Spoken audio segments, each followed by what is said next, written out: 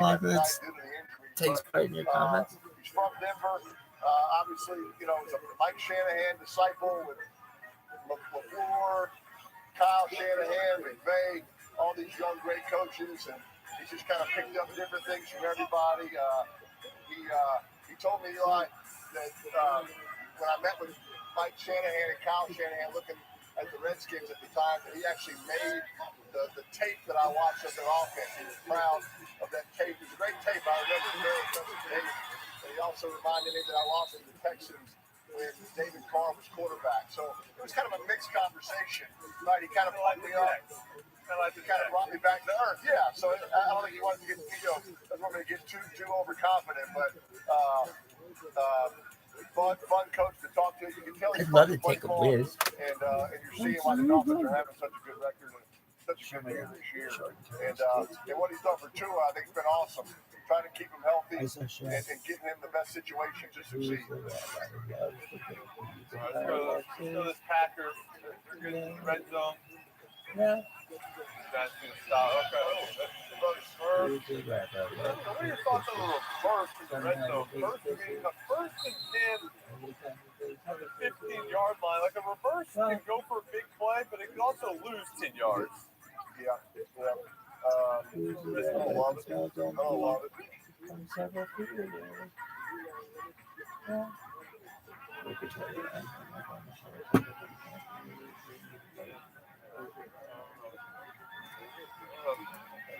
Receiver keep the ball.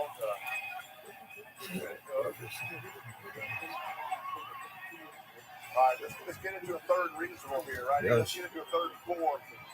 Try to pick this up. We need a touchdown here more than a field goal. Take the flag. Just take the flag. Oh, no. Wow. He had him, too. He had him, too.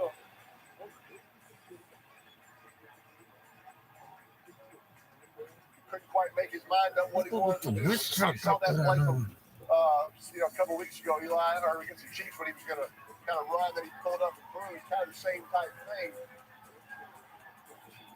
That one, he kind of floated that too much, where it felt like he could have driven it. Yeah, he was kind of running right at him.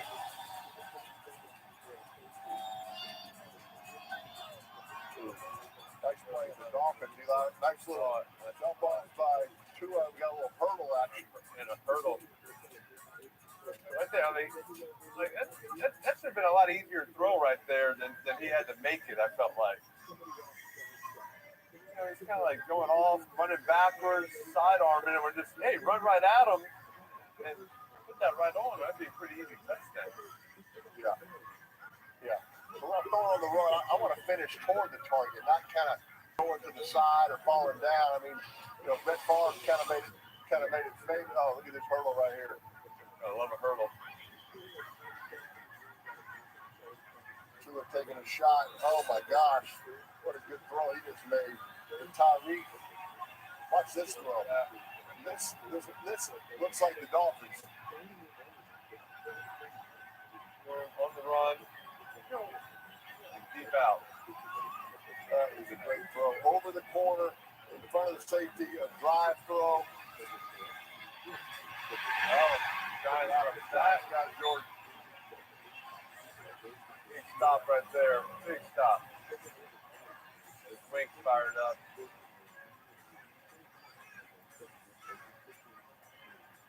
This is a big time throw by Tua and the Giants. By Tua with the Dolphins. I mean, this is kind of what this is what I expected to see from the Dolphins all night. I know we got the sack. Packers will get the field goal. We got an injury by the Titans of the other game. So, we'll wait to regroup. The Dolphins are going to be on the 6-yard line. Come back. That's a big miss by the Packers, too, right there. Hey, it's going to break.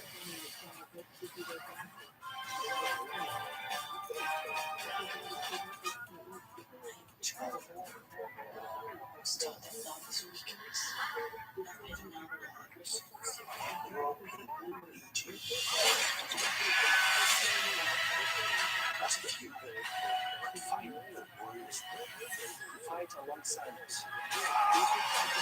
And even make get out of this alive. Part 1, A Child of Fire, rated PG-13, only on Netflix. It's the return of the Saturday Showdown on NFL Network. First, Vikings Bengals. He's got it. Then Steelers Colts. He's at and Broncos Lions in prime time. The Saturday Showdown triple header, Saturday only on NFL Network. Fireworks are guaranteed. Let's go. This is MFA at the highest level. This is holiday gifting happiness. Because moments before, it was full of fresh festive favorites from nuts.com. Create your own gift tray or choose from gift baskets and tins with every flavor of happy. Enjoy 20% off plus free shipping with your first order. Laser X, the #1 home laser tag game on the planet. The brand new Ultra Series has the most incredible lighting effects ever. Choose red, blue, or 20 other team color combinations. Or go Ultra mode and cycle through them all. Plus, Ultra Blasters reveal who tagged you. And blasters with the 200, 300, or over 500-foot range. You can get the Ultra Blaster double set for $49.99. Shipping is free. Batteries not included. Extra blasters sold separately. Plus 18 years of older to order. Laser X. How would you describe the chicken to someone who never tasted it? So you better fucking tell me what you got to don't have a freezer. You know, it's almost like a farmer's market. When you walk into the restaurant, you should hear the sizzle that you're hearing right now. It sends all those waves up to your mouth. You're making me hungry. I got this $1,000 camera for only $41 on DealDash. DealDash.com. Online auctions since 2009. This PlayStation 5 sold for only 50 cents. This iPad Pro sold for less than $34. And this Nintendo Switch sold for less than $20. I got this KitchenAid stand mixer for only $56. I got this barbecue smoker for $26. And shipping is always free. Go to DealDash.com right now and see how much you can save. All right, welcome back. Kirk Cousins, 3rd and goal from the 6-yard line. What's your prediction right now? You can get on the perfect prediction panel. Just throwing you right into the fire. Yeah. I think we're going to get man coverage, and let's put it up to Tyreek or Waddle. I like it. Covers himself. Tyreek's got a 3-point stance. What is Tyreek doing in this stance? He's the right tackle. Oh, no, he fell down. All right. Kirk, what is that? Hey, Kirk, what is that? Is that a new thing now? I saw him haven't seen that doing it. before. I saw him doing the Black Friday game against the Jets, and I didn't understand what he was doing. It's like this technique, and they're coaching it. They're trying to understand what the advantage is of looking back. I mean, right there, they had Waddle and Tyreek on the same side, and he didn't even look to that side. I don't know. That seems like you got two of the better receivers in the NFL. You want to be looking in their direction. The play should be designed to work over there. But we'll Did a pretty good job of feeding him. yeah. All right. So. All right, Eli. You got a game. Eli, after this play, give Kirk the proper introduction. Well, I guess he didn't look over there, but yeah. Anyway. All right, let's welcome him 4-time Pro Bowl quarterback of the Minnesota Vikings, Kirk Cousins. Kirk, we just want to clarify, you did not get the job as the 3rd host, but we did like your audition. Are you okay with that? You're aware of all that now? You got it down? Absolutely. All right, good. Glad we got that set up. Kirk, you were having a heck of a season before going down with an Achilles injury. 18 touchdowns, 8 games. How's the rehab going? Yeah, it's going well. One day at a time. They told me that the rehab would be like the stock market, where you're kind of general trend up, but some days are better than others. And I joke with them that since surgery, it's just been a bull market. I'm just getting better every day, and I'm kind of waiting for that bear market, but it hasn't happened yet. Kurt, we actually have a photo from your rehab that we'll show here when we have a second. There it is. I love the positive attitude here, but I thought you might attack rehab shirtless with some gold chains. Now, is this the standard attire for you in a cardigan for your rehab? Is that the norm? I was absolutely in a cardigan. They told me I couldn't sweat for the first 2 weeks, so I just started showing up in collared shirts and cardigans and just saying I'm not going to wear anything that's going to tempt me to sweat. So I had to avoid the infection. But I probably would have showed up shirtless with chains if I had ever gotten a chain, but I never really got one. Then we started 0-3, started 1-4, so I couldn't really rock the chain. But Coles did send me a chain. It's the only one I've ever really gotten of some Coles cash. So let the camera see that. So that's my Coles cash chain. I've never really rocked that, but I keep that in the closet just in case. I love that. Kurt, just a few days after your injury, you were already throwing to receivers. Then we have some video we can show here. This is you throwing to your son, Coop, from your couch. Is it great having a receiver you can sit into his room and he complains about not getting enough targets? Oh yeah. No, in accuracy, but Dad, you got to put it in the right spot. You're inaccurate, Dad. I need more touch, and you miss the throw. I mean, very critical. And I try to remind him I do this for a living, but that's not really getting through. No. Kirk, I want to show another video real quick from when you went on vacation during your Vikings bye week. So, Kirk, were you so desperate to get into the ocean that despite not being able to walk, that you crawled into the waves? I mean, based on this video, do you love the water that much, or you just happen to see some cold cash floating around? If I had seen Cole's cash floating around in the ocean, I probably would have run in and retore my Achilles. So I just took it easy, just crawled. My trainers at the Vikings, I said, I want to get in the ocean. They just shook their head. They said, no way. And I said, oh yeah, we're going to find a way. So I said to my wife, I said, I'm just going to crawl and just slowly work my way in. And I was going to get in the ocean one way or another. Love it. Made it work. Slow and steady wins the race. I'm like a sea turtle just making his way out. And Kirk, we got the Titans on offense, obviously, but the Dolphins offense, the Packers do a lot of it. They're on offense as well. All this motion and shifts every single play. They kind of sort of rarely get on the ball and say, "Hey, we're not going to move. We're just going to double stick or something." Have you seen enough NFL offenses change in their complexity over the last few years? Yeah, it's a copycat league, and it's always evolving. And if somebody has a good idea, it doesn't take too long for the rest of the league to adopt it. And I felt like the shift motion that sends a guy from the slot out changes number 2 to become number 1 on the fly.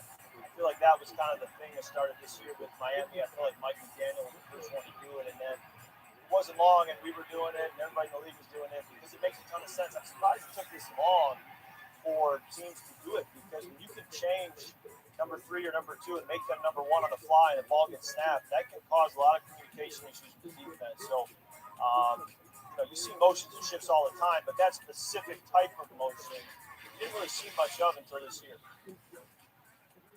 All right, Green Bay just did a big play right here. Kind of a late scene right there. That's usually pretty dangerous. Quarterback kind of holding it, moving around, throwing a seam down the middle, but he was able to hit that right there.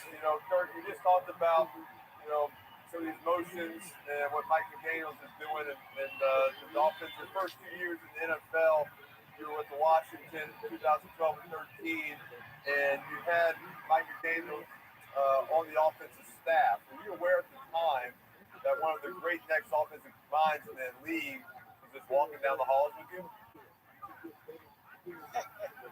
I wasn't even aware of just how good Kyle Shanahan was, let alone all those other guys on the staff. Matt LaFleur, Sean McVay, Raheem Morris, Mike McDaniel. I mean, I remember when I got drafted, and it was kind of odd to be a 4th-round pick to Washington because they had drafted a quarterback already in the 1st round.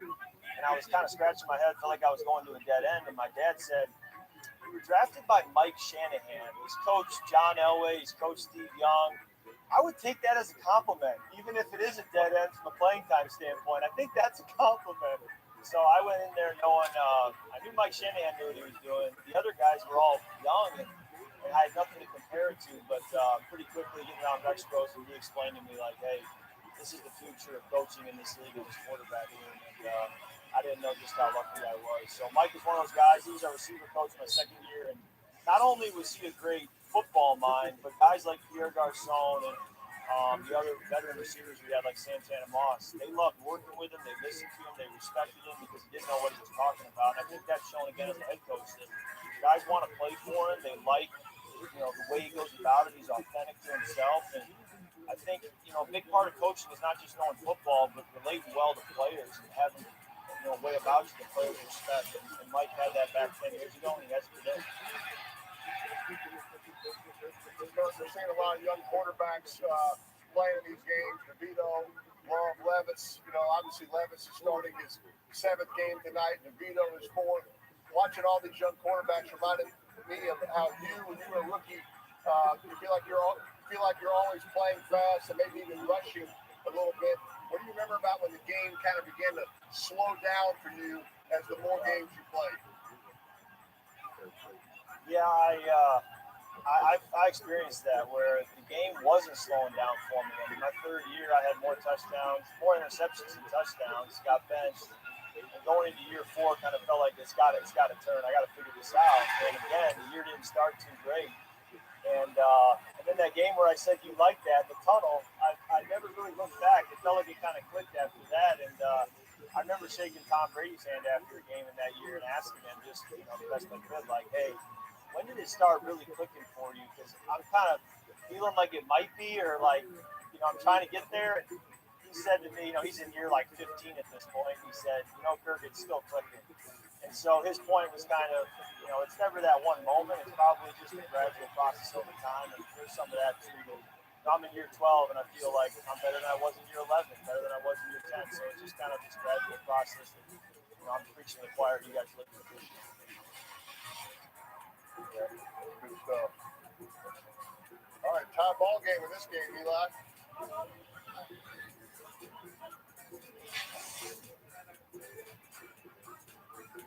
right, what do we got here, Faith? There we go. We got Hopkins and Levis talking on the sideline. Get on the same page here. Yeah, like Kirk, you saw him last week. They had a little disagreement. Hopkins ran a different route than the quarterback thought. Will got on him a little bit. They kissed and made up. All good, right? That's part of playing quarterback in the NFL. I think as long as you're having good dialogue, the emotion or whatever can always be worked through. I think the problem is when you stop talking. When the dialogue stops, that's when you really have problems. So as long as guys are staying connected and having conversation, no matter how much emotion there is, I think it's a good thing. Yeah, I agree with that. I've always felt receivers want to feel like you're engaging with them too. Here we go, reading his lineman again. Let's see if he looks back. I don't know if they're coaching it or if he just feels comfortable.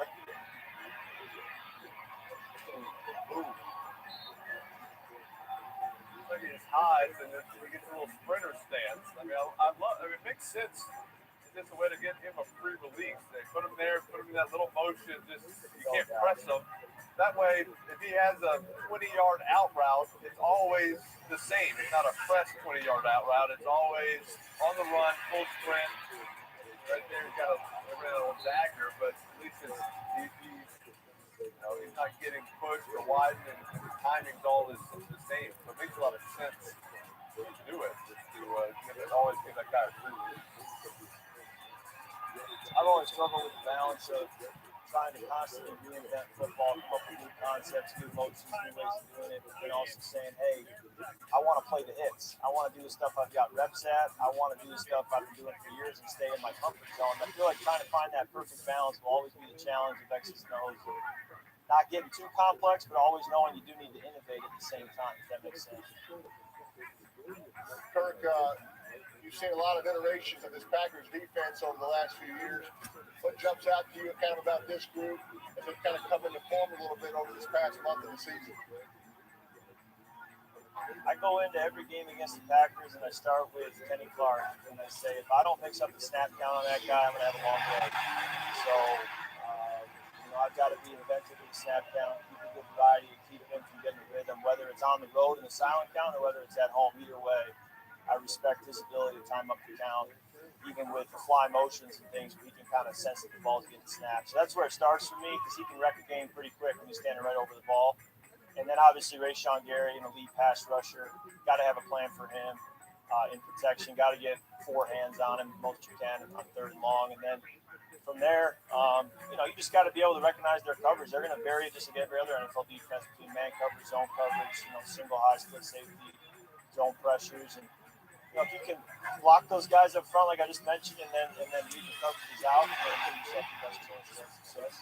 Got a big play here. Wow. Hold on that ball. They didn't blow the whistle. Great throw by two with a waddle. He was down, wasn't he? He went down, but I don't think he got touched. I mean, now he's kind of tripping. What's the new rule? Isn't there a new rule about sliding or diving and go down?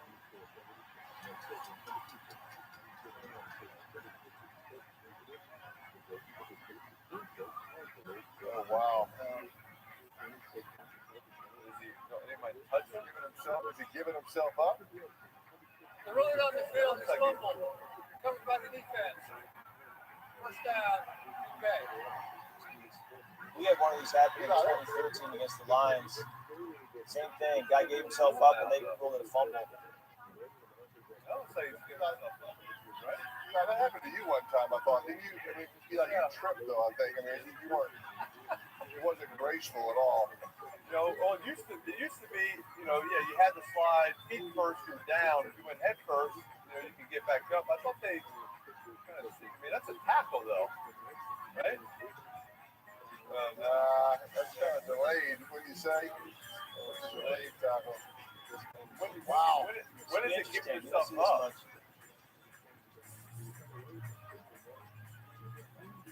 That's a huge play. When is it giving yourself up? I don't think running backs give themselves up a lot, do they? I mean, kind of the quarterback slide. Wow.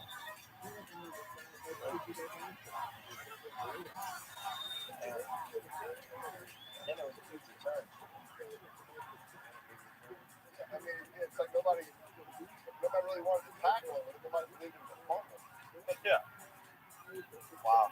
Just like that. Kirk, you gotta have always said sometimes in the situation for Green Bay, right? When you're down 3, you can't help but be a little bit conservative because we got to get a field goal. But down 5, it makes you be more aggressive as a quarterback because you have to have a touchdown. Do you agree? Yeah, absolutely. I mean, you still want to protect the football, and there is a lot of football left. At just 3 minutes. I mean, you might get the ball back one more time if you don't get this done. But yeah, you got 4 downs. Give yourself every chance. I feel like the coordinators also, you get to the 20 or 25-yard line, and they kind of say, all right, let's back it off. Let's run it here. Let's not get to all our stuff. Let's make sure we don't make a mistake. Where it's like, no, let's keep going. Let's get the we're down 3. We're like, let's not settle for the field goal. Just a run right here. Sometimes you feel like you've got them on their heels, and you just got to stay aggressive. Yeah. That's a good check. That's a good audible. Good check right there. You set it down. That's something you would do, Peyton, right? You see split safety on a 3rd and 4, and you might check to a 1-back power.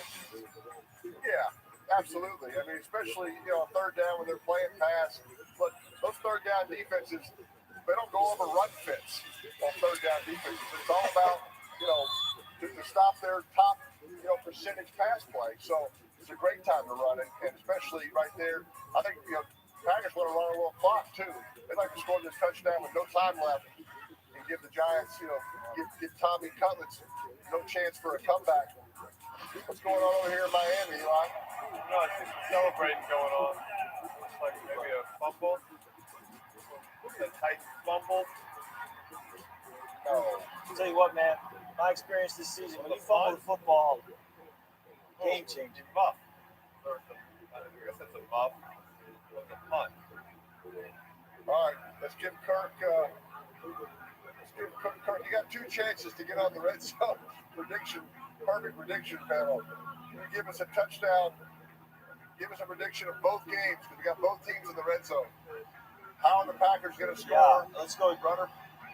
And Yeah, how I'll go with my fellow Spartan, Jade Reed. Okay. Yeah, I'll go Jade Reed for the Packers, my fellow Spartan. And Packers, I'm going to go with Monster. For the Dolphins, okay. Monster in the run game. Yeah. All right.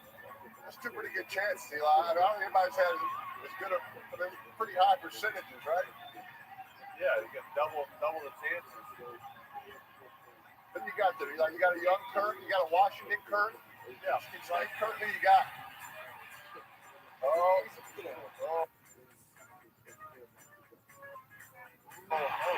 Don't reach. That's a good call by Kirk. You hear him? No reach. Hey, young quarterbacks, receive running back. No need to reach unless it's 4th down. No need to reach, right? 4th down, you can't reach. Otherwise, don't reach for that goal line with the football. Comes out, goes into the end zone, goes for a touchback. That's a big mistake. So, no reach. All right, I like him again. I like the run again. Oh, yeah. Up there, Eli. That was a reach. Get him up He there. reached. He reached. He reached, but it counts. I coach Wait for the replay. We're just going in. We're just going on. We don't wait for replays around here. Look at this. They're doing the wheelbarrow celebration. The wheelbarrow. My coach's point is, you can reach all you want. You just better score. You better get in. All right. They better get in. Results. Eli, they were doing the wheelbarrow at the county fair as the celebration. Love it. Oh, she's down. Why is it always this close? Ball might be crossed. What do you think That's right so there? close. The ball's crossed. It's in. I think it's in. I'm going to take a look at it. You can't take Kirk off. You can't take him off. Never. No one ever Yeah, comes once he's off. on the board, he's on the board. Yeah, you're stuck on the board. Yeah, that was probably Eli, close I enough. agree. You can't overturn it. All right, there you go, Packers. There you go, Packers. Go back. Did you go in here? Jaden Reed here. Double move. Double move. Out of bounds. And Dobbs. Big Yes. Miami's touchdown confirmed, Pete. All right, 3rd and 4. That second foot down. I I should third use and the 4. Giants, really. I mean, we need the back to go down. Yeah. There you go. Still like going empty here.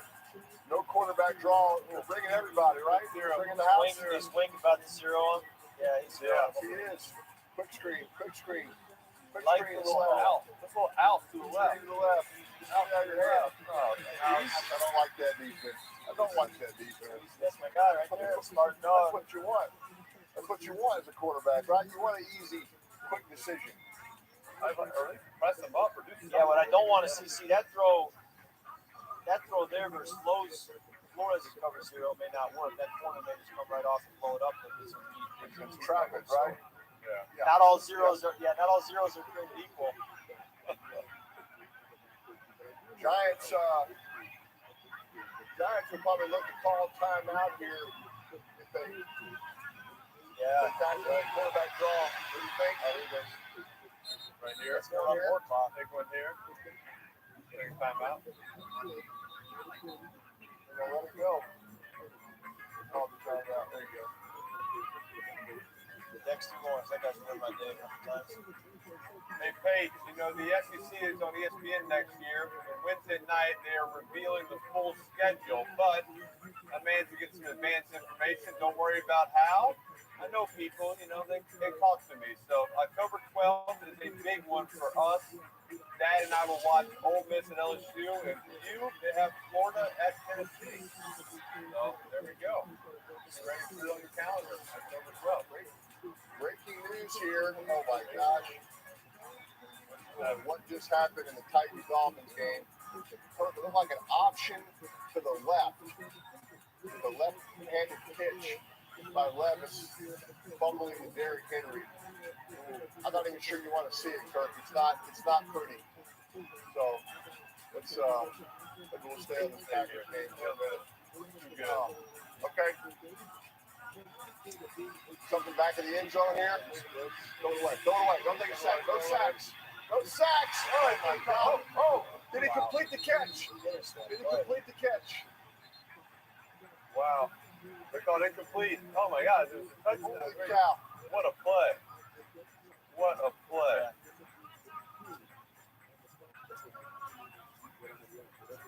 Watch this. Oh, you gotta get that third step, right? That's a great play, though. Yeah. Great play. You had a little option. You had a little option in Michigan State, right? Did you think? Never mind. We'll stay on this game. We'll stay on this Packers game. We got to keep talking about the option. They're gonna review it. Let's take one peek. Let's show that option. Let's take one peek. You got to show Kirk what happened in this Titans game. It's like speed option for shotgun. That's the backfield action period where you start every practice and you roll your eyes. You got to run a bunch of handoffs to the running back, but that's why you do it. That's why right there, exactly.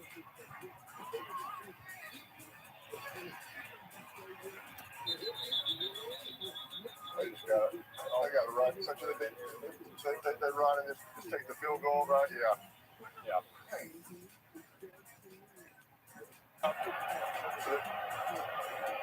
Offside defense, number 49.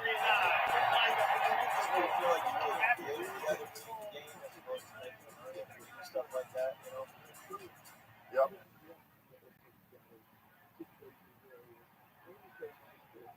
Still reviewing that play in New York, babe. You know, more than ever, man, I'm watching these games and just seeing that throw that Love made right there. All right, incomplete. Third down. What do you like here, Kurt? What do you like here, buddy? I like zone on defense. I think gotta play some zone. Okay. Offense, what do you like, Kurt? with Love, you got to be ready for him to go off schedule. You got to be ready for him to go off schedule here. The first play may not be the best play. It may be him just making something up and improvising. They're bringing him again. They're bringing the house again. Yeah. He's not going to let him improvise. That's why he's doing it. Ball's got to go. They got to check. Max protection. Doing his protection. Max protection. Did he get in? I think he got in. Ref didn't see it. He took it. He was on the ground. Just raise your hands. Yeah. Yeah, he couldn't see. He was on the ground. Johnny still got time. Yeah. Scored quickly. Come on, You got to Tommy. go for two. Come on, Tommy. You should go for two. Wow. Ball's in. Good catch. That's a hard catch right there. That was a great catch. Tight Nice coverage, throw. too. Tight coverage. Like you said, it just when you show the defense that early, it just takes any indecision out of the quarterback's mind. He knows right where he's going with the ball. I'm not second guessing the coverage. I'm just second guessing kind of the disguise of it. Eli, it's just so easy for a young quarterback to know what to do with the ball. Excellent pop-up game by that ref, though, to make that call after he hit hit. Right? I mean, it 50-50 chance of being right. I'm sure LaFleur would have loved to have had the challenge again. You know what you'd love to see? You'd love to see the middle linebacker there after Jordan Love goes to his helmet. You'd love to see the middle linebacker also check to his helmet, drop in and get the two. London Fletcher did that to me. My first OTA that I think the man. They check, we check. Yeah. No. Luke Kuechly was the captain of that. I mean, every time the quarterback checked, he would check it. It just. Who has the All right, last? stay with us, Kurt. You got a little break. You know, it never bothered me that Michigan didn't have a mascot. But after living in this house for so long, start to feel a little different. This is going to be so fun. It's like a special bond, player and mascot. So I thought I'd give it a try. And that's when I learned why the Michigan Wolverines don't have a mascot.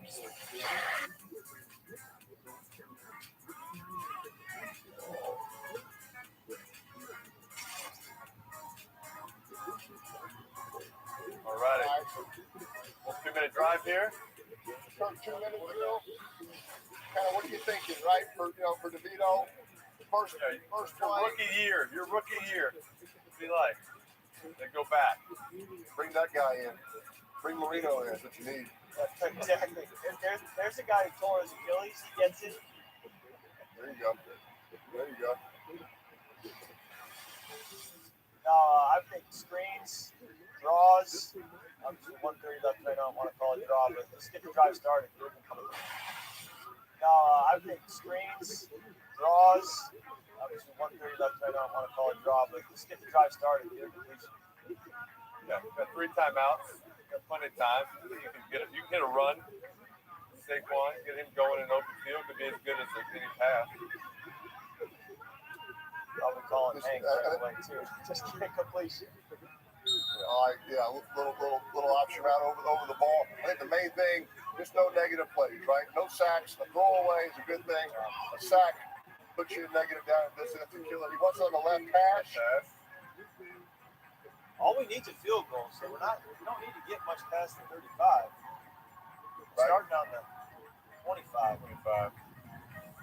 Yeah, it's more positive first play. I mean, a 3-yard completion is a positive first play. But they want to go trips to the right. That's why they wanted it on the left hash. Packers showing pressure. I'll take that. I'll take it. Get on the ball. I'm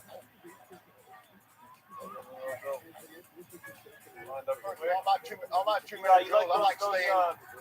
Hurts are more important than time. Once you get under a yard, so once you're under a minute, and if you got more than a minute, feel free to try to get north before you get out of bounds. Great point. DeVito grows a mustache. Hey, he looks like Jeff Hostetler out there, you know? It's the lip ferret that the one had. Taylor Lawan got the best mustache. Corner, go! Go! Right throw, there we go. Look at him. I think the Giants are going to be the first team. They're going to be the first team to have a game-winning 2-minute drive and have all 3 timeouts. This is incredible. How he's working the sidelines. Ooh, good route. Yeah, he's stemmed in. That light is rocking. It's rocking. All right, now you got a field goal. So now are you running the football or are you trying to make this kick easier? You got to run it a little bit. I think you run it this time. You got to run some cross. I bet Green Bay takes a timeout.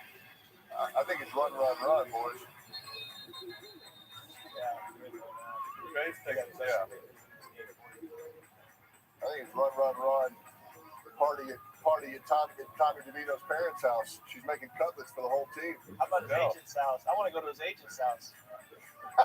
Yes, I do too. And his Lana's. I'm wondering why my agent is never dressed like that at a game. Don, I mean Stellano. It's like, why don't you and I have that kind of relationship? Like, I want to be in a relationship. Like, yeah, my agent's been wearing quarter zips to all the games over these years. I mean, what the heck? I mean, come on now. Yeah. That's original look. He said, "Show me the money." He said, "Show me the money." Is what he's saying. He's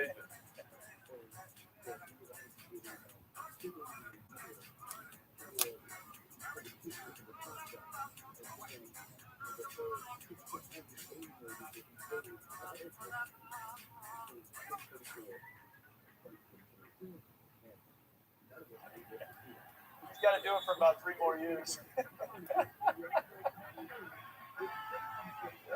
a heck of a drive. I mean, to me, this is all about putting it where the kicker wants it. This is a run. This is inside zone to the left to Saquon. 11 defenders doing 5 yards line scrimmage. We're going back. We don't need to lose yards. He says some big NFC North implications. So This helps the bikes. Oh yeah. Oh yeah. All right. Going on over here here. Once and Lions twice. Really nice by Will. What a good throw. Get a quick touchdown. Kick off. If the Titans score, be down 7. Do you kick off to the Dolphins with 3 timeouts and the 2-minute warning? Or These are the questions you got to have answers for when you're a head coach, because these are tough decisions. Depending on how many timeouts they got, you might be interested in all of warning. them. They got all of them. They got rid. They got all of them. I just don't feel like onside kicks are high percentage at all. Not anymore. Not with the rule changes. Yeah. I definitely think they should kick off. Puts a little bit of pressure on the offense. Go back to. Hey, what do you think about this? What do you think about this? What are we doing here? I don't like draw. I don't. Yeah. What do you like, Kirk? When all of a sudden you're down 14, you score a touchdown, and you go for 2, because now I don't like that. The Packers did that to us a couple of years ago, and I was scratching my head as to why, and they got the 2-point conversion. So then the next time down, Rodgers had it. They were only down 6, and I was about to have a heart attack. If they score, they win. So, I mean, that's why you do it. Going to overtime. That's why. Right. You have a chance to win. If you don't get it, the next time, if you score, you still got a chance to get a 2-point conversion. So I think that's, they got it. Trust your odds having two cracks at it. They got the 2-point conversion. Now another touchdown wins the game instead of overtime. Yeah. Better chance to win the game. So, pretty wide open too. Right head. Like I hope that's where he wanted the ball in the right hand. Sometimes bounce that. Yeah. Nailed it. There we go. Tommy. Don't show me. Look at he's celebrating. He may run up into the stands and go kiss the kid. He's going up there. He may go kiss his dad and the agent. They show him the agent what they do the Chiefs family section. All right, let's go to the other game. See this 2-point conversion here. I just gotta get so open. I think you would go over the pig play on the 2 minutes on a 2-point play. Like, isn't that like the first option? Like a little sprint out. Yeah, let's sprint out. Like little pig play. What are we doing here? Table's kicking off. We gotta kick it off. All right. If I'm the Dolphins, right? I mean, it might be Daniel.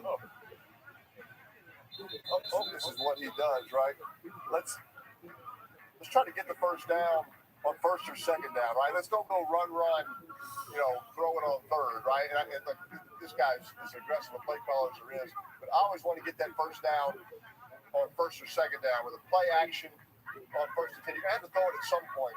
Let's not go run, put the quarterback in a tough 3rd and 10 scenario. So something creative here on first or second down is what I'd like to see. All right. Hey, now we were up 15 in the Superdome in 2017. Breeze goes down, scores 7, and then we go run, and 4-minute offense. Punt it back to Breeze. He goes down, ties it up, overtime we lose. So I agree with you. Be aggressive and try to get this first down. Don't kick it back. Yeah, and this, like I said, first or second down, the defense is not quite looking at it. I'm just so distracted by DeVito's agent. It's hard to really make my point. But, I just know on third down, these D-linemen get a little more excited. They get a little more energy. They have a little more pass rush. But on second down, they're not really expecting it right now. So good time for some kind of play action. You like play action? Yeah, I mean, I think two is best in the pocket. He has been all season. Just something with a little creativity here.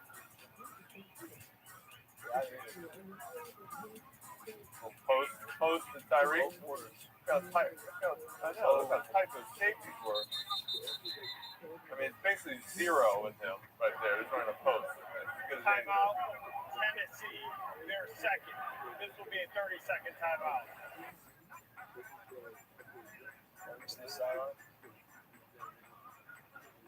All right, Pay. Let's watch Tommy DeVito's celebration now, or just the DeVito family. No, there's Slimy's in there. I'm telling you, this is more than the Chiefs family section. I'm not gonna name any names, but you know, I mean, this is taking over the Chiefs family this week. So it's that agent can never go to a game now and not be dressed like Al Capone. I mean, the rest of his career representing players, he's got to dress like Al Capone every game now to keep up his reputation. You got to throw it here, boys. Where's Hill? Now Where's Tyree? Where's Tyree? Oh, making the move. Taking a sack. Oh, that's all right. Clock stays running. Oh, flag. Timeout. You got backfield, right? Holding. Decline it. What do you think? Decline it. 4th and 2. I'm a little surprised at that. Let it run down for 2 minutes. Number 74. That penalty is declined. 4th down. Stop the clock too. That's where it really hurts you because the clock would have been running. That's a 24-second penalty right there. Yeah, Titans going to get a play. They could probably get a couple plays in before the 2-minute warning, maybe 2.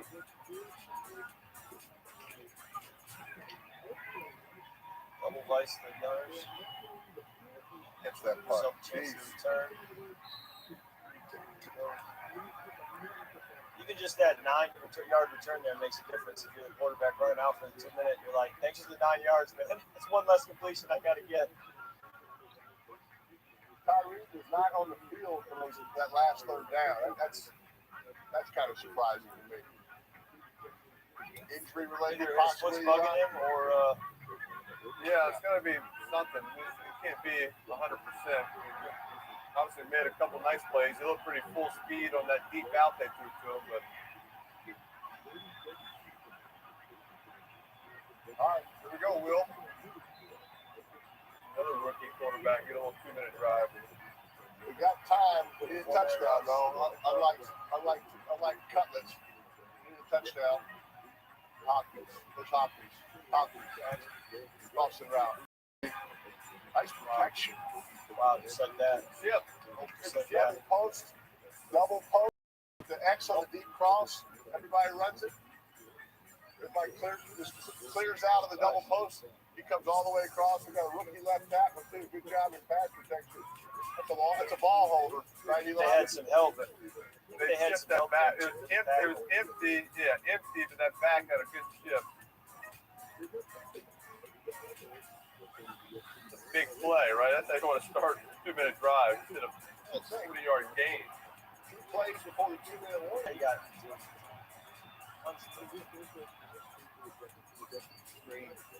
All right. Inside. That's not scored too fast. Jeez. 2-minute warning.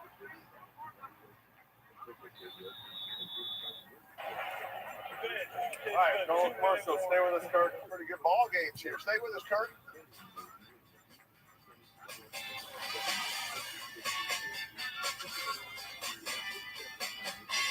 No fees or minimums and no overdraft fees. Banking with Capital One is the easiest decision in the history of decisions. Even easier than this. All right, who's going to deliver the toys to the kids? Yoo-hoo! No. Sarah, you do it. Really?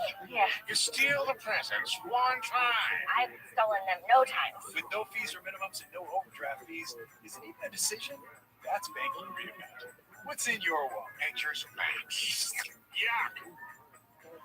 Sintoniza un triplete especial el sábado por NFL Network. Inicia a la 1 p.m. horario del este. Disfruta partidos en vivo con NFL Plus. Our way has never been just one way. We're the firsts until we're the legacies, the dreamers until the dream gets done. We're not stopping anytime soon, and we're bringing the world with us. That's our way.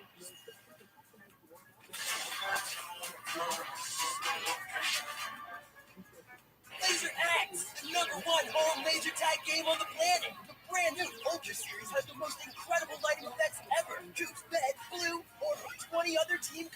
combinations. Or go Ultra Mode and cycle through them all. Plus, Ultra Blasters reveal who tagged you. And blasters with a 200, 300, or over 500 foot range. You can get the Ultra Blaster double set for $49.99.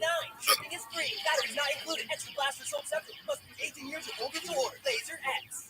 Smithy Ironware Company crafts heirloom quality cast iron and carbon steel cookware with smooth interior surfaces that are naturally non-stick and easy to clean. Your Smithy will last a lifetime. You're gonna need the fucking Scotch guard here. I got this $1,000 camera for only $41 on DealDash.com. Online auctions since 2009. This PlayStation 5 sold for only 50 cents. This iPad Pro sold for less than $34. And this Nintendo Switch sold for less than $20. I got this KitchenAid stand mixer for only $56. I got this barbecue smoker for $26. And shipping is always free. Go to DealDash.com right now and see how much you can save. Show the world what it means to be a fan at Fanatics.com. The largest assortment of officially licensed college fan gear for more than 500 colleges. Shop now and get today's special offer. Fanatics.com. Officially licensed everything.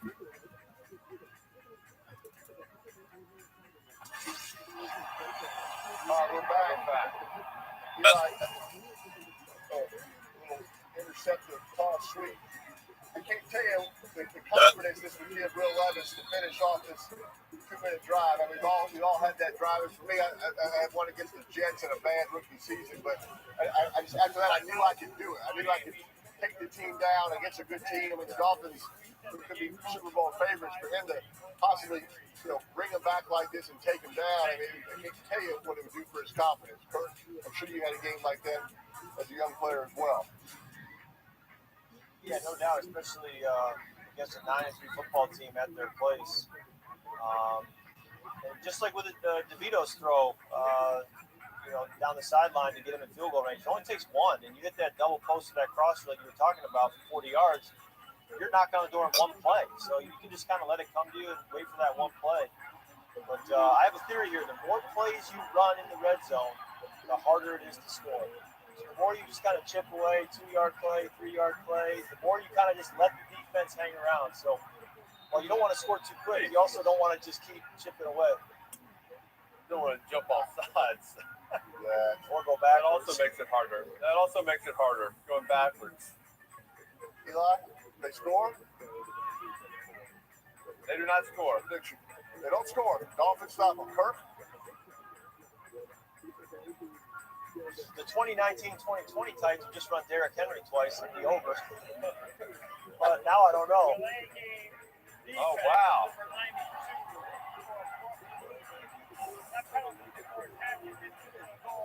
Well, they call for just run Derrick Henry a couple times? It's like a shift, right? They call it like a... They're calling the snap count? The snap count? Oh, wow. That's usually what delay a game means. You rarely see that call. I'd beg refs to call that. They never usually prevent it. The defensive line was calling out the snap count. Can't do that. The refs hear it. Sometimes they can hear it at a happens game. more than you think. It's hard to enforce. I think the Titans score. That's to Derrick Henry. No. Yeah. He scored too fast. Tua and Tyreek and Jalen, I think, are ready to go. Go for one. That's why you go for two, I guess. That's for there. On the previous drive, I guess that's why you do it. That's why you do it. Take the lead. But again, Tommy DeVito was just in this position. Like, great, you scored, you gave me too much time. And I only need one play now to get field goal range. Will's getting a little too happy for me 4 down left. A little too fired up right now. A lot of football left. Yeah, a little too much time left. He may get the ball back one more time. Yeah.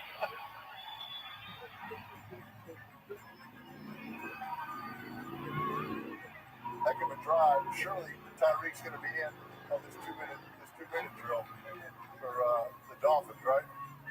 Yeah, sure. That's when it kind of went the other way right there. That fumble snap. You're up 2 scores right there. 2 2 scores after this one. They went fumble, punt, and then the option play. Yeah. Titans have 2 low red zone turnover fumbles. Man, unforced ones too. And a pick 6, right? How about both these games coming down to the final drive? I mean, is the NFL a great product or what? Let's go. Let's go. And these double games, Eli, that's the key. That's the key to getting some exciting, if you will. You got the fired up. Guns out, Player right here. Oh yeah, he does for sure. I liked your comment about having longer sleeves when you were playing, just not even advertise the arms. I like that. I can get behind that. You think Tyreek's in on this drive, babe? Gotta be going. He's gotta be going. Helmet was on. He can't play it. Not coming in the fourth quarter. We got no timeouts. Drive. This is what he's made for. No timeout. No timeout. Oh, he's not going. He's not going. That's the foot, ankle. That's where we need these assaults. Anything? Eli, where are your sources on that? Do you have any information, Eli? Are we saving him? I don't have it. I don't have that information right now. You can get the nickname of DeVito's agent, but you can't get why Hill is not in. You don't have it. All right. All we need is a field goal. Like you said, completions, positive first play. Positive first play. Get it out of your hand to it. Match coverage, man coverage. Hand the ball to the umpire. Let's hand the ball to the umpire. Let the umpire spot it right. Trips. Back. Playing Tampa 2, Bay right back. Get out of bounds. He's going backwards. Clock running. Hopefully stop it. He was about to wind it, and then he kind of ended up. Yeah. At the end. I thought he was going backwards there. I thought he was going backwards. There's a guy who tore his Achilles. I like that. That's good. That's a good. That's good motivation right there, man. Yeah, he had a heck of a career after his Achilles. That's good. All right, probably need one explosive play here. Yeah. At some point, all right? Just with no timeouts. Tyreek's in. So they played man on the first snap, and they played like a tricky Tampa 2 on the second. Coverage again. Get up. Give it that ball. Incompletion better than a completion there. Better than just stopping the ball. That's a good drop. Yep. That wasn't going anywhere if he had caught it. So we're just picking our spots with Tyree, trying to conserve his use. That must be it, right? That must be it. Save him for Ferrari. the, We're not trying to. Yep.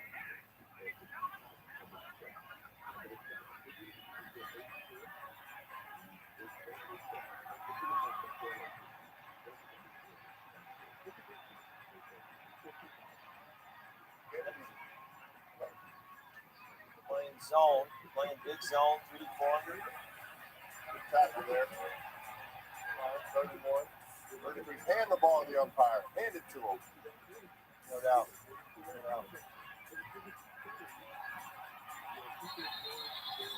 You only need 20 more yards. The previous play is under further review. A little bobble there. Yeah, he may not finish the catch. Leg. We're good. Yeah. Is that a catch? In the leg? Absolutely. Get better angle there. Yeah. The hand underneath it. The leg? Oh yeah. Here's the angle we need. That hand is underneath it. What a catch. Right. If the Titans play man coverage here on 3rd and 3, if you get man again, I'd be tempted to try to end the game. Take a shot. Yeah, I'm going to get man coverage. They're playing 3D 400 in Tampa 2, trying to make me go down the field slowly but surely. That's different. But if you're going to play man coverage and try to defend the sticks here, I may try to go down the red line and end the game. I like to think. I don't think they play man. They can't play man. Yeah. I mean, that's kind of the best thing. If you play zone, you're giving them the conversion. Yeah, but convert right now. Yeah. They have to get that. They need another 30. They need another 35 yards. That's the best thing the Titans have done, right? On the field stands as a completed catch. The game off to a start. I'm ready for play 6. They gotta hurry up, be ready, right? They gotta hurry up, be ready on the ball. Maybe drop a spy here just to get some extra hands to keep them from throwing the check down. I kind of like that.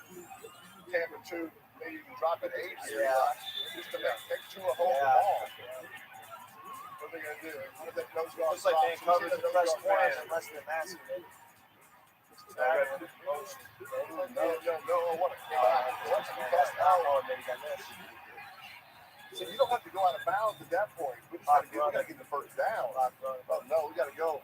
We gotta have a fourth down. The other ref came in. We gotta go. Now you're definitely gonna get the first down, then we gotta spike it. Get set. This has got to be match coverage, right? 3 bugs. Throw it to it. Wow. Titans win. Wow. Jeez. Wow. Holy cow. What a comeback. Heck of a win. I mean, they really cost themselves 14 points and still found a way. Did you feel like the running back? I thought the running back could have gotten the first down. I think he was thinking they needed to get out of bounds. You know, it's one of those you got to run the pace. Let's get the first down, and we'll spike it after that. Right. Yeah, if he just stays north, he converts. Well, I know Taylor and Will are celebrating. How about Nate's dad? You think he's still awake?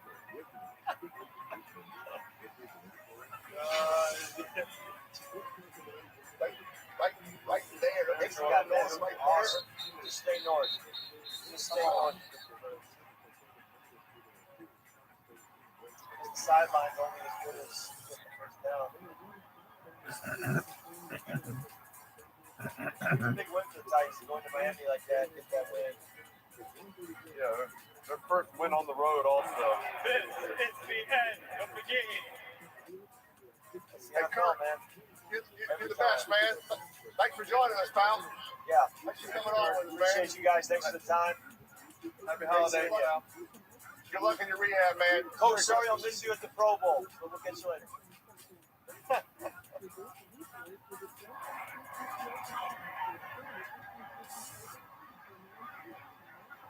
All right, we got Will Levis, a little interview. All Rutledge.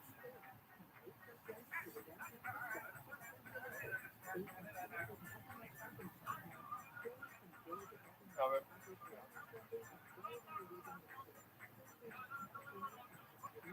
You just sit there silent, Facebook. You got it, buddy. You got it. Gonna do some magic tricks. Awesome. We knew we had an opportunity to do something special tonight, on national television. Probably our last primetime game. Hope America liked what they saw.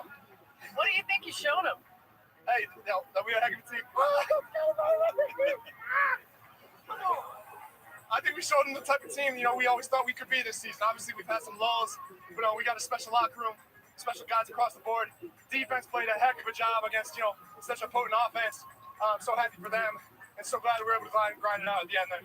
When the mistakes happened in the fourth quarter, felt like your backs were against the wall. How did you find the will to push this team forward to get the W? Yeah, starting off a drive, just on a bad pitch like that, and just handing it back to them. I know, not doing us any favors, but it shows our perseverance and our ability to just go out there and just put it behind us and put together 2 2-minute drives there in the last 4 minutes. I mean, that's what it's all about, baby. I'm just so happy for the guys. You said the word perseverance, and it just makes me think about your journey even to this point, maybe being doubted a little bit in the draft. You have taken that and used it to fuel you going forward. What does that mean to you as you stand here with a big win on the road? I'm just trying to be a better version of what I was yesterday. All that stuff's cool, and I definitely used it a little bit, but I'm just trying to be, the best version I can of myself. And these guys on this team have helped me become that each and every day. So thank you so much to all my guys on the team, all the coaches, and the Titans for believing in me and taking me. Thank you, Will. Thank you. All right, Pay. What do you think about the going for two now down, down 8? I love it. Love it. Hey, You're all loving that. I love it if you have a great play. They had a great play.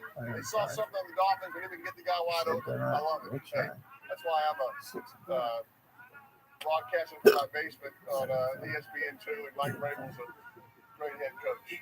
Enjoy it, bro. It was fun. See you next week.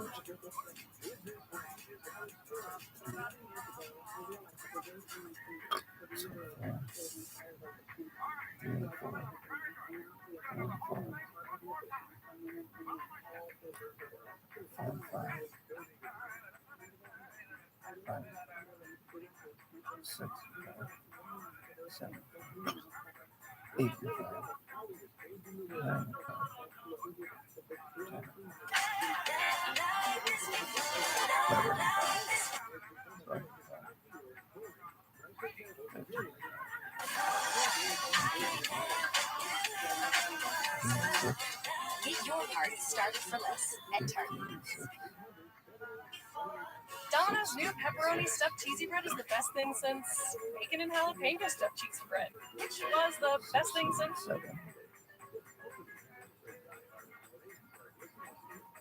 original stuffed cheesy bread. Get Domino's new pepperoni stuffed cheesy bread or any other 2 or more mix and match items for just $6.99 each at Domino's. Can we get real clear about life with psoriasis? Yeah, I'm ready. Is your treatment leaving you with uncontrolled symptoms, like the cover-it-ups and brush-it-offs? Enough with good enough. Don't stay hiding or burning. All over this fucking When your radio lotions and creams don't do Get enough to all help over treat the it. inflammation beneath the Wave skin, away. causing plaques.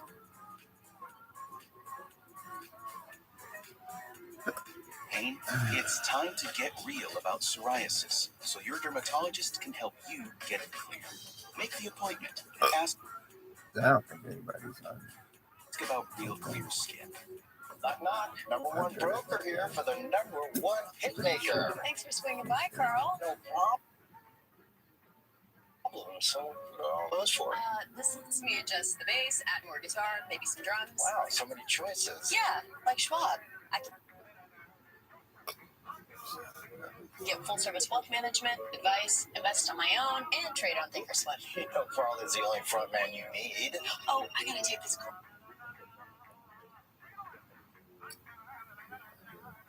Is that what they scored this week or what they're anticipating to score? We make trucks for good Samaritans, good neighbors.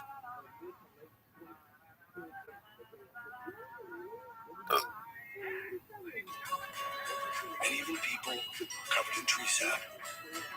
Whatever life you live this holiday, Ram has a truck for you. All right, the big Before question. you use You are so good at it. Who's your turn? Oh, both finishes of all time. Is it better to start Alan or the other guy who did it matter? 20.52. You were smart. Smarter to do that. I don't think it Miller Lite has more taste and only 1 more calorie than Michelob Ultra. Yeah, you lost by 2. Well, you almost won. Welcome in. This is the Monday Night Post Game Show. Why? Who could have done better for you? Scott Van Pelt. What a finish. Hard Rock Stadium as the Titans pull off an absurd upset. The biggest upset of the season as they win by 1. The New York Football Giants, the G-Men, accurately called, had a lead. Turnovers late gave Green Bay an opportunity to pull off an absolute heist. They took the lead, but the Giants are able to get into field goal range. DeVito leads them down. That's a walk-off field goal. Saquon Barkley, who had a couple of touchdowns and a costly fumble, which opened the door. The Packers were able to kind of take advantage of. Will join us in a bit. Joe and Troy will stop by.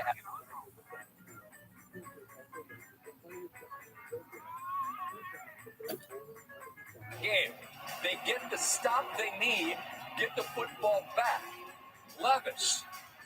Oh, what do we have here?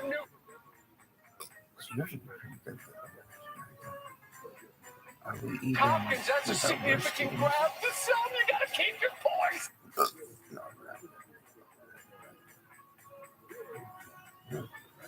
Steve, you gotta keep your poise. The Titans maintain poise. 2nd and 1, King Henry. Get off me. Into the end zone. Went for 2. Who got it, which means the touchdown, the extra point, and the Titans suddenly lead. 3rd and 3. Dolphins. Devon Achane.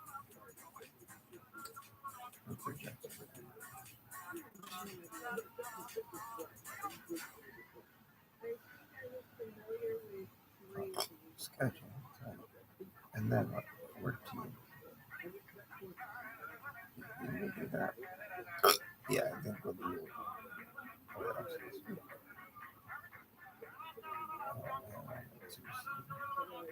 So I only earned one seed.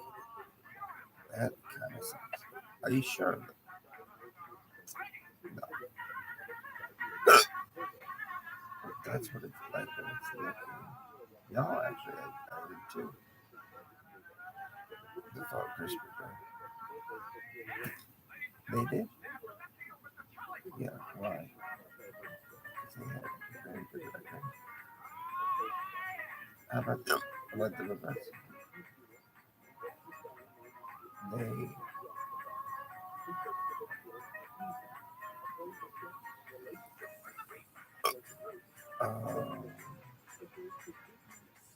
They had a tied record, but I got the lost out of the other something. Does that mean that you're done on it? No, actually, I could have one more. I guess you want to say somewhat in control. There was missed opportunities and errors, and then in the second half, and I would point to really like their final 2 drives. You know, they go down the field, and Tennessee scores, and essentially the 4-minute drive. Which is They go back-to-back runs without Tyreek Hill on the field, so Tennessee knows they're going to run the football. Right. And then on 3rd down, really no answer because they double-team Tyreek and they double-team Jalen. And then really their 2-minute drill. Scott, for me, the shocking thing is I watched Will Levis operate 2 back-to-back 2-minute drills pretty flawlessly.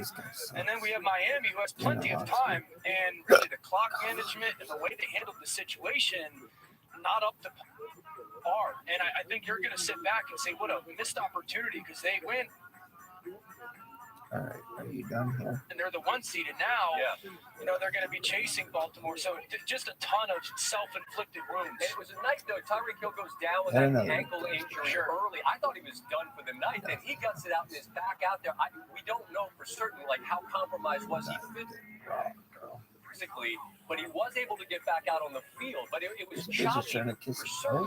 But up 14, man, let's frame this from the Tennessee perspective. And Will Levis is going to join us here in a bit. I mean, bitch was cray.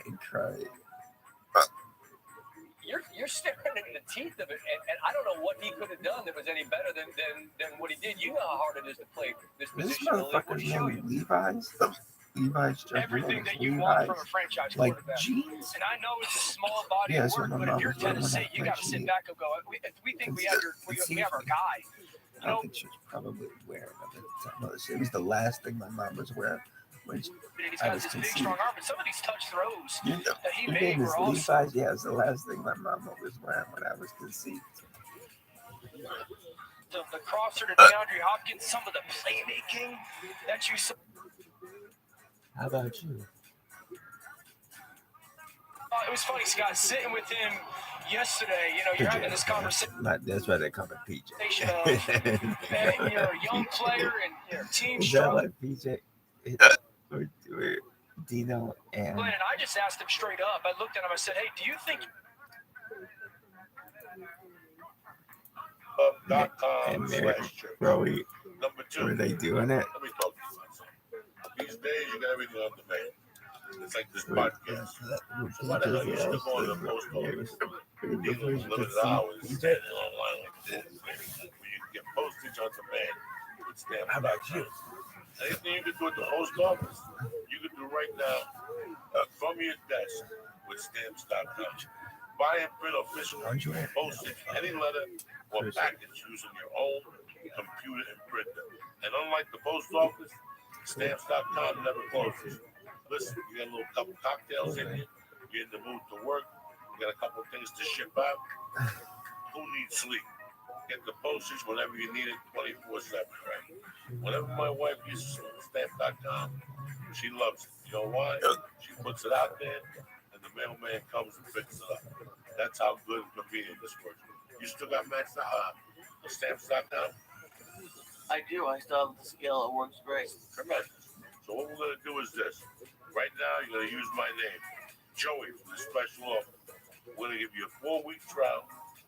This includes postage and, when I say, your digital scale. Don't wait. Go to stamps.com before you do anything else. Click on the radio microphone at the top of the homepage and type in Joey. Listen, you got a small business. You're trying to get a small business started. This is the economical way to go. You're a one-man army. You don't have time to hire somebody to go to the post office. It takes too much time out of your day. If you're going to do business, this is the smart way to do it right now. It's the only way. Stamps.com right now. Enter Joey. Stamps.com right now. Enter Joey. Never go to the post office again. Your time is more valuable than that. I'll see you motherfuckers Thursday night, the Bray Improv. But we'll see you motherfuckers Friday. I got 2 shows. And Saturday I got 2 shows. Either be there or be square. Thursday night, if you come, tell your boss you're not going to work Friday. Tell him Cosby's making the last fucking comeback. He's going to fly in between court cases and put gorilla biscuits in your fucking drinks. I want to thank stamps.com. Again, don't forget stamps.com. Enter Joey, and I want to thank DollarShaveClub.com. Enter Church. And I always want to thank Honor.com. They're our lifetime sponsor of this since day one. Listen, I want to thank Ralphie May as usual. Always thank you, Church. I want to thank my man Lee Sayat. He didn't say nothing, but he was stoned to Is that B? Is it that B? No, there's no B. There's no B. There's a B. There's 4 kids. There's a B. There's a B. No, there's no B. You're not going to tell me that the B waited 3 hours to come out at the end of the fucking podcast. Did it sting you? No. There's no fucking B. Dude, I've been trying to get him to forget about that B for the last like 20 minutes. And what y'all didn't see is my hand was over here just creaming and trying to find the side. And I swooped my finger down. That was the B. Look at the noises, man. No, he won't stop with that fucking B. That B is... He was about to die. Again, I want to thank Honor. I want to thank Stamps.com. And I want to thank Dollar Shave Club. Harris. All of June, no July. Yeah, no July, no August, but then I'm back in the fall. Okay, they give me the summer off because God bless them. I'm fucking way too 2,000 degrees. It's 2,000 degrees. Fuck now, like I'll blow up. Okay, I couldn't take it. But I'm at Harrah's Thursday, Friday, Saturday. Come on, you guys are great. I love you. You're coming out to Vegas. I'll make you laugh hard. I promise. Okay, I'm bona fide. I love you. Have a good night. Stay black. See you Wednesday, cocksucker. Hit that music. Here you go, Lee. Oh, shit.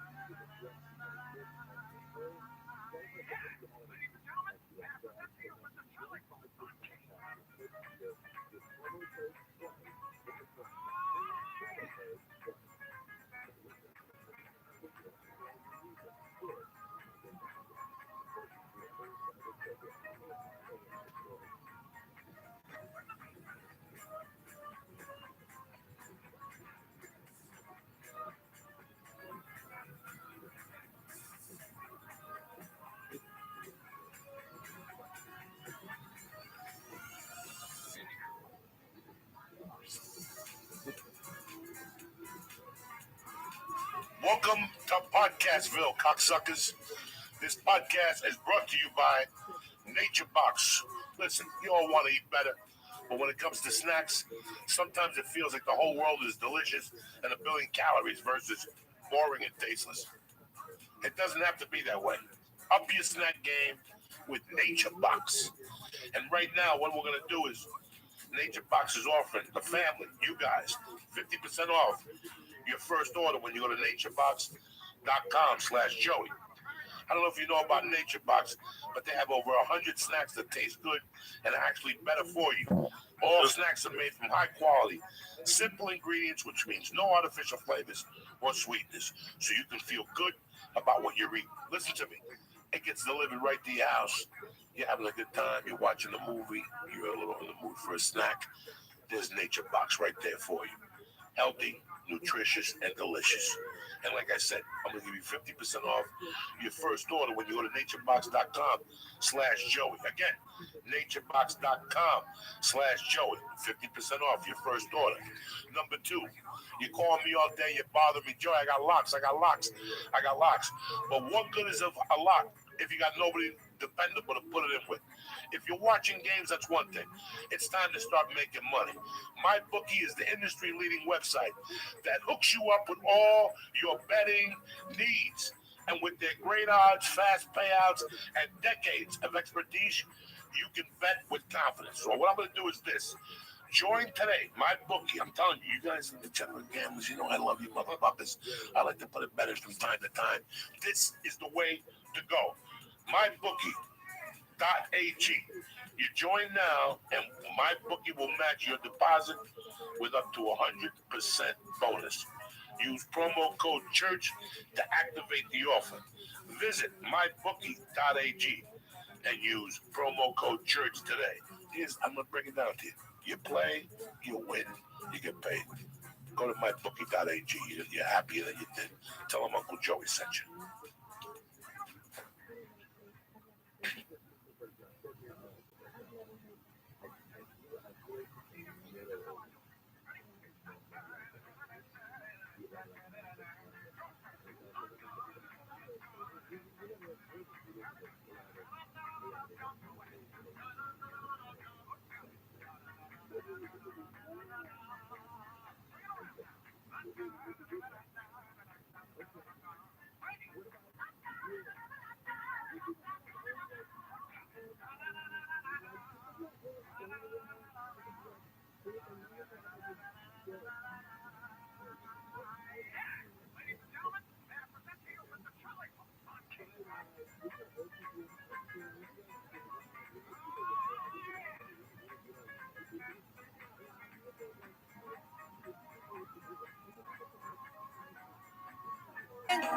Over time, when does it stop? Where do you dare me to draw the line? You got my body, now you want my soul. Don't even think about Greetings, you bad motherfuckers. Before we even start the podcast, obviously you guys have heard the horrible news.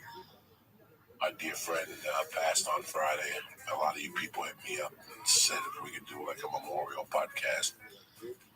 And I was going to have a bunch of people come in and call in and stuff like that. You know what? I knew Ralph for 20 years. I could do a fucking thing on him by myself.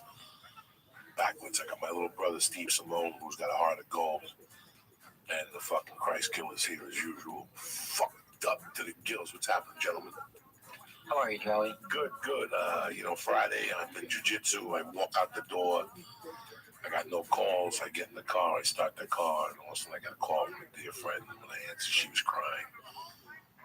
And I knew right there what she was crying about because she spoke to Ralphie all the time. It was his longtime friend, publicist Stacy Pocaludo. And, I came up with Stacy and I heard her crying and I knew right away. And I drove home. You called at one point. The phone started ringing. She told me not to say nothing because the family didn't know yet. But then it was too late. By the time I got home, TMZ had released it. And then the phone started ringing. And I just sat there fucking confused. I didn't know. I couldn't put the pieces together. I called my wife. She was at Target. She fucking lost it. My wife loved him to death. He gave us a crib. We didn't ask him for a fucking crib. And he goes, I'm going to give you something for the baby. And all of a sudden, fucking UPS is knocking on the door with a fucking crib that's worth $10,000 with buttons. And it was just, so I knew it was going to kill her. He knew what she liked, the southern shit that they grew up on. Yeah. So, like, she was crying about that the other day. He's the only one who knew what mud pies was. Some shit, you know. But it was even sad. And then the calls started coming in from all over.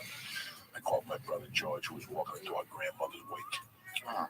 And I go, "You ready?" I go, "I even got worse news for you, George. Ralphie's gone." And, you know, he called me on later at that night. He was dealing with his grandmother's fucking death. And also that piled Ralphie on him. And I felt bad after I did it. But I didn't want him to hear it somewhere. Yeah, you had to.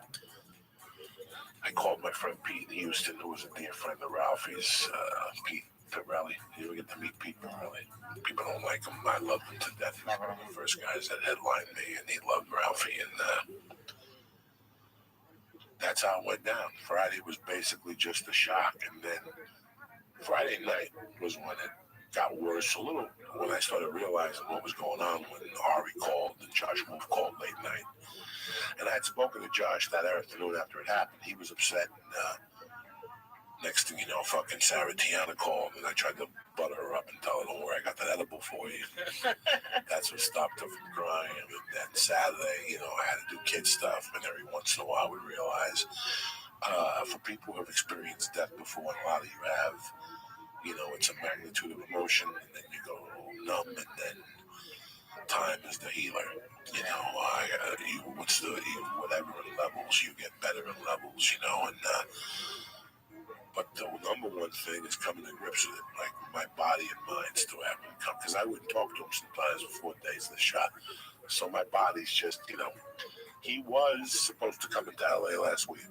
The plan was for him to come to LA last week. If you looked at the comedy store on Tuesday, he had a spot at the store Tuesday night. Wow. So we were going to try to do the podcast Wednesday, and then he was going to fly back because he was going to get the Comedian of the Year. So when I didn't think about him coming in. Like, I assumed he's doing a podcast Wednesday. So when I went to the store Tuesday night, you know, when you're at the store, you go down there, who wants to take a picture? You bump into somebody you haven't seen in a while. Yeah. Next thing you get in your car without knowing. You know, I got here at 6:30 today without my bag. I came over here. You know, sometimes you have so much on your mind. Absolutely. And I got in the car and headed up Laurel Canyon. Next thing you know, fucking, when I get to the house, I'm laying in bed with the sleep apnea mask on. I was like, wait a second. I didn't see Ralphie today. So the first thing, Wednesday morning, I called just to make sure. I didn't know if he had the kids, you know, Tuesday, and then he went over or something. And he said no, that he didn't feel well. He had the pneumonia. But he had a different angle to him. I could always make him laugh. And on this day, I couldn't make him laugh. Something wasn't right. And I hung up on him. I didn't think nothing odd. I just thought maybe he'd be having a bad day. And I came on, I told Lee that night. We had a podcast Wednesday night by ourselves. And I sat here and I told Lee that I didn't think Ralphie had much time. That didn't have anything to do with that pneumonia. Yeah. It didn't have nothing to do with that. It had to do with a tone in your voice that I recognized. One day when I was a kid, I fucking was leaving the house. Getting ready to leave. You're getting ready to leave, and the phone rings, and we had no caller ID in those days. Yeah. I went and I picked up the phone. It was my mom.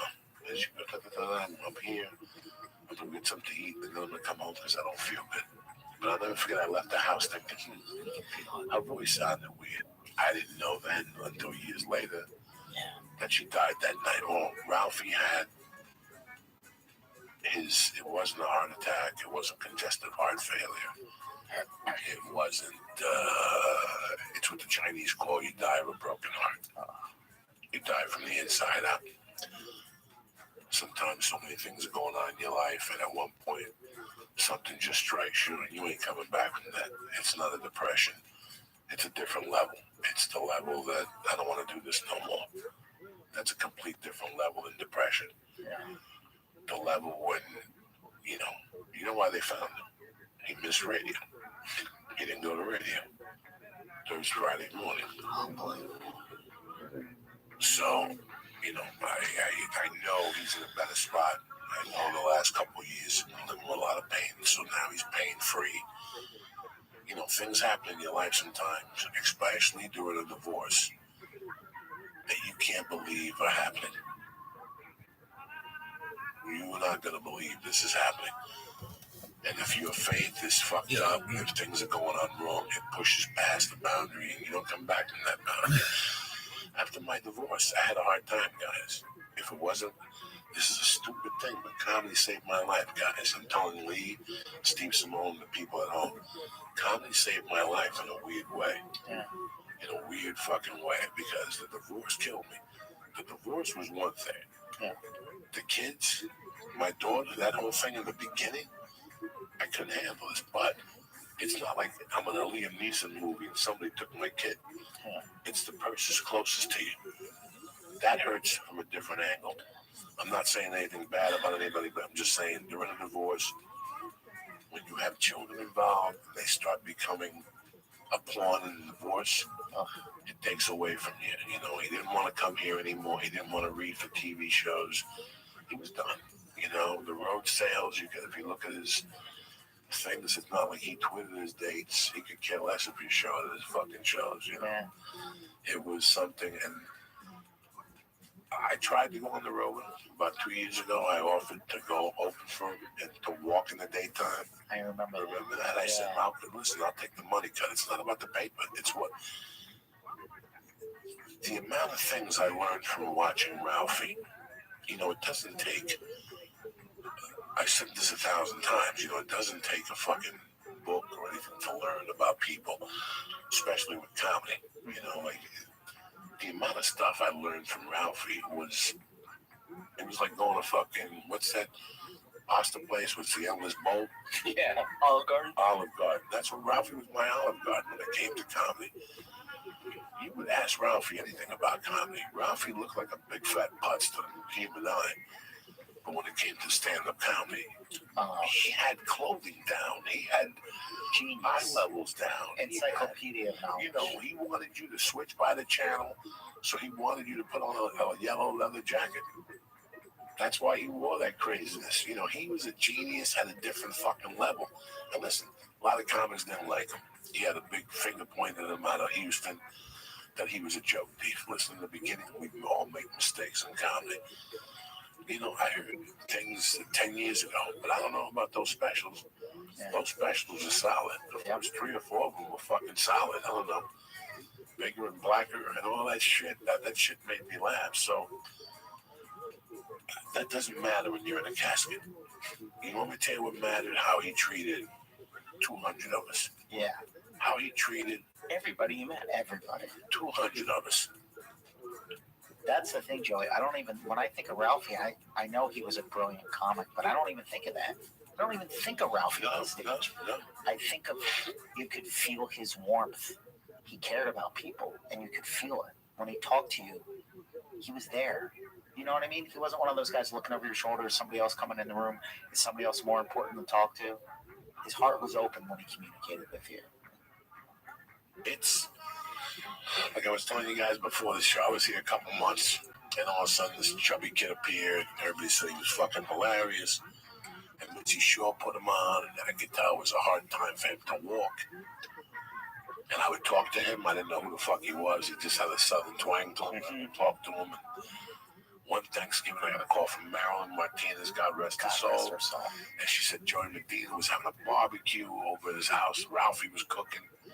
And I go, who's this fucking kid, Ralphie? And I get over there and I walk, and I told Lee this story. I walked in, and there's this kid on a fucking futon. That's when futons were hot. And he had broken the futon. And he had a big blanket on him, and he was jovial. And, you know, they didn't have much, but what they had, they shared it with you. You know, I had nothing at the time. I had fucking nothing. And I was just a death merchant, whatever the fuck you call those things, living off comedy and the $15 at the store. And here I am at this house. I knew Joey Medina. I knew Alex Raimundo, who's the opener for Ron White now.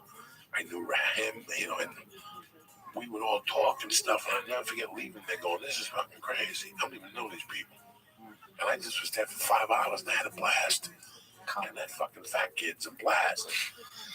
And he smoked dope. He was very potish, and he had different types of weed and shit. And I was like, wow.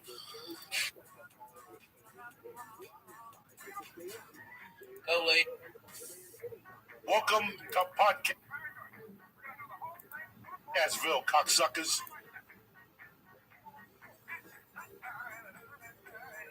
You know, he never judged me. He never.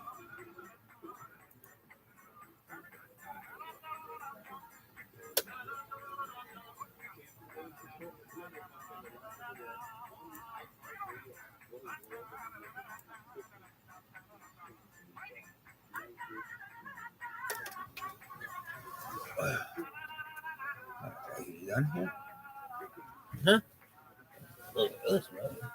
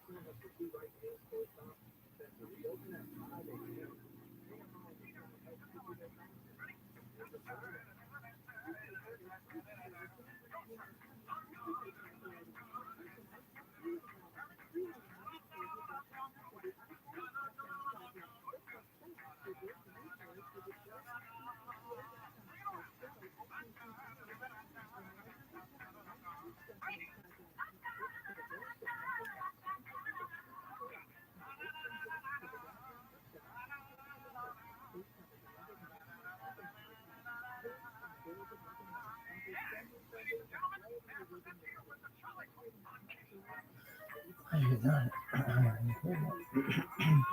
Right, take that deep breath. That's not much. That's it. That guy, that's not much.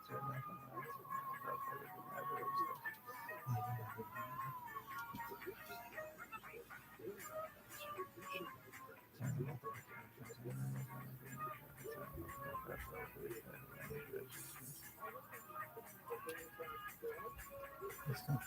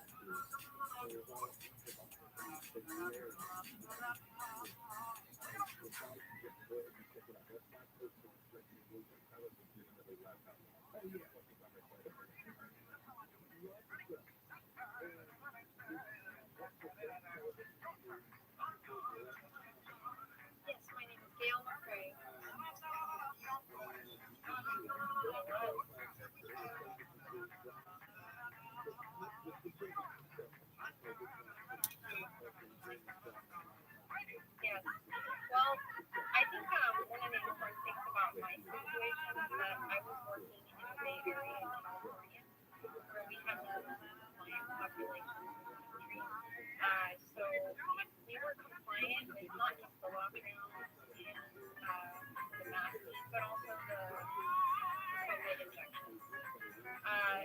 in my community, when COVID was first announced and they locked down the hospitals and they stopped the elective surgeries, our hospital completely emptied out. And this was when I really first saw that we were being lied to, because the public was being told in the news that the hospitals were full and overwhelmed, and they weren't. I had colleagues all over the state of California who worked in all over the hospital and acute care settings, and not once during that first year of COVID in 2020 and winter of 2021 were our hospitals overwhelmed. I would say there was, during the winter of 2020 2021, when this happens every year, people come in with the flu and hospitals close. It happens every year. It's been doing that for 12 years I've worked in acute care. So it was not unusual. We were not overwhelmed, and the public was being lied. So that really opened my eyes to the fact that everything was going on that shouldn't have been going on. And then with the rollout of the isolation, they also started the COVID protocol. And I didn't notice right away the harm of these protocols until I had to tell family members that they couldn't come to the bedside of their dying loved one. That, to me, was a crime against humanity and a violation of my oath that I knew right away shouldn't have been done. We isolate people in prison. We put them in a break when they've done something wrong to torture them. And that's what I felt like I was being forced to do when I had to tell my patients' family members to come into the hospital that we were dying. So that was those small kinds of violations that I was recognizing, I think really helped me accept that I needed to more critically analyze what I was being told to do and what was happening around my hospital. So after going through those two things at the beginning of the COVID lockdown, it really helped me to stop and think when I was being told to do things. Like the next thing was the administration of remdesivir. This was an experimental use authorization medication. It was the only drug that we were allowed to administer to patients who were hospitalized with COVID, and it was an antiviral. And I've been taught in my undergrad, my bachelor's degree program for nursing, that you do not administer an antiviral more than 24 to 48 hours post-symptom onset for viral infection. And so this medication would be given to patients who are hospitalized with COVID, usually not until between 10 and 12 days post-symptom. So I would ask my colleagues, why are we giving this medication? The administrators, why are we doing this? And their eyes would glaze over. And I would say to them, we have evidence showing that the administration of antivirals more than 2 days post-symptom onset has caused more harm than good. The risk-benefit analysis does not correlate. And in addition to that, this was an experimental use product. And I knew that each one of those doses was over $3,000.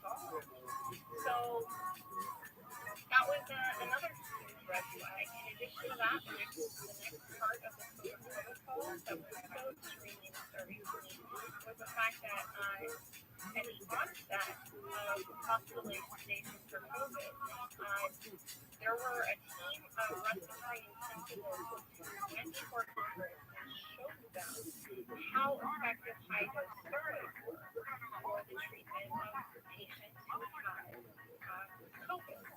And not only were we ignoring those recommendations for high-dose steroids, they were actually blocking it from our hospitals to use. So we have patients coming in are being feared to death by the media. They're being isolated from their loved ones.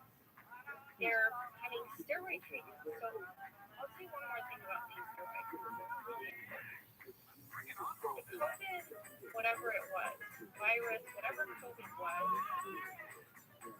it caused more inflammation than we had ever seen before. So there's a lab value called CRP, and even with influenza and things like this, we had never seen the inflammatory marker of CRP jump so high as we did with COVID. So for the government and the CDC and these three-letter organizations, health practitioners, they could not administer steroids, which is this is the best treatment for an inflammatory process. It was absolutely criminal. You can't withhold steroids for the most inflammatory disease process that humanity has ever seen. So we have isolation of patients, fear-mongering from the media, withholding steroids, and administration of remdesivir. Those were the things that I went to work and had to manage, where I every day felt like I was violating my own practitioner.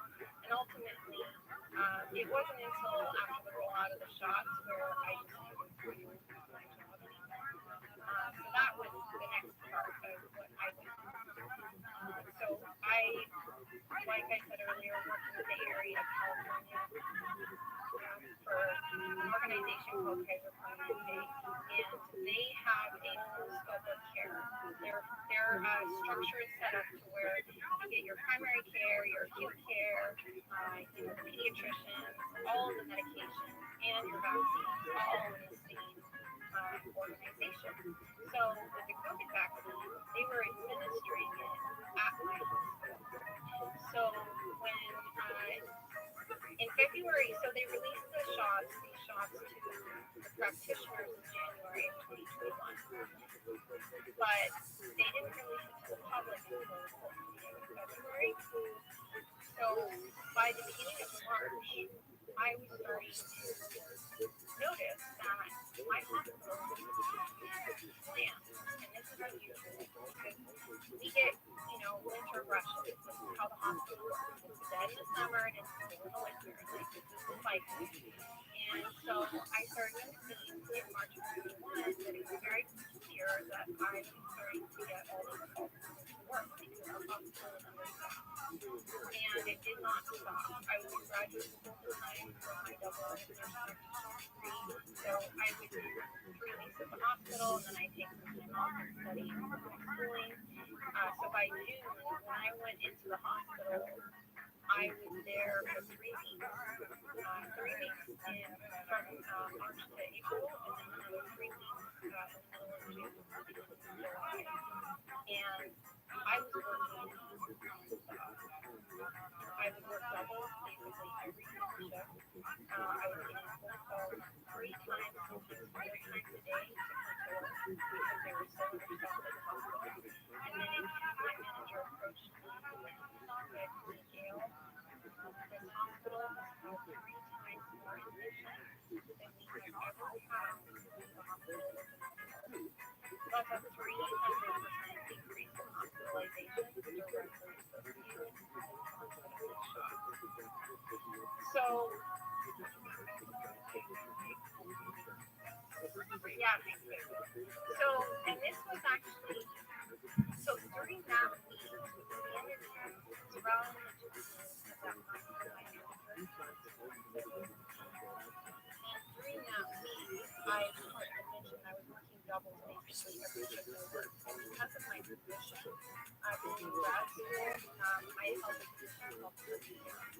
So what that means is that oftentimes when I come to work, I have to fill in wherever they need me. So on that shift, when my manager had told me that we had 3 more admissions than we ever did, that day, the next day I came in and worked double.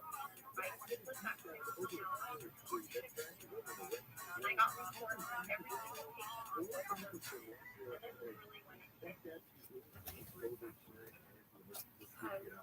That's about 30 patients.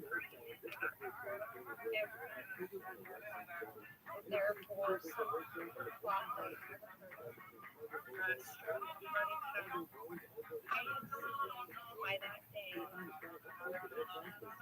with rapid onset feeling array. In my entire career, I've seen 10 years of sitting in a wheelchair. I take me for 2 weeks and then feeling array within a few short weeks.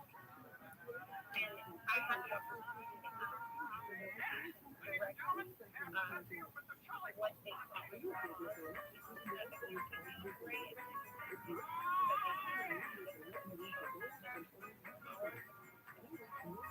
And when I, and so from there, I approached my manager and I said, I've got a report of patients that are all having very sudden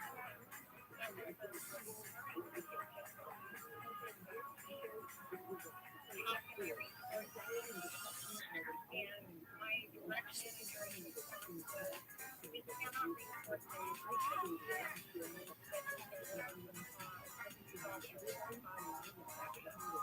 my colleague was actually the first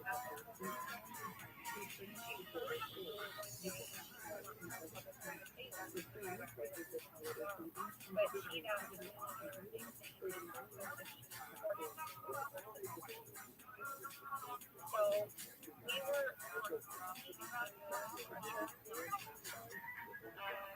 All of my concerns regarding hospitalizations were we cannot see the drug.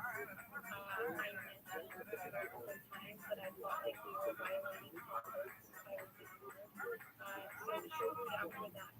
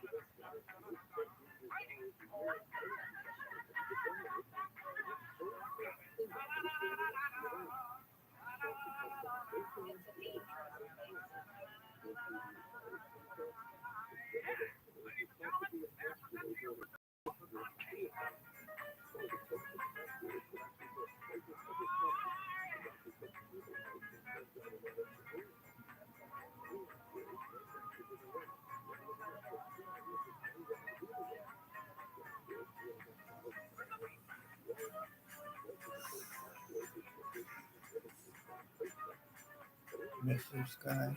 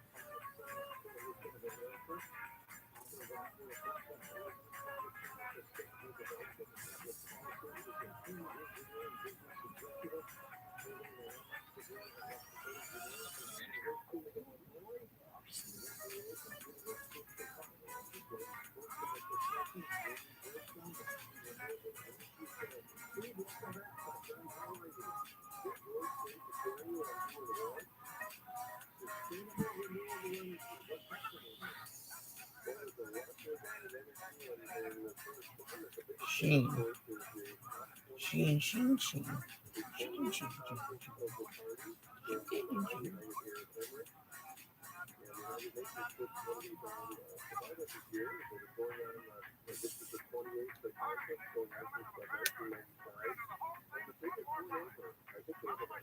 Oh, shit. Oh, you are fucking me. Jesus Christ. Look at this. What is this? This is 30 minutes. 29 minutes. Are you happy? I'm sad. I'm not. It's at 36. I think we're at 34.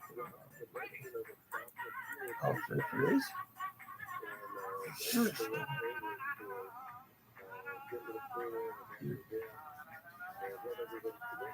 Well, my friends don't get it from so hungry. This makes me sick to my stomach. It makes me goddamn sick to my stomach. But when my friends don't get it from Eddie, Rabbi, get funked as well. What was the it was good.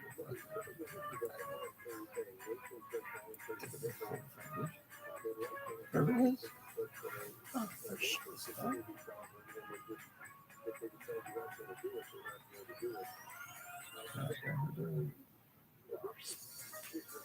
Your dog, you are so famous.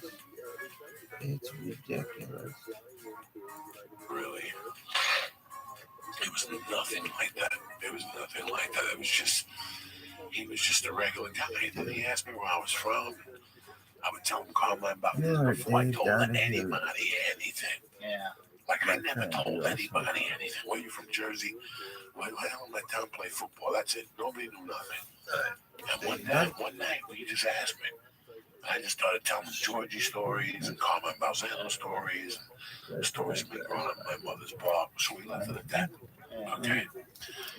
He tells me one day, like a month later, he goes, "Come out. One day I'm gonna come up to this North Bergen, you know, whatever the fuck he says to me." I'm like, he goes, "I'm gonna be in Jersey in August to send Yo, pimp. He goes, "I'm bringing my car. I'm gonna drive up to North Bergen to see if this shit's real." Wow. Okay, something happens, bro. And I get a call to New Jersey, like that whole run I used to do with Buffalo. And where am I? North Bergen. It's the summer of '99. Wow. And I had my pager, and sure enough, the pager goes off, and it's Ralphie. And he's like, "You're not gonna believe this. I'm on 48th Street and Kennedy Boulevard, headed up to Ashways on 76." You know, he's telling me all this. I'm like, "Listen, before you go to Ashways, pull over on 69th Street. I'll be on the corner." "What are you talking about?" I said, "I'm in town." Wow. I could hear that he's like, "I'll be right there."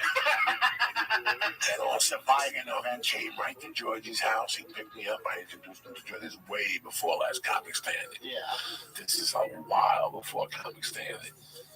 Yeah, I took him to a place called Hashway's Deli, where I had grown up on. Everybody has their personal deli. And this was my deli, and I was very proud of the roast beef on the rye. I would put it up against anybody, and I also put up the rice pudding up against anybody. Gotcha. Like, that's what they were known for, the roast beef and the rice pudding.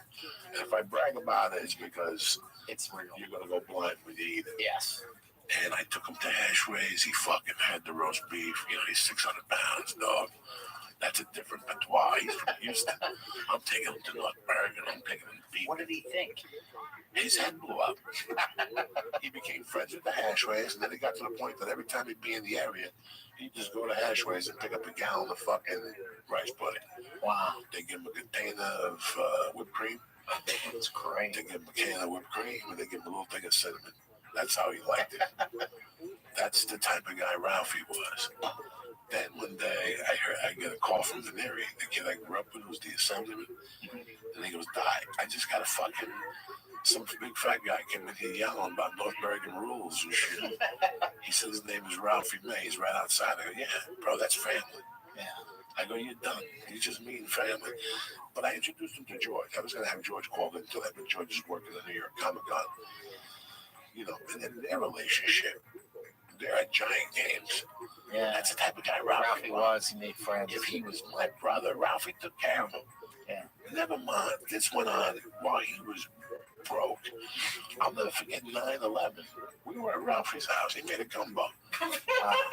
On 9/11, that night, he made a gumbo for me, Jay Moore, Jody, a bunch of people over there. Mike Favorman. Wow. 9/11 gumbo. 9/11 gumbo. Broke. He'd give you the last fucking dollar off his shit. Yeah. I still remember a night going over there. I had never heard of this guy. I had never seen him before. I am fucked up. In those days, I lived in my car. It was between my car and Ralphie's apartment. And I would park the car at night and pull the seat back on Vista between El Compadre and between Vista and whatever that street was. El Compadre's on Sunset. Sunset and Gardner. I would park 50 yards from Josh Wolf's apartment. I had a blanket. I would, whatever coke I had left over, I would polish it off out there, and then I'd pop the seat back. I'd put the air conditioner on, and I'd wait till I got horny, and I'd jerk off 2 or 3 times in the car. People would be walking their dog past me at 4 in the morning. I'd be in the car pulling my yanker. And then I'd come in the blanket and walk to Ralphie's house. And it must have been 4 or something in the morning, because I would never go to Ralphie's coked up. I would always wait to come down, or at least look like. He would always leave the door open for me just to slip in at night. And he'd put a pillow on the floor. And that's exactly what I would do. I'd come in with that cummy blanket, and I'd throw it over me with the pillow, and I'd sleep right there, bro. No shame. And I was doing it for comedy, and he was the guy that was helping me.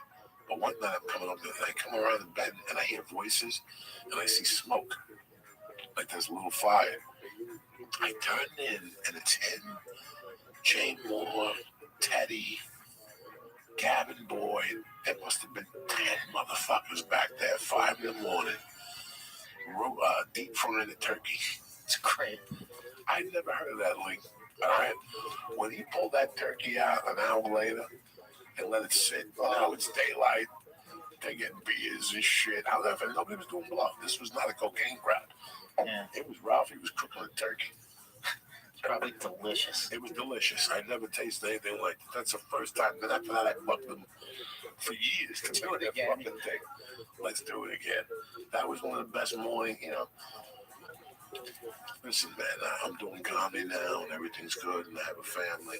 But I told you guys, I would give my finger to go back to that life for a week with him in that apartment. Because it was real camaraderie, and he had no reason to love me, and I had no reason to love him. Before the money, before this is anything, just love. Just love. It was based on love. That's all we need. And he had people over there. He brought John Westling up. He brought Jody Fertig up. He brought Celine up. You know, I mean, this was a clique from Houston that was just, and he introduced them to me until today. They're my family. I mean, we lost Celine earlier this year. Jody's doing her thing, and Gentry's doing her thing, and you know. But I still talk to Stacy. Let's throughout this whole thing. That's who's been there for me. You know, I'm getting all my information basically from there, and I feel bad for her. You know, I might have to hire her just out of what Ralphie did for me because she's out of a job. You know, and Ralphie's assistant, who just had a baby, and he just lost his job with Ralphie and the insurance Ralphie was providing for him. So there's a lot of, and then you got to think about the 2 children, you know, and what's going on there. And, you know, it's one of those situations where I have a duty, you know.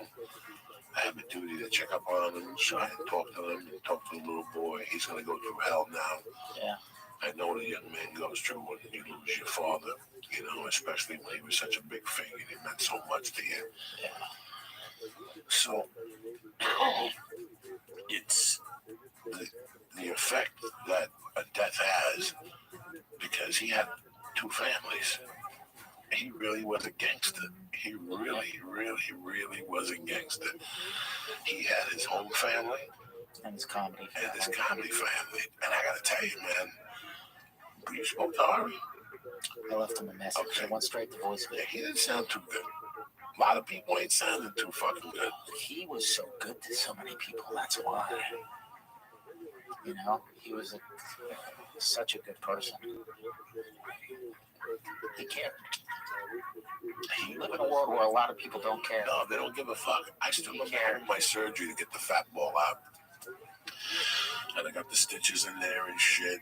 And I get a fucking call upstairs. I don't even have a cell phone. He called like the house phone. And he's like, hey, man, I'm downstairs. I'm like, dog, I just had surgery. I know, that's why I got to see you. And I went downstairs and he handed me a stack of cash and a rubber band. And he goes, here, so you don't have to worry about your surgery. You can relax. It was $1,000. I took it upstairs. I just gave it to my wife. I go, you're not going to believe this. Look at this. We needed the money like now, like yesterday. And I go, you're not going to believe just what happened. An angel just came to the fucking That's exactly what it was. You know, there was a time where I got a flat tire. He called me and wanted me to call. What was the sushi place he went to? Remember, he went to the most expensive. He went to a sushi place in Hollywood, guys. Nobu or something? No.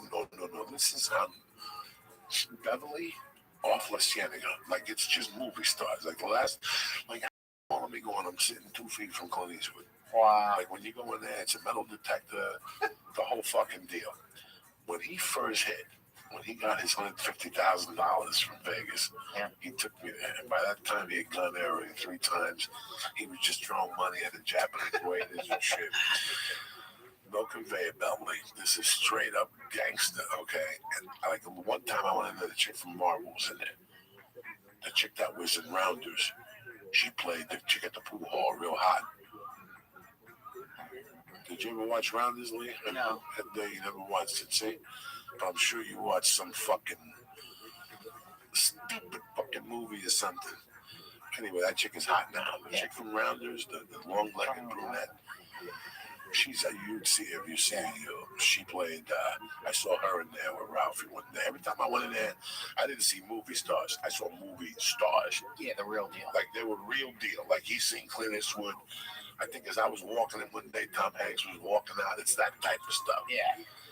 I don't even know this place. You know what I mean? Like, normal people. Okay, just, yeah. You go to you're on La Cienega and you make a left on Beverly.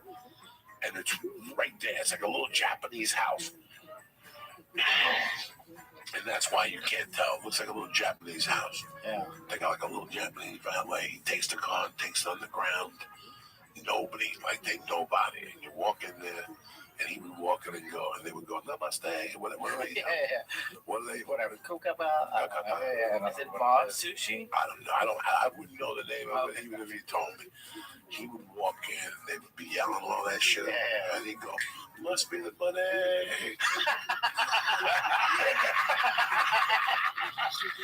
He would just yell, must be the money.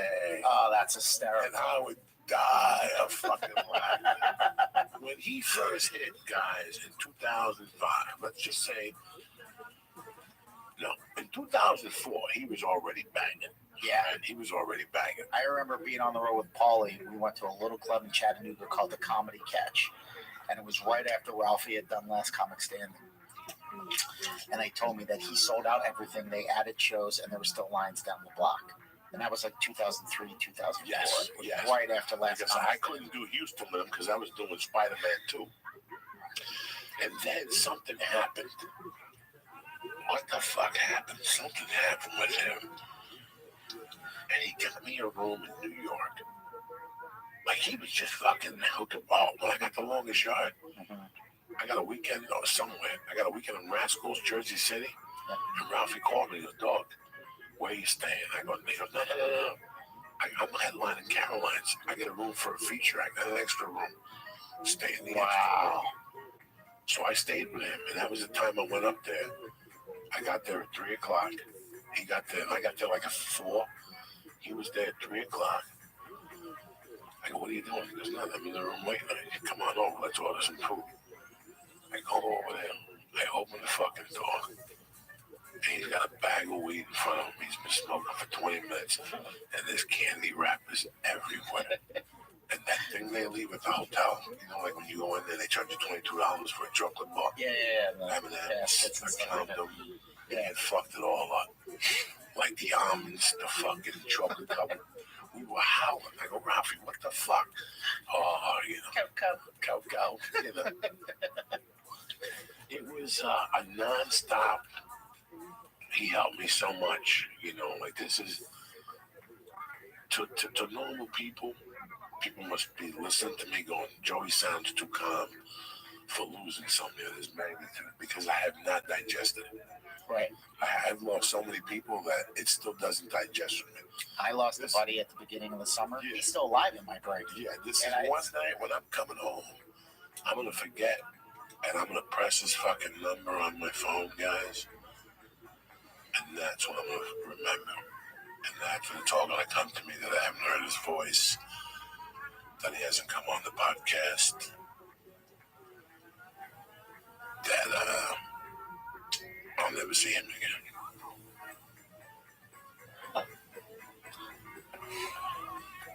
You will in heaven. I totally believe that. For sure. Oh, come on. I ain't gonna fucking heaven. They're gonna put me in purgatory for a few thousand years. He's trusting his mercy. Trust? Yeah. No, he's not gonna take me right. He's not gonna shoot me right up there. I gotta play a fucking game. I gotta go to Israel and help the fucking slaves for 2,000 years and shit. It doesn't work. But you don't get. In fact, they don't let fat people in heaven. You gotta be like 180 or above. They don't want no problems. If you get to heaven, so they take you to a Christian fat camp. There's a weight limit in heaven. Steve Simone, what's going on with you, player? This one, I don't. It's been a rough week, Joey. I'm gonna be honest. No, I know. I try not to be this person, you know, but I'm just trying to focus on all the joy Ralphie brought into the world. Yeah, that's why I haven't. You know, like legitimately, and thank God I wasn't closer to him, but it always made me feel good whenever we hung out. You know, he just had that energy, or just made me feel good. Like I remember him pulling into the Comedy Store last year, and he had like a convertible BMW, some kind of sick car. And it was just like, it kind of reminded me a little bit of like when Rodney Dangerfield showed up at the country club in Caddyshack, like, oh, Ralphie's here. And he's like, you know what I mean? Yeah, you know what I mean? When he's like handing out cash to the parking lot guys, and it was like, oh, the party's here. And then just the young guys going, Stevie Simone, how you doing, player? And then me and Ralphie are in the middle of the parking lot, and then all the young door guys are like, oh shit, Simone knows Ralphie May. And I'm like, yeah, how long? And I'm like, I've known Ralphie since I started comedy. And I totally earlier today, just he had this way of just encouraging you know? Like I remember he was always supportive of younger comics. And the bigger his star got, the more people he started to influence. Always, yeah. Always. And we would talk because he was really not happy the last couple of years. And my phone would ring sometimes at odd hours. And I would just get on the phone and talk to him. And I firmly believe, I'm not telling anybody else what to believe, but I'm praying that he has the peace now that he was searching for the last couple of years. You know? And I believe it. I like in my heart, it makes me feel good. I know he's in a better place. All I know is one thing, man. I know one thing for sure, guys. That at an early age, I had a sadness in my heart, but the fucking people around me made me hobble with laughter. There is nothing like somebody making you fucking die of laughter. Okay? Yeah, it's the best feeling in life. Now, with Ralphie May, it wasn't as much that he made me die of laughter. Is that how much he would leave himself open to a guy like me, okay? Like, when you meet me, do me a favor. If you like me, at time, tell me everything about you. Don't make me have to find something out on the slide. One night I was here one night, and fucking me and Lee were talking, and Lee was mad high. I hadn't seen Lee that high in a long time. And he got pale on me. Pale. I mean, then I got scared. I thought he's quitting or he's going to Boston. You know, it was like something came over him and he told me the deepest, darkest secret of his soul. And He was like, I hope we're cool. And I was like, you're always my brother. I don't give a fuck. Yeah. But Lee got to know me so good. He's like, I'm going to tell Joey. Before Joey finds out, I'm going to tell him that, I used to be a tranny before. I'm just teasing you. But he never told me a certain, when we first hung out together for years, he never fucking told me that about spellbinders. Okay. When comedy got really popular in the 90s, there was the Lab Stop, the Lab Spot, the Comedy Showcase. There was everything but an improv in Houston, yeah. But the club was Spellbinders. If you ever went to the Houston Improv 10 years ago when it first opened, it was the old Spellbinders. Okay. Ralphie was banned from Spellbinders because he fell to the stage and sued the club, all right? Now, her name was either Kim Carnes or Lynn Carnes or something. Somebody sang a song with Kim Carnes. Yeah. So this lady was Lynn Carnes. Voices carry. Right. So Lynn Carnes was the lady who booked the room. So when I found this information out, I didn't bust his balls. Me, dog. I'm with him. We're getting high. And and all of a sudden I look at him one day. Listen, I just put a tape in. I worked them over. Listen, I just put a tape in over it. Spellbinders. Can you recommend me? You're baiting. Oh, yeah. I would fuck with him that way. You know what I'm saying? The way you said it, did he know that you knew? No. He didn't know I knew. So now he's like, he's got himself. So it's me and him, and he had to tell me why he couldn't fucking, and he started right off with, let me tell you what happened.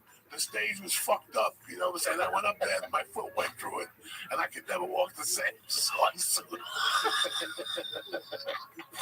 So anytime we get in the squeaky position, like we walking upstairs, and the stairs would go, I go to the Rafi stop. It's like Spellbind the stage. Fuck you, Coco. Fuck you, Coco. You mess with me as much as Coco. I sued him. I walk with a lip because it's still of that dirty bitch. Like I always tormented him. Nobody remembers who got me out of the biggest pinch ever in this town. Who got me out of the biggest pinch? I was going to get pinched for a sexual lewd act in public. Oh my God. I would have had to register as a sex offender in 22,000 states. I can't even go to Puerto Rico and put a bikini on for survivors. Even if I go to Puerto Rico looking for survivors with a bikini on, I go to jail. So, he fucking, and I didn't do nothing. I ain't some chick's pussy at the fucking comedy club. Remember that comedy club, that fucking jam when babies ran? Or where Dane Cook became a star. Doublins. I ate some chick's pussy and went out with a Coke rock and I took the 8-ball. You just kind of so it's chick's pussy and Doublins. You never do that? Big deal. No. Me, I go to Doublins with Rogan and Willie Barcena. Oh my God. I go to dinner with Rogan to meet Willie Barcena. This is the crew from fucking hell. What year is this? Oh, this had to be the brink of 99, 2000, maybe March, because I started dating my wife 2 months after that, and it was really awkward. To this day, don't mention that bar on my wife. Never. She has a fucking heart attack, and Jay Davies put it up on his website.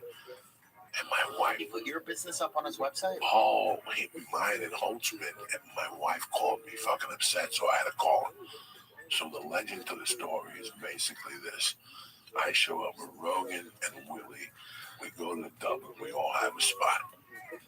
Obviously, Jay Davis is an asshole. He puts Willie up, who just did 22 Tonight shows. He puts Rogan up, who's starting to get heat. And then he puts my fat ass in there, and I just eat a bag of dicks. But the place is so packed, you can't even get out of there. Yeah, it's tough to even describe to people what this place was in LA on a Tuesday night. And at the Comedy Store, it was African American night. It was Joe Torre night. Oh, yeah. So there was no white acts. And you were calling for spots, but if they gave you a spot on a Tuesday, you were pissed if you were white. Well, sometimes there was no audience. There was no parking. There was 8 people, and there was no parking. All the hot comedy was at the Dublin. If you wanted to get a piece of ass, it was at the Dublin. You want to do blow, it was at the Dublin. You want to get an agent, you got to be at the Dublin. Yeah. There's nothing like it. Was it now. that type of place, people. There's nothing like it. Tuesday night, if you weren't at the Dublin hanging out, you weren't dick. Yeah.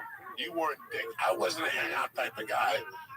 But Rogan got me a spot. He goes, you want to do a spot? I told the dynamite, Jay Davis don't want to give me a spot. Yeah.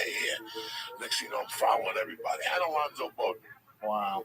Alonzo Bowden would kill that room. I go up there, eat a bag of shit. I get off stage. I can't even walk out in front of the crowd.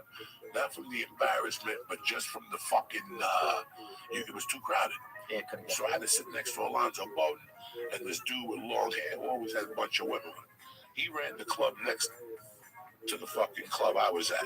Okay. Years earlier, he ran the club with Ahmed and the big star, his fucking girlfriend, his ex-girlfriend. Vince Vaughn's ex-girlfriend. Wow. So I'm at this club, I hit the downstairs, there's this girl, I start talking to her, I got that animal magnetism. She tells me she got some tuts.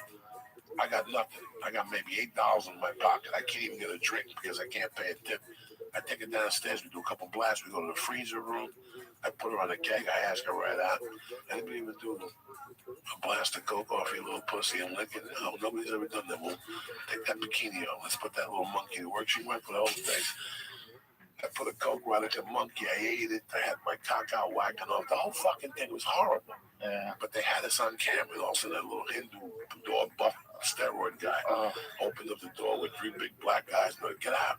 I put the coke in my sock and shit. They took me upstairs. I wouldn't get rid of that coke. I'm old school. I'll hold on to this motherfucker. There's got to be a way. They didn't handcuff me. So it was just security. They didn't call the cops. It was just security. They called the cops. The cops were on their way. They had to tape. The next thing you know, the girl's crying. The other girl she's with is crying. The guy with the long hair who thought he was Johnny Macho buying drinks. Here I am eating his girlfriend's asshole in the freezer. He's sitting there red in the face, staring me down. And I'm like, what are you going to do, guys? Am I throwing out of here? Can I leave? They're like, no, we call the cops. We're going to press charges, summons and shit. You know, I can't go through this shit. There's going to be some sexual shit. But I look up and it was Miyagi across the street. Yep. It was all you could eat sushi if you did a set. Yep. So guess who's at all you could eat sushi? Ralphie May. I look up and I see Ralphie walking towards me, wobbling across Sunset Boulevard. And when he crosses, he goes, what's going on, Coco? I go, listen, go get your car.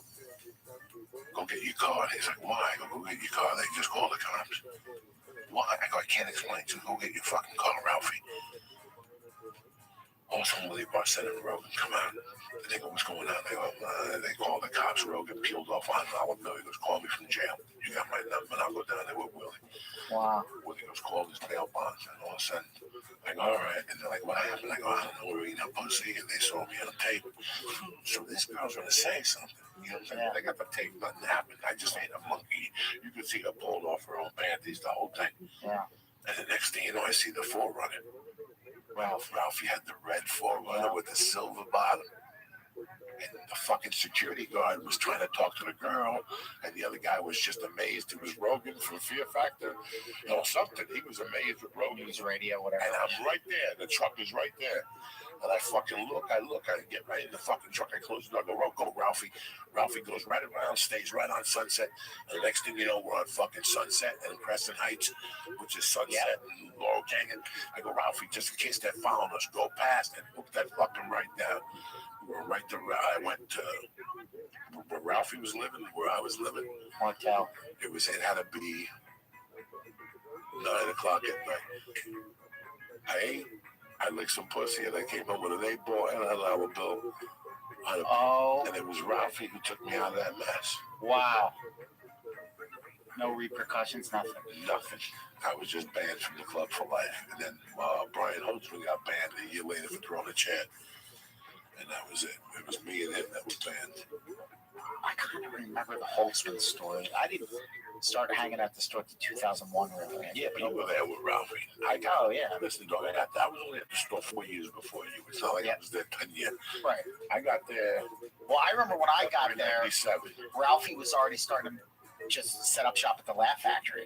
Yeah, he was killing them. Yeah, he was killing them at the Laugh Factory. People coming to see him. People wanted. It was amazing, guys. And then I remember, because I loved Ralphie right away. And you remember the Big Daddy guys? Yes, they gave us the. Yes, and I remember going, all right, I got another was it your guy. connection? Yeah. It was your connection. I got you, then Ralphie, then Fat James. Wow. And I remember that. That goes back. Yep. And I remember Ralphie was so cool. Steve Simone on this because out of all the guys I know that have love, Steve has real love. I could tell when you called me the other day, you said you just want to talk. You knew I wanted to talk. Yeah. Because this is how you remember all this shit. This is how you remember what you've done with the guy. Another time,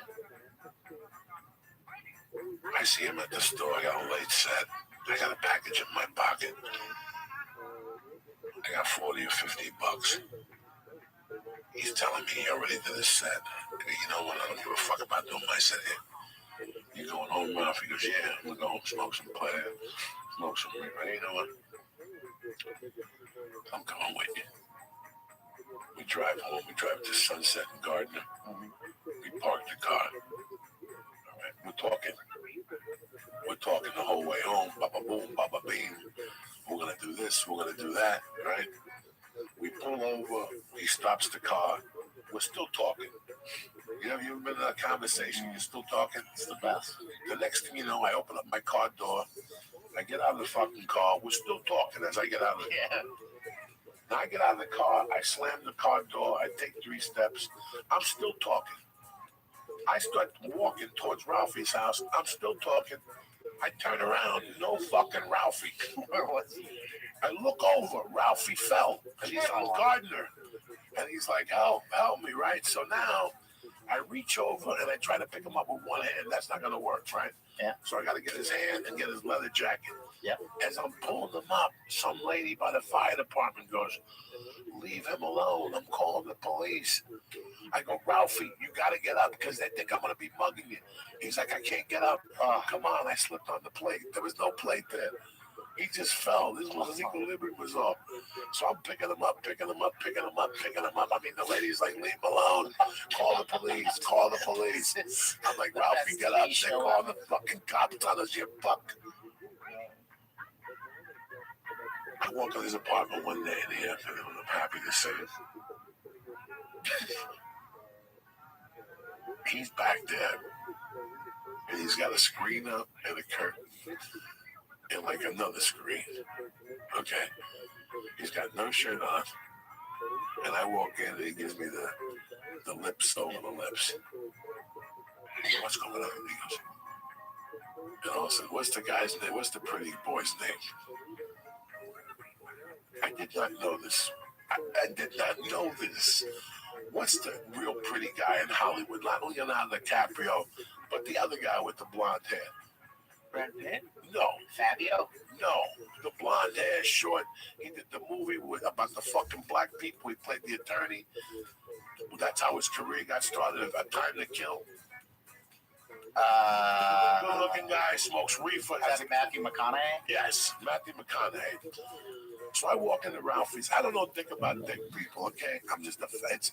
It's got to be 19. It's got to be 2001. I was the only person who was allowed in that house when Ralphie didn't have a shirt on. Like, that's how much he trusted me at the time. That's fun. I walk in, Ralphie kind of covers up. He forgot he left the door open. And he's like, shh. And I go, what's the matter? He goes, shh.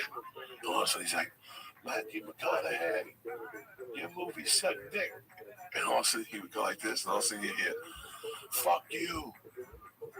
And Matthew McConaughey, I went to see your last movie. You owe me $8.50. And Matthew McConaughey and him were having this verbal dialogue that I knew nothing about until that moment. Where the hell is Matthew McConaughey? Matthew McConaughey had a garage. If you go behind 1440, okay, if you're driving towards Sunset from Fountain, yep, and you're on Gardner, right before you hit Sunset, there's an El Compadre parking lot. Yep. And you can make a right in there. You went too far. About 11 yards before that, before you get to Ralphie's building, if you hook the right, yep, There's a string of apartment buildings. Parking for those apartment buildings are back there. But there's some people who rent their garages. A friend of his rented his garage to Matthew McConaughey. And Matthew McConaughey was working on a car back there. He would go back there in the afternoons with no shirt on, with a hat. And Ralphie would spend his fucking day torturing him. How great's Ralphie? Matthew McConaughey, your movie sucked. Fuck you. Like an 11-year-old. And here's the funny thing. Like, I hung out with him, and I did not know this. And all of a sudden, they blew the whistle on. Like, this had been going on for 90 days. And the funny thing is, everybody else in the building was in on it. Gavin was in on it. Fucking somebody else. There was somebody else in the building who said, it was one of the funniest things to listen to. He goes, I was sleeping one day, and I woke up to those two going on. And he goes, I thought it was Ralphie having a conversation with somebody else in the South. He goes, it was Matthew McConaughey. He goes, when I looked out the window, because those apartments don't have air conditioning. So your window's always got to be open. Oh, that's so... Did they ever become friends? No. Till this day, Matthew McConaughey goes back there, and he probably looks back there and saying that somebody's going to yell at him. Why would Matthew McConaughey put up with that? It's so funny. It was dark. So, like I told you guys, I went back there one day. After this went on, it baffled me. Like, I'm a fucking, you know what I'm saying? Like, you're arguing with Matthew McConaughey. Story around Matthew McConaughey. Like, he would sing songs. Torturing him. So, so good.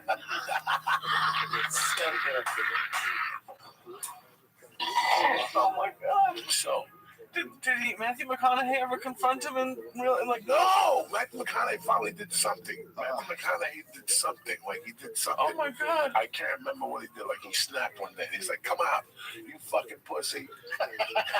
He confronted the building. He says, it was 3 floors. But how Ralphie was doing it, it sounded like it came from the top floor. So he's looking in the wrong window. Ralphie was on the first floor right in front of him.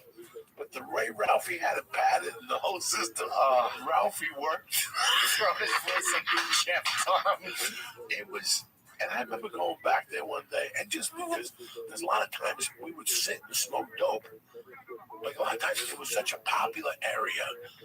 Right now at the top of my tongue, I forget who lived there then. But you always bumped into comics in that area. Yeah, it was almost like being on a college campus. We would sit on that wall. Plus, the karate teacher, who I loved the shit out of, had a car back there, and he would work on it. And one day he asked me, he goes, fucking Matthew McConaughey brought his car to the wrong neighborhood. They fucking hated it. And I'm howling. And I'm trying to control myself. And I go, what are you talking about? He goes, well, he tries to fix his cars back there. And there's somebody in that building who fucking tortures him. Oh, it's so good. He goes, and one day 2 or 3 people got in on it. And that's what happened. Like, Gavin would get on it and shit.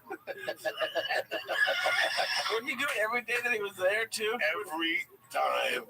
If listen to me, if Ralphie had a meeting and he was about to leave and he looked out the window and he see Matthew McConaughey jacking up his car, the meeting would be canceled. He booby-trapped his window and he just started yelling for the top of his So I wish he recorded it. Oh my gosh, that was like a Jerky Boys CD that you could buy. Ralphie just hammering Matthew McConaughey's balls. It was, and like I said to you guys, at this time I was walking around with nothing. I would go to his house at night and drink his vodka and fill the bottles back up with water. That's a nice guess. Oh my God. I would do the worst things. I loved him like a motherfucker. He would make me laugh my ass off with that type of shit. Like, the best was, I'm in El Paso, Texas. I'm minding my own fucking business. And the phone rings at the condo. Blin, hello, go. It's Ralphie, man, I'm coming right now. I mean, what are you talking about right now? He goes, I'm coming from Houston. It's your birthday. It's my birthday. His birthday was February 17th. Mine was the 19th. So he goes, come down to Arby's Meet me at Arby's. That's where you pull in and we'll go do some shit. Yeah, birthday stuff. Because the condo had moved. There was an old condo in El Paso now we had moved. Was this at Bart Reed's Club? Bart Reed's Club. Yeah. It was on the west side, whatever. Oh, yeah. So the old condo was down the corner from Taco Cabana. Oh, I love Taco Wake up in the morning, go right to Taco Cabana like a motherfucker. Texas. Lafayette. We're going back to Austin. Austin. Going back to Austin. Yo, I don't think so. Going back to Austin. Going back to Austin. Yo, I don't think so. Going back to Austin. Get some shrimp. I'm going back to Austin. I'm getting that fucking thing. Going to Chewy's. Get some Cuban food. Hang out with what's his name? Bobby and Sharon too. Going back to Austin. Going back to Austin. I don't think so. Anyway, sorry, I got all fucking excited. So it's your birthday. So it's my birthday. Ralphie shows up. It's me, Noe Gonzalez. Oh, I love Noe. Maybe John Wesley. Maybe not. It was that long President's Day. So Bart Reed said, you need to stay in the condo till Tuesday. She's not going to clean it. Who cares? So I had no reason to come back to LA. Everything. I was homeless. Yeah. So I didn't have to come back to LA. It was fine. They offered to drive back with me. I couldn't do that 24-hour drive. That was brutal. I already had a fucking plane ticket, so I was like, nah. So that Sunday we hung out, and then that Monday we woke up. Everybody stayed at the condo, which was nice. And we went somewhere, and then we went to the movies. We went to see Payback with Mel Gibson. Good movie. $2,099. What am I thinking? Was Denzel Washington in that movie? No, this is 1997. Kick it, Lee. You remember that movie, Lee? I don't think so. No, why would you? You were too busy playing fucking horoscope movies and shit. Horoscope. Payback, Mel Gibson. I was not. You haven't seen this? Put a scene on from fucking this guy's great. 1999. He was brilliant. We went to some movie theater to see this. In 97 or which one? 99. Payback. Mel Gibson, Maria Bello. Yeah, tremendous. Fucking tremendous. Kind of black and white-ish, kind of. It was shot differently. Brilliant. You know, like we were talking about before. Mel Gibson was fucking brilliant up to one point. Yeah. So we go into this movie. We ate somewhere. Like we were in El Paso, so I'm just assuming we ate some Mexican. That was good. And we go into this movie. And it's all of us, and we got the whole row invaded. You know, give or take, me, Ralphie, Jody Furtick, Noe Gonzalez, there had to be 8 of us. I can't remember who else was there. I think it was Carlos and Sia Weekend. And we were all openers, and we all went together. And there's a silent part in the fucking movie. And I rip a fart. That ricochets off the chair and goes out to the stratosphere. And the whole movie looks at Ralphie because he's the fattest dude in the movie. And I'm like, Jesus Christ, Ralphie, man. He's like, fuck you. Fuck you, Coco. I can't believe you blamed me another time. Again, him and I were dirt poor. And we decided with coupons, we had everything at that time. Isn't it crazy that... Crazy. No. We all think money's the answer. No, but you look at the happiest times of your life, you had nothing. And he's yelling at Matthew McConaughey. He's just making the biggest... That's more fun than going to Fiji. Scroll that for a second. I bet Matthew McConaughey still hates that guy. Hold on for a second. Yeah, put the trailer on. This has Jake Colburn in it. This is a... No. Go back for a second. Go back. Go scroll down. Right there. This one? Yeah. Watch this scene. Kick this loud. Look who it is. This is like her first big thing. Look how hot she was. Like 7-8 grand. I want it. I don't have it right now. Where is it? I gave all $130,000 to the outfit. I gave it all to them. Tell me you gave him money that doesn't belong to you. Get it back. Carter, I can't do that. I mean, you don't know these guys. Kill me whether I get the money or not. Look how good Lucy looks. Okay. She's getting turned up. Look at her. Give me a few days. All right. Dude, Say it. Yeah, this may sound crazy, Porter, but no hard feelings, huh? I did what I had to do. You can appreciate that? Yeah, I appreciate that. You. No.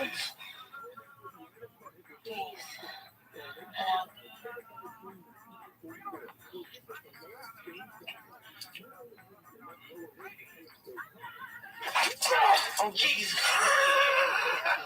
Look at her. She's giggling and shit. She loves all this shit.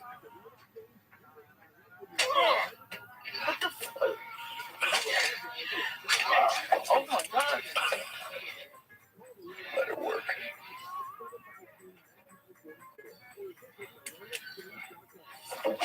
Oh. That's why you pay these chicks to come over and do this to you.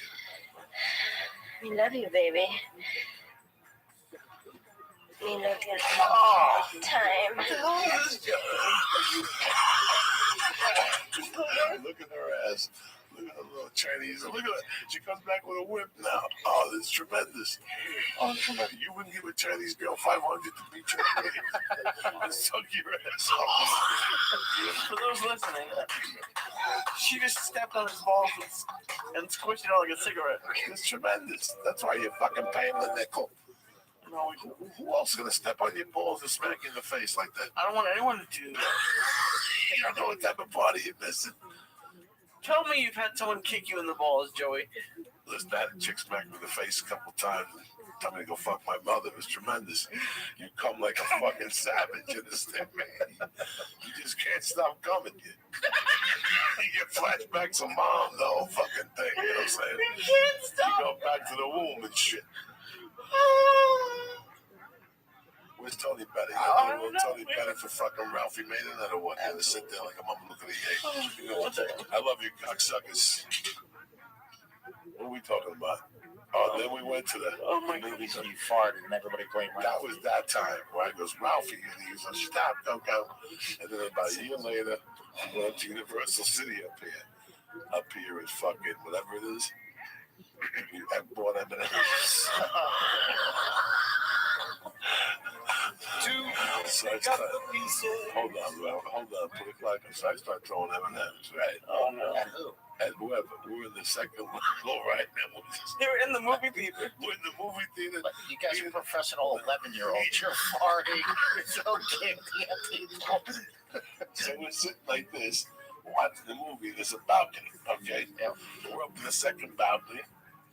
And instead of like whipping the people, I'm just letting them go, right? Like just it's where they land. I feel like go through someone's skull. So, we're firebombing people, and they're the M&M ones. Oh, the peanuts big ones. The peanuts. They got substance to them. So we're whipping them off the top. And you can see them throughout the screen. You can see them. We're fucking out in the back. But out of one of those peanuts, you hear it going. And it was going. By the time it got to where we launched it, it was like the guy had a headache and everything. It didn't break. It hit the guy's head about his tongue. So he held his head for a minute.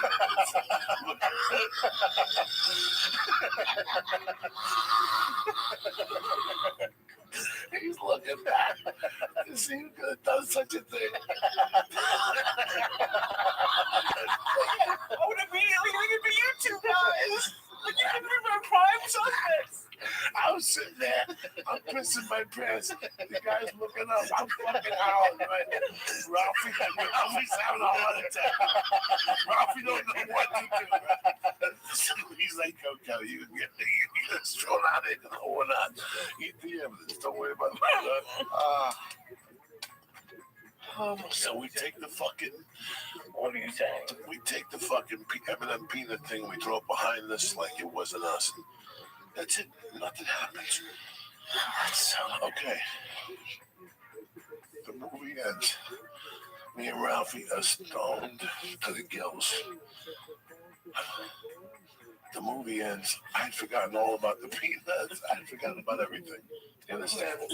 The movie was so good, I can't remember what the movie was. I don't remember what the movie was. But I do remember that when the movie ended, you know, Ralphie didn't walk fast, and I was in no shape. We all remember that. Yeah. I was in bad shape. It was taking us 20 minutes to walk downstairs. As we were making the turn, I had forgotten about everything. All I had in mind was he was going to take me to eat somewhere. We were going to go back to his house and make a sandwich. And the next thing you know, we walk around the turn, and the guy's got a nice pack on his head. He's got the M&M, and he's yelling at the manager like, "You have to fingerprint this and call the police. I was assaulted." And the manager's like, "So do you want to press charges?" He goes, "Yes." And me and Ralphie, it took everything. It took everything for us not to just howl. And we walked like 10 feet and just... There's things you forget, and there's things you still remember. I still remember that walk, how we kept banging our legs like fucking howl, that we had both forgotten about the peanut. And here it is, this guy's got a nice pack on his head. He's completely bald, and he's got the peanut with a glove on. Oh, he must have been crawling on the ground looking for it. Oh my God. Oh my God. It's the best stuff. That's the shit that you really can't, you know, the day I'm supposed to meet him, I told you. I couldn't. I went downstairs and had a flat. We were doing construction when I lived on Schrader. Okay. You didn't say, where were you supposed to meet him? At the sushi place. Okay. He was pissed. He goes, "What do you mean?" I go, "Well, I used the spare, so I got no fucking spare." So I called the tire guy, and he's trying to get a size, and then once he can put it on for the $20, I'll go out to you. And he goes, "Where's the motherfucking car at?" I told him, I said, "Right in front of the house there." He goes, "What's the address?" I go, "What are you going to do?" He goes, "Don't worry about nothing. What's this?" He goes, "What's the address?" Give him the address. No, you know, I go upstairs. He calls me. He goes, "Are you downstairs?" I go, "No." He goes, "Go downstairs, give the guy your keys." Go downstairs, the guy tows my fucking car. Firestone on La Brea. Oh, yeah. Tows my car over there. And next thing you know, I got 4 brand new tires on the fucking car. "Where you at, player?" I gave him an extra 300 so you can be in 20 minutes. Come on over. Wow. I ordered your sushi and lobster roll, you know. He would come back, like here I was, living in this dingy apartment. I didn't have nothing, you know. I was either still addicted or towards the end of it. And he would come back on Monday. Like if his plane landed at 4:40, he would pick me up at 7 o'clock, take me to the weed store.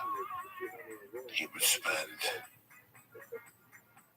$2,200, $2,400 because he was going to West Palm Beach. There were a bunch of pot smokers there, the waiters. So he wanted to make sure they had weed, and he wanted to make sure I had weed. That's when he used to take the weed and put it in his rolls. Lee, wake up, you know what? No. Why would he put it in his roll? Hide it. Because that's how he would hide it in his rolls. Oh my God. But he would come in and spend $2,000. He was spending $8,000 a month. His wife was going nuts because he would take it out of the t-shirt money.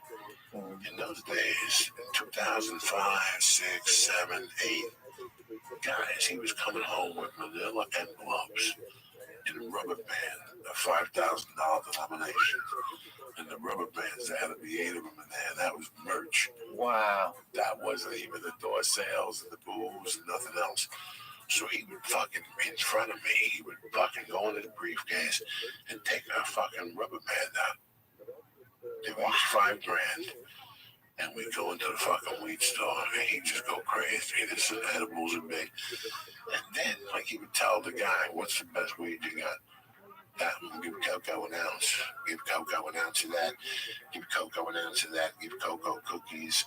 I would leave there with $900 worth of weed that I would give away.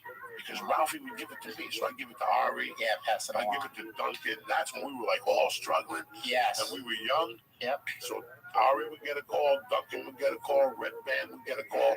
So when I get to the comedy store, I give them all. That was Dead Squad. It all went downhill. So everybody got a taste. And then I would tell Ralphie that I gave some to them. So now how do you think Ralphie and Ari are so fucking tight? Like I'm telling you, man, I know Ari a long time. Ari took a big hit with Freddie Soto. Yeah, that one got me. And this one is going to get for Ari too. Ari took a hit with Freddie Soto. You know, I knew Freddie, but I didn't really know Freddie as much as to take a big hit with him. Yeah. Ralphie, I was more personally involved with, you know. I remember visiting Ari 2 years ago in New York. It was a great night. Gabriel Iglesias brings me to New York. We land. Me and Gabriel having drinks at the bar. We get pizza. He's calling in the night. Ari's calling me. When are you getting here? When are you getting here? All right, because Ari's out to dinner with Justin. They're at some family, whatever. Finally get to Ari. We meet Bill Murray, and we just walk from wherever we are an hour and a half to Ari's house, just through the streets of New York on a school night, Wednesday, 3 o'clock in the morning. And the phone rings and it's Ralphie May, because that's how tight Ralphie and Ari were. And he puts me on the phone with Ralphie. I'm in New York. I haven't even landed. I've been there 4 hours. Hanging with Gabe, get to meet Bill Murray. Me and Ari are catching up. All right, players. Stevie Simone, you're a good man. And I'm just like, that's it. Because didn't Ralphie bring Ari out on the road for a while? Yeah, he took all of us. He helped. And you know, Louis, it was. I think I did 2 dates with him. Now, I loved Ralphie to death in those days. You know, Ralphie was a killer. Yeah. But on the other hand, I was a different type of killer. Yeah. So I would kind of scare his crowd. He took me to maybe, when he won last comic, he took me somewhere, Beaumont one time, and then we went to like a bigger room where I just bombed. But both times, Lee, he didn't know what he was giving me. I never worked with anybody like that before. Everybody sends me a check in the mail. This guy just went in his pocket and just handed you. Sometimes it can be $1,400. Wow. Sometimes it can be $800. Sometimes it can be $2,200. You know, he knew what I went through. He knew what I went through all those years. And when he hit, I was still fucking banging. And I could never look him in the face. But from time to time, he would slip me $100 or $200. The week I got the longest yard, he slipped me $200, like the day before I officially got it. And I always said it was that lucky $200 he gave me, because that's when he was on fire. So he was supposed to go to Houston, and I got the longest yard. It was it was June of 2004, something. I was supposed to go on a club date with him. And then when I canceled for the longest yard, after that, somebody filled my spot. That's how it works. You don't cancel with Ralphie, you know what I'm saying? You got to start from the rotation all over again. You got to carry luggage and shit. But another time, remember, you were around for his wedding? No. I wasn't at the wedding, no, but I remember it. You remember that? That's weird, because there was nobody he didn't invite. You know what I'm saying? It's not like he didn't send invitations like normal weddings. Like, I think he got married 3 times. I think so. He got married in Vegas, somewhere on the East Coast, and then he had a party here on the Sunset, on Hollywood Boulevard.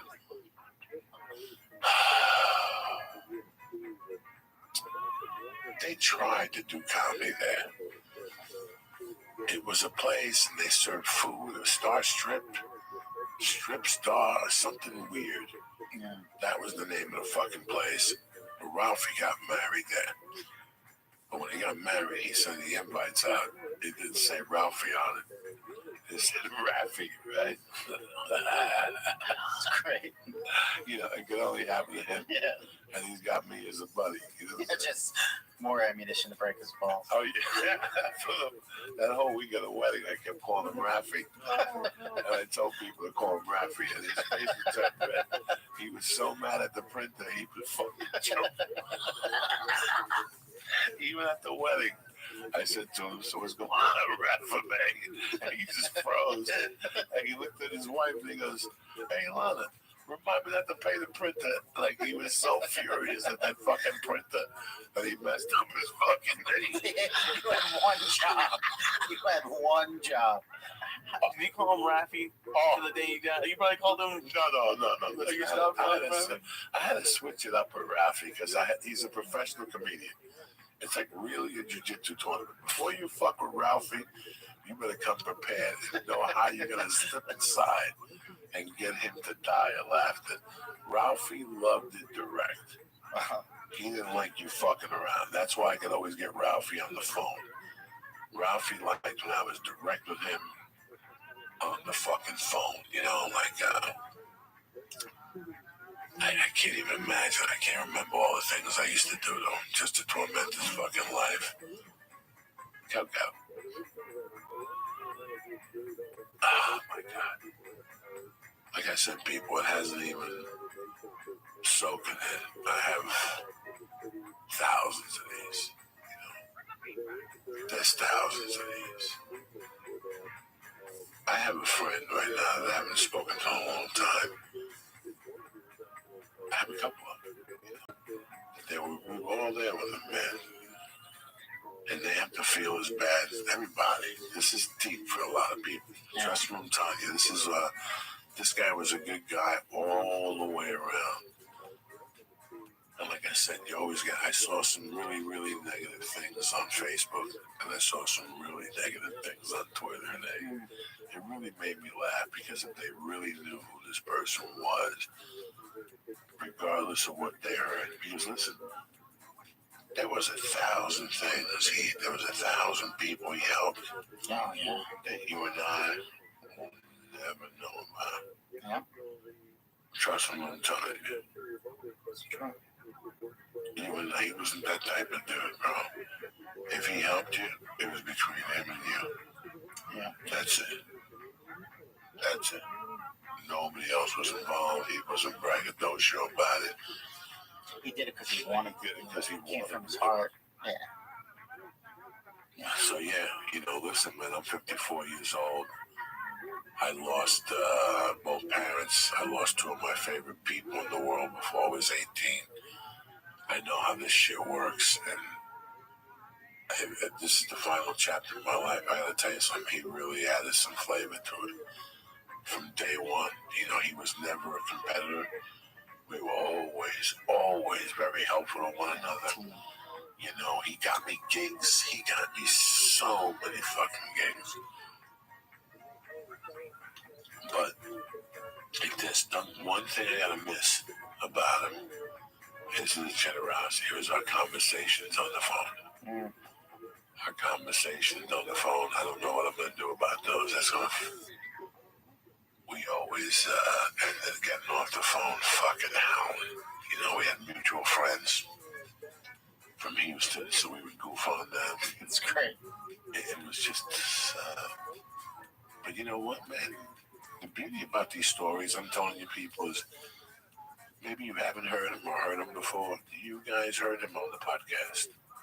You guys felt his tenderness. You guys felt his loving. You guys felt how much of a good time he would have, We all knew what he was going through. You heard the rumors, or you didn't hear the rumors or whatever, but it didn't matter. Every time he came on here, he gave it everything we had, again. And I hate this.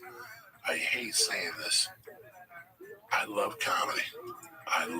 Listen, who doesn't love howling? I'm not talking about Saturday night. That's so witty. It's so politically. Oh my God, it's so socially environment. No.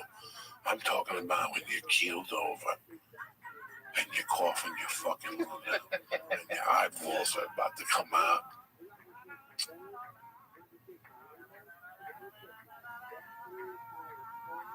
It's a weird thing for somebody to make you laugh that hard,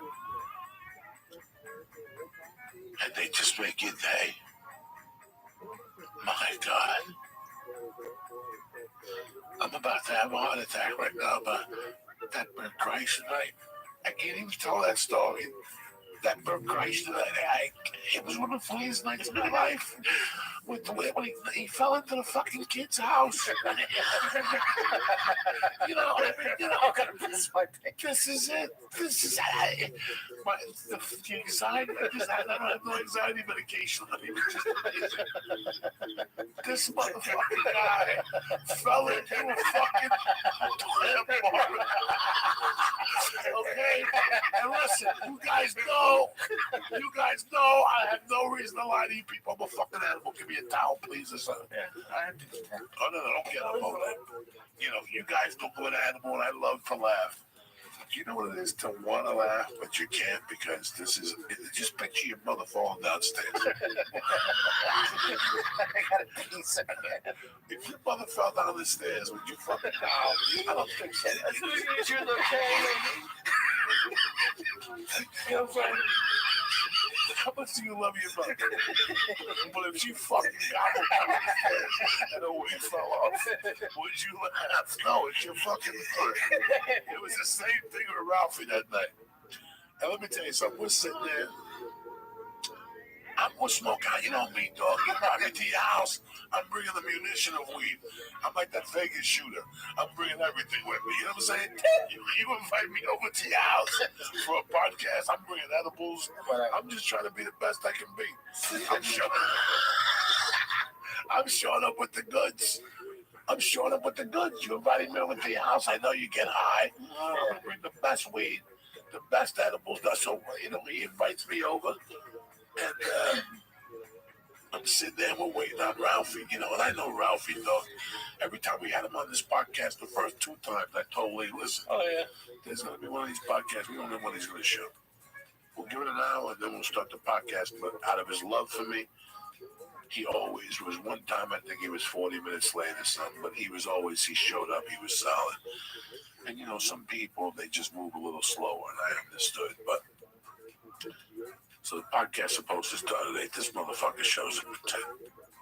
He sits on that fucking chair. You hear the wood creaking the whole time. We do the podcast. He's fucking out of it, guys. Now, when I tell you out of it, we're family. Something else was lingering. If you want me to lie to you, I can't lie to you. Something else was lingering in the system. He's my brother. Being heavy, he's my brother. I don't say nothing. It's not for me to judge. We wrap up he's smoking the vapor pen. He just had that fucking pneumonia. Remember when they carried him off the ship? And I asked him if he tipped over the helicopter and all that shit. You know, I used to torment his life. How many people had to carry him and the whole thing. They took him off the ship and he went to the hospital and he stayed there for 3 weeks. And they put a tube in his lung. So when he came home, he obviously took the tube out. He couldn't smoke reefer, but he was hitting that fucking vapor pen. Now, I gotta tell you something.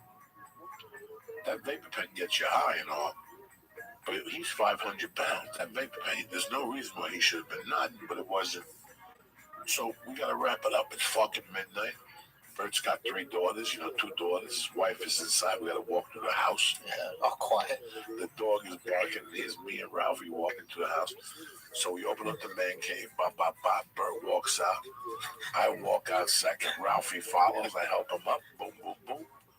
Me and Bert are talking about whatever the climb, whatever the fuck two comics talk about. What club you going to next week? And all of a fucking sudden, you hear ba ba ba ba, but you heard wood smash. Like when you hear wood smash, it's real. Like I thought somebody jumped out the top of like Green Cow Samurai or something. I turn around and it's fucking Ralphie smothered with wood and splinters. He just broke fucking this whole thing. Poor little girl. I mean, oh my God, it was something that,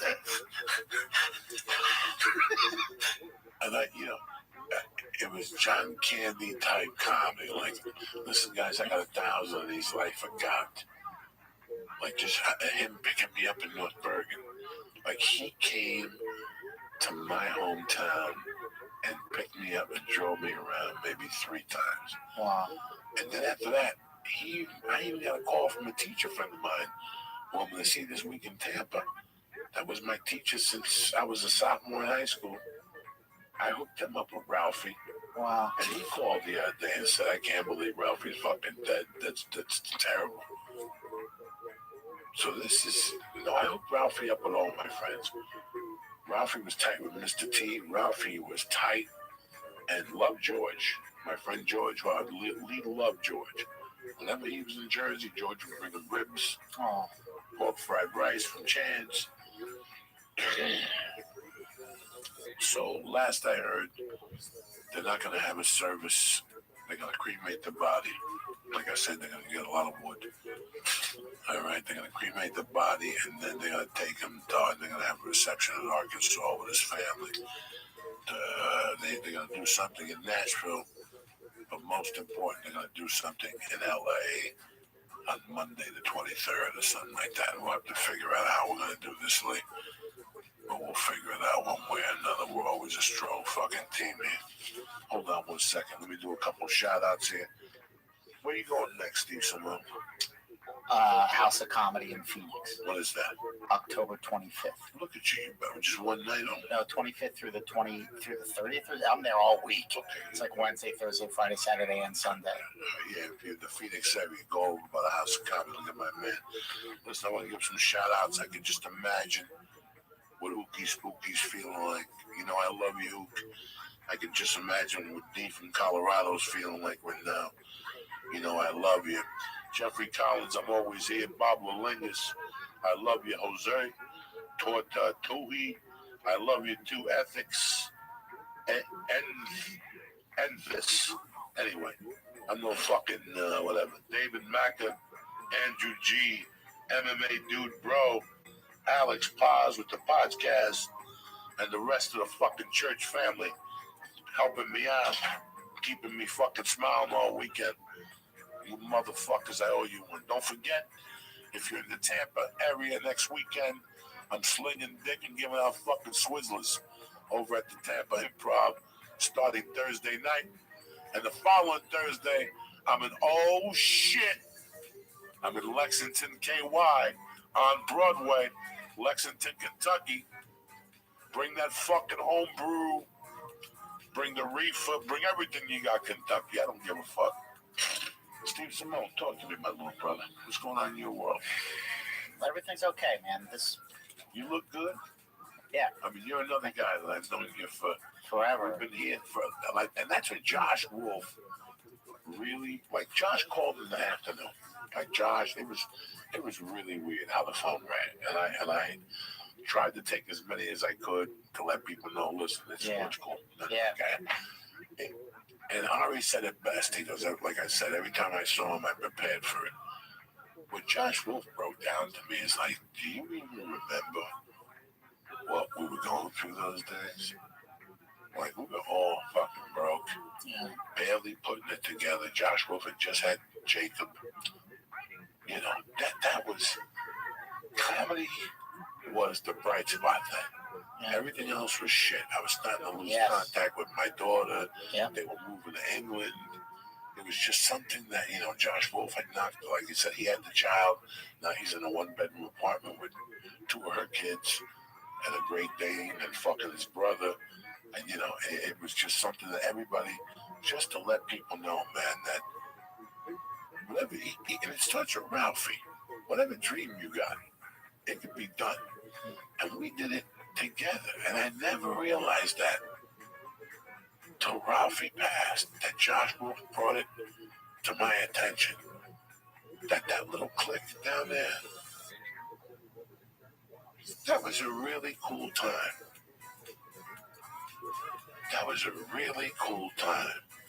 And even if I wasn't going to Montreal, there was only one person who believed in me back then, and that's Mitzi Shore. That was good enough for me.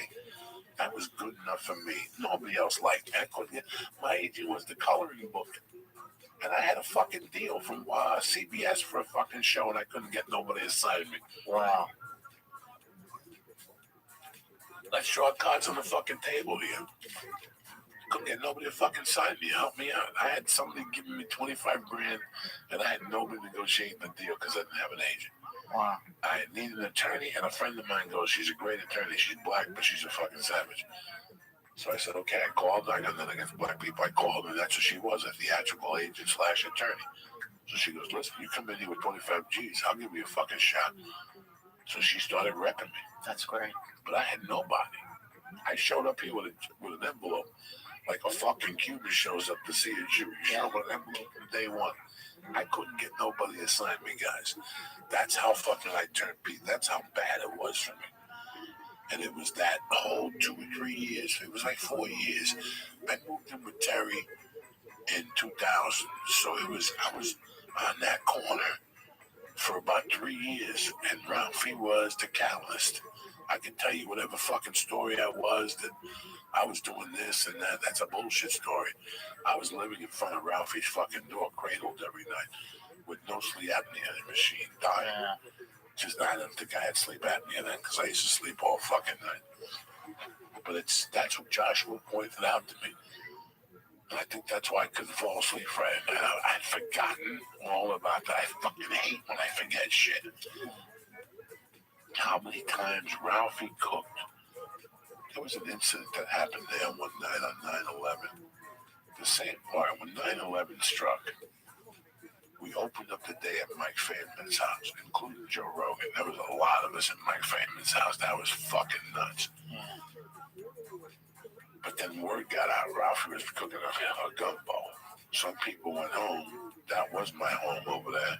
Yeah. I was living with Terry at the time. I remember going over there that night, and I forget who was there. And here's Ralphie living on peanuts. It's 9/11, 2001. 2001.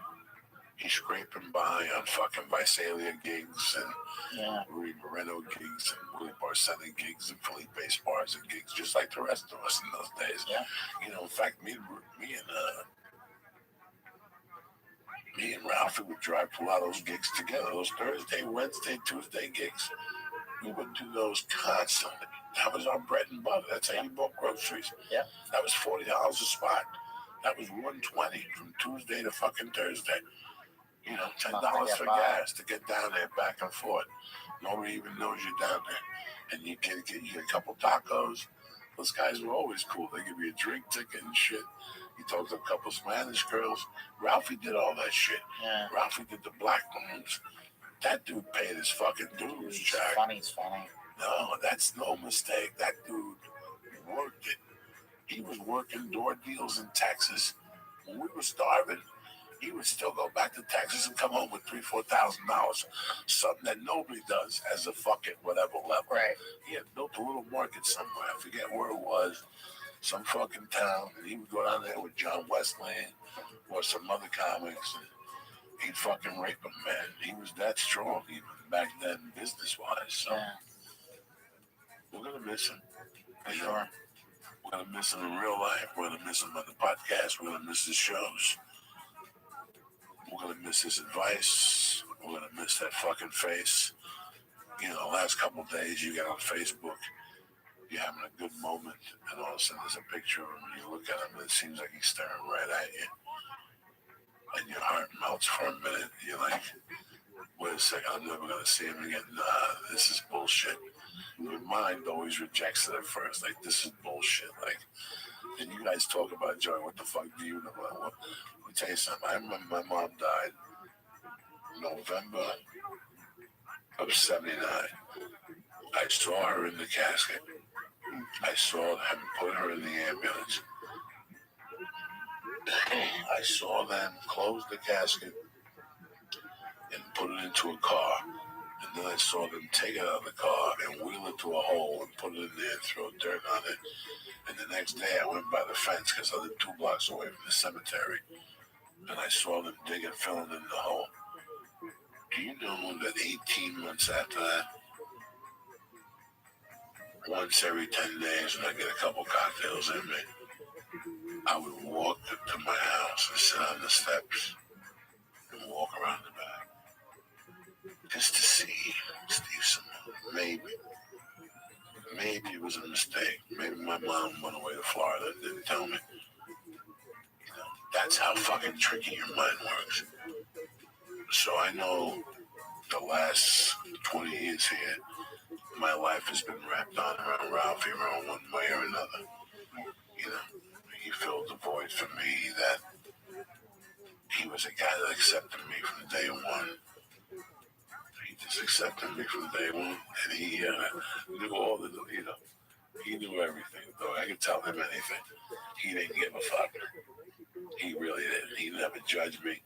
That's what made me love him more than anything in life.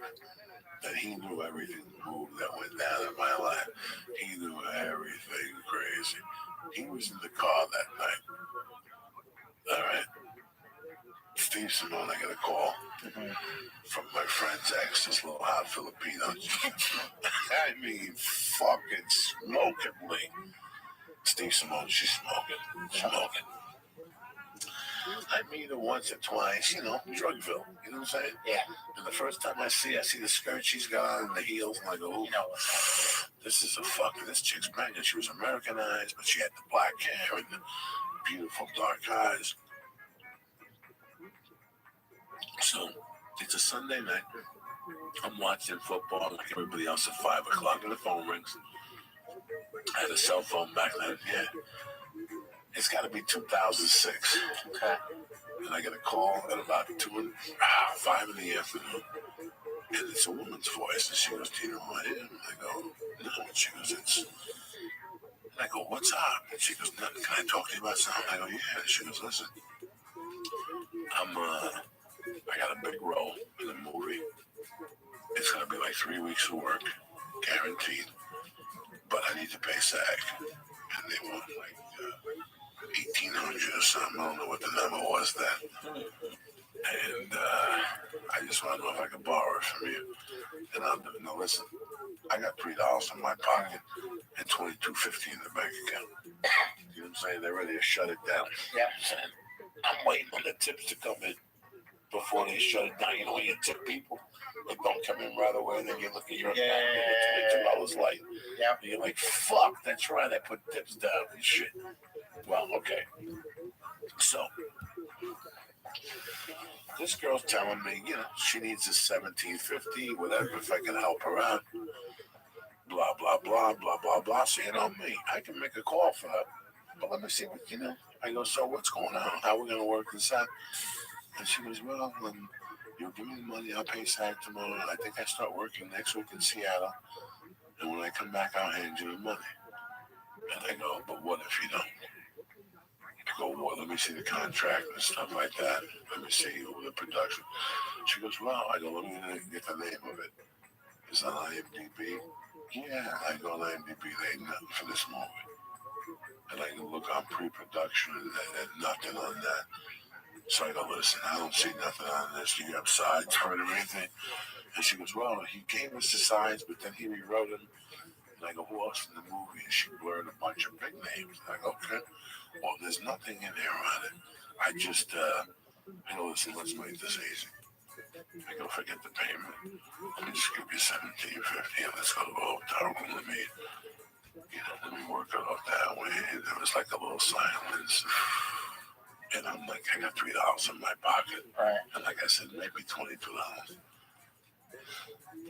She's like, so what do you think you want to do? She's like, she's a little shy. She goes, what do you want to do? And I said, I'll eat a little monkey and maybe I'll give you a whole stab. And she goes, and there's like a little pause in there, you know.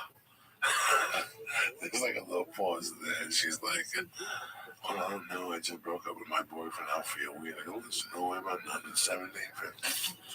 Nobody knows nothing. Don't worry about nothing. I'm tell you $17.50. The $17.50 you don't have. Yeah, but I gotta push the envelope, right? So she's like, so what do you want to do? I go, let me go over here, give you a stab and eat your monkey. And she had, I go, let me come in your mouth and shit. She goes, well, I don't do that. I go, listen, for $17.50, you gotta do what you gotta do. You know me, dog. I'm a savage. Yeah. And there was silence, right? And she goes, okay, where do you want to meet? And I go, where are you? And she goes, well, I'm close to like, I go, well, listen, is there 4 Seasons right close to you? And she goes, yeah, there is. Marina Del Rey. I go, let's go there. I'm gonna get a suite. I'm gonna fucking fuck you for fucking 10 hours. She said, well, no, I have to leave by like 2. And I go, bring the skirt. And I started just taunting her. I go, bring the skirt, bring the heels, bring the Catholic skirt, bring the dildo. And you can hear her like, oh, this turned into something I didn't like. So, okay, I hang up with her. I'm giggling. I get a little giggle just to see how far I could push it. Yeah. In my mind, she's never going to call back, right? It's like a prank phone. Right, it's like a prank phone call. I'm sitting there watching fucking TV. Forget. Right? Totally, yeah. I'm sitting there watching TV. I forget, and the phone rings, and boom, Ralphie May. What's up? What's up, dog? I'm downstairs. Let's go get some food. Let me hook you up for the week. It was a Sunday. I wasn't expecting Ralphie on Sunday. Yeah. Ralphie always came back on Monday, so I either get a call Monday night or by Wednesday he'd show up and let's go buy a pound of weed. Yeah. But this was a Sunday night, so I go, all right, I'll be right down. I take a shower. Ralphie's downstairs in a brand new fucking car. I get in there, he hits me 200 right off the bat. You know, Ralphie was just pimping back then. We get in the car, we go over to Kushmart, we buy another $2,200 worth of weed, and now we're going to eat sushi somewhere. We weren't going to an expensive place. I forget where we were going. And next thing you know, my phone rings. I look at the phone, and it's this chick. So I answer, Ralphie, I want to pick this up. Don't say a word. Don't laugh. I go, this chick wants me to give her $1,700. And I'm telling her she wants to suck my dick and all this stuff. And he starts, Ralphie, stop it. Don't say a fucking word. Beep, what's going on, love? Okay, so where do you want to meet? I go, did you look at the directions?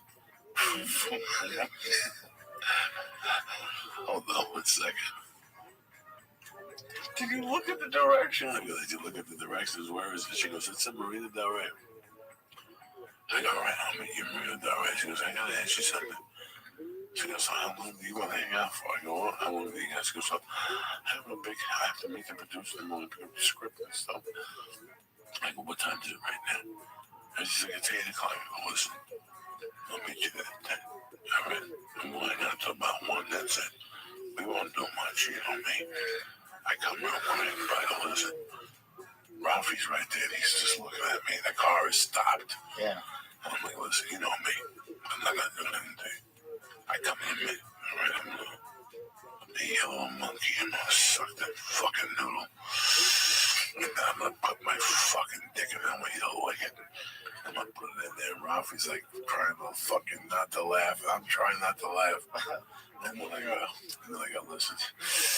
And then I'm going to flip you over. And I'm going to lick your ass out. And then I'm going to light that asshole on fire. Right? And all of a sudden you hear like a pause. And she goes, can I call you back? And me and Ralphie died. And I'm like, listen, okay, call me back. And me and Ralphie are fucking dying. I tell Ralphie, because I forgot all about it. I tell Ralphie the whole story and we're dying. Listen, I forgot how I told her it.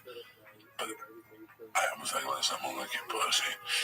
I'm going to fucking stick it in your ass. And then I'm going to fucking, I'm going to put my dick in your mouth. I want you to suck it and get it hard. I'm going to flip you over. I'm going to lick your ass off. I'm like, and then I'm like, yeah, it's all on fire. Like I just acapella this.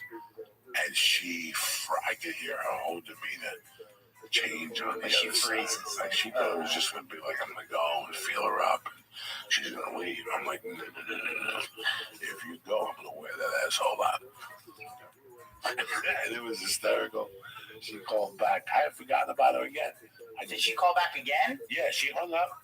Said she'll call me back to see if she can meet me, which I knew she would never call back just from her reaction on the phone. Yeah. I knew she was never going to call back. And while we're eating sushi at that place on Sunset, now I know where we were, she called back and go, Ralphie, hold on, it's her. And I'm like, what's going on? She's like, listen, it's off. I got my uncle to front me the money, and I can pay him in 3 payments. Thank you, though. And she hung up the phone. And about a week later, I was on fucking Facebook, and she unfriended me. Oh my gosh! Hilarious, ridiculous. But listen, I thought if I tell the whole story, she was talking to me from day one. When I met her, the first 2 or 3 times I met her, she had a guy. She always had a boyfriend with her.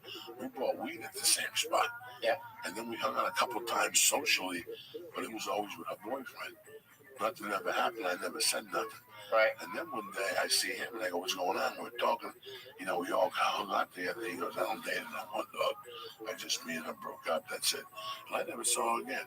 Yeah. I never thought of her, nothing. And one day, dog, I'm walking, I hear beep, beep. And I look at the car and it's her with a low-cut blouse. Right. No bra on. Those medium raw breasts just staring in the face. The sun bouncing off them. And when I get to the car, she's got like a mini skirt on, and you can see the black underwear. I'm like, oh. And she goes, Uncle Joey, I need help. I go, what's up? She goes, I need like $55 for gas. I go, sure, $55 for gas. And I said, I got like 42 bucks on me. Take this. And I was a complete gentleman. I just thought that maybe, you know what? I'm an older man. Maybe I'll show him my monkey. And I'll move on with that. But something else happened after that I could see she wanted to play with fire. Yeah. Like about a month later, she did something. She didn't name your show. Yeah. Playing with fire. Playing with fire. Like she didn't know that I would take her ass to the hoop. Like she came back for more money. And I didn't ask her this time. Like I was like, I didn't think about it really. Yeah. I didn't see the pattern coming. And then she asked me for money the second time. And I was like, wait a second. Something. She just bumps into me on the street. Yeah. She looks like she just came from a photo shoot from a barn with no fucking bra on and black undies on. And she gives me a glance on monkey. She knew what she was doing. No, she needed headshots or something. And then something else happened, and I was like, something's not right here. Yeah. Something's not right. Let's see where this is going to lead. And sure enough, 6 weeks later, she falls into the clutches of death. She calls Uncle Joey and tries to bang him out for $17.50 on a tit show and maybe like a finger bang and I love you and all this shit. And I was like, it ain't gonna go down that way. Number one, don't shave your monkey. She's like, what? Once you tell them that right off the bat, you just destroyed everything. There's no comeback for that in that little girl's handbook. When the guy calls you and says right off the bat, not even hello. I opened up, but don't shave that monkey. What are you talking about? Don't shave that fucking monster. Don't shave it. Leave that fucking hairy monster. So what are you talking about? You don't fucking talking about. Hilarious. It was hysterical. I psychologically broke her. She actually thought she was going to call me and trick me into just me giving her fucking $2,000. I'll give it to you, but you got to work a little something. You got to look a nut. Something. You know what I'm I saying? gotta go to the bathroom. And So if I take a break. And Ralphie's keeping it together during all this. Ralphie, how? Hold on.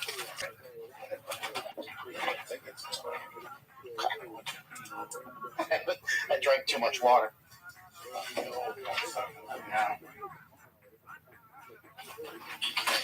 When she called into the car, I never thought I was going to get that call. So I had to bring it down to Ralphie real quick, like what was going on.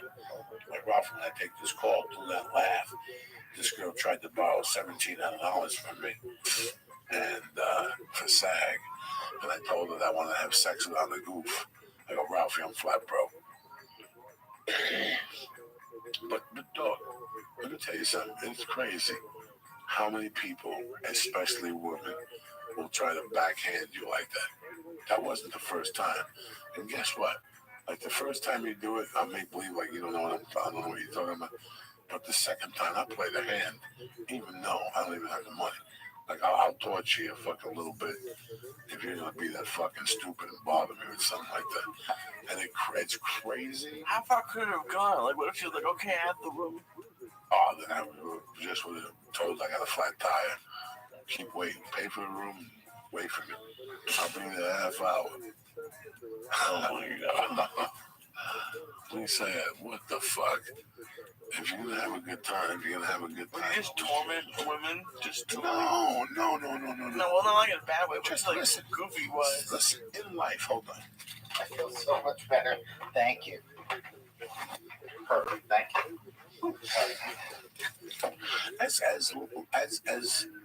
And that, I have to explain myself on something. As my friend here, Steve Simone, who was one of the nicest people in Hollywood and the nicest people at the comedy store. There's a lot of nice people at the comedy store, the young people, but Steve Simone's one of the most respected guys, just sweetheart of a guy. When you first got to the store, how many swindlers were there? All of every. Okay. Yeah, it was a different place. Now, what was the percentage was men? 95%. Yeah. She was a female swindler. You know, and you bump into female swindlers sometimes. Yeah. People come at you in Hollywood with a good heart, and there's a lot of people who take advantage of it. Absolutely. It happened to the kid who died. It happens to a lot of people that have a little bit of money and they come out here. Somebody finds out you have money, they latch on to you. Yeah, there's a lot of desperation out here, and there's a lot of people coming out here for whatever reasons, and it makes them a vulnerable target. Yes. So it's sometimes most of the people that approach you are male, but every once in a while, it's females trying to put you together, and that's when you don't have money. Yeah, I was trying to get cranked on. I didn't have money. When you have money and you're young in this town, they come out from all directions. I had a friend once that got on a TV show. He was on a TV show, popular show for like a year. He wasn't even a main character, but he was a big time agency in 1999. It was a drama. He was a comic from the Comedy Store. He was like one of those Sunday guys. Okay. But he was acting. And I remember he was like with a shit agency. And he went in on one of those cop dramas on CBS and got it. And that's when they used to give you, you know, 17 episode orders. This was an hour drama. This kid disappeared and was making buku bucks. I forgot what the more was of the story. Swindlers. People coming at you. Oh, fuck. I'm sorry. Oh, no. That's right. So he was like not the number one guy in the show, but the show was popular on CBS, and people would recognize him from time to time. He goes, he moves into this fucking building, and he goes within the fucking fourth day. He sees a girl in the elevator, and the girl says, "So you moved in here? Yeah. My name is whatever. I'm whatever." She makes believe like, you know, everything's cool. He says, like a week later, I bump into her again. I start talking to her. She says, we should go out sometime. At dinner, he goes, I'm just being casual with her. I didn't even hit her up for sex. He goes, I wasn't even thinking about it at that point. You know, we weren't even in that realm. And out of nowhere, I tried to be honest with her because two people came up to me at the restaurant and said that they liked the show. So when I tried to tell her what it was, she played it off in a weird way. Like she knew. So he goes, they're driving home. And he's taking her back to a car. And she pulls over and she goes, listen, you got me out with something. And she thought it was like a ride to the house. Maybe she had a flat tire. She said, listen, I'm going to buy it. Can I borrow $3,000 from me? And he said he had never, ever, but if you see this guy, you know, let's say his name, I don't want to embarrass him, but if you see this guy's a really good looking dude, he's buff. I think he's still around. I don't know. But he said he wanted to go home and cry. First date, whatever, met her, hello, goodbye. This is a different world out here. You know, there's a different world out here, and I'm really sorry that they're not having a memorial, like a big-time memorial somewhere. Like, I think they're going to have one in Nashville. I think I'll have to go to one of them and pay my respects, you know what I'm saying? The one in L.A. is going to be a little bit too what's the word? Phonyized. I think TMZ will be there and all that shit. And you know what? That's the last thing I want to fucking do on a Monday night. I got a podcast with you cocksuckers. I've been friends with him for 20 years. I went through highs and lows of him. You know what? I don't need to stand in line and make some stupid fucking speech in front of a bunch of people that at the end don't give a fuck anyway. They just want to be where the hot place is going to be. And I'll be here with you motherfuckers doing a podcast. What What else? You gonna tape a CD soon? You gonna make a kids book? Every time I talk to you, listen. I got a little web series called "It's Still Broken." Okay. I have a buddy that can fix everything. So he taught me and Eric Griffin last week how to fix a toilet, which is I actually learned how to do it, which is good. And then I showcase for hopefully I'll get that Comedy Store special, which would be great. And got the road coming up. Who wants to shoot in that? Well, I think the store wants to do it themselves. They have different investors, but I showcased. I think they're gonna get one to Ingram. I showcased. Jesus Trejo showcased. He's a good kid. Jamar Neighbors. A lot of funny young guys were up there showcasing. So hopefully I got a shot. You gonna shoot them all in the main room? I don't know. I haven't heard any details at all. That'd be great. The main room looks like it'd be a great place to shoot a little something from people back there. You know, years ago, I want to congratulate Felipe Esparza again, but I also want to congratulate my dear friend who was one of the guys that put the whole thing together. He started as a comic, remember? He used to open up and worked a lot with Jimmy Schubert. He's out of Florida.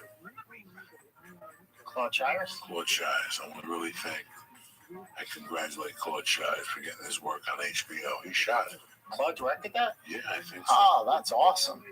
Yeah. So 2 Comedy Store guys, 1 special. That's awesome. Yeah. So that's what it works out like. So I want to congratulate him too, and thank you guys for supporting that special. Anything else you want to tell these fucking savages? Talk to me, baby. Talk. Just like what you said before. Just tell the people that you love that you love them and hug them. You know? That's the lesson. What do you want to say about Ralphie? I know he loved you. I mean, he'd come in here and he would call me and I'd tell him what type of torture I'd be doing to you. And he would add some techniques to torture you with. Well, I get the question a lot, like, who's my favorite church guest? And it's hard, like, we get a lot of great people in here, and I don't really have favorites. It's weird, but it was always great when Ralphie would come. And he was one of the few people, though, I met who was who they were, like, who I wanted them to be. Like, I grew up a fan of Ralphie. I remember Last Comic Standing. I remember the special with the orange jacket, and he was great the first time I met him. Gave me a big hug, and we were at an office a few blocks away from In-N-Out. And at like 1 a.m, after I think the whole podcast was you like joking with me about losing weight or something. And then he asked me to go get burgers at In-N-Out. It's like, man, I'm going to try to be good. And later you're like, you should have gone. You would buy like 20 burgers and give you like $1,000. I was like, oh, I didn't know. But I'll never forget the night with the yellow snake. That's one of the best nights of my life. What happened with the yellow snake? His bracelet, his son made him. That when we were doing that stuff, it actually did calm me down to like focus on it, but then when he scared me with it and freaked me out, that like what's funnier than that? He is. I'm definitely gonna miss him doing the podcast, but I'm gonna miss him more. Like I said, our conversations on the phone. Sometimes I'd be having a rough day, and he would call me. And I would just laugh. I'd ask him where he was. I'd know exactly where he was. I'd make a local reference. We'd laugh for a while. It's going to be a big fucking chunk. But like I said, right now, I'm just processing it. And you guys were fucking great. That's it. That's it. It just sucks. It's weird dealing with. It's different dealing with it as like a child, and then dealing with it as an adult. No, since it's happened, I've had a weird feeling that I know. It could be that burp. Sometimes you have a little burp twisted behind your heart. You go to the doctor, they'll tell you go take a good fucking stomach and get shit, and watch that little pain go away. You got a little backup back there. You gotta eat more vegetables and shit. But no. I know you people are hurting and we're fans. And thank you very much for all the support. I want to thank Steve for coming on and sharing. We personally know him personally, and you guys know the deal with me and him. I wish him peace. Me too. I wish God heals him. Amen. For sure. You know, right now, like I said, I'm a Catholic person, and I get to see seeing Marilyn hugging her right now. David Crowder and Freddie Soto, and they're just hugging each other right now. Yeah. Going, what happened? And they're like, I left Coco down there. He's got my babies. He's got Lisa I had, you know. Right now, he's hugging Marilyn and they're hugging. And remember when I deep fried the turkey? It's going to be Marilyn's 10th year anniversary next month. Oh my God. It's the 10th year anniversary. Doing blow, 10 years. Never did cocaine again. Fucking tremendous. Life shifts. If you're down, don't fucking write it down. You just heard the fucking stories that made, you just heard the stories that I have from one of the greatest fucking comics I ever came across. And I judged him as a comic on stage, but he was like the Roberto Clemente of comedy. He gave everything he had to his fans. He gave everything he had to his family, and he gave everything he had to his friends. You're hearing it from me. Do not believe anything else you hear. Listen, he did his fucking reefer. He did a couple fucking drugs from time to time. He smoked his pot. He loved his children. Everything he did was with them in mind. Trust me, I'm telling you, we had deep conversations. I don't know what's happened in the last 2 years, and I don't want to know. It's none of my business. What's my business is that he's in a better place. He'll always have a piece of my heart with him, and I'll have a piece of his heart. And I thank you people, because I don't know how I'm going to deal with this from time to time. And listen, guys, I can feel that.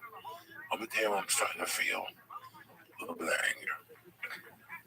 I can't lie to you people. I felt it today. I fucked up today. I got caught. My wife didn't go to church today, so I got caught up with them. I couldn't go to jiu-jitsu. And it was a big fucking mistake. And I had 2 kids' parties. So I couldn't even work out today. It was one of those days that 140, I could feel anger. And it's all directed from Ralphie May like that. It's starting to hit me that way now. So now I got to deal with that. I got to go to jiu-jitsu tomorrow and do 2,000 fucking jumping jacks and burn that fucking bullshit out. That's what it's doing to me, because I felt it today. I took blood pressure medication. I was like, this ain't bueno, cocksuckers. But I'm not going anywhere. I'm getting my checkups. That's another thing. A lot of people sent me messages saying, I'm with you. Guys, Steve Simone, am I a different man or am I a different man? Absolutely. I drink water all the fucking time. Last night I drank a fucking little bit of soda with this mamook over here, with Moose Jr. And I had a good time at Big Price. Pizza with It was really nice at Big Price. No, I didn't have the fucking pizza with the pesto and the goat cheese.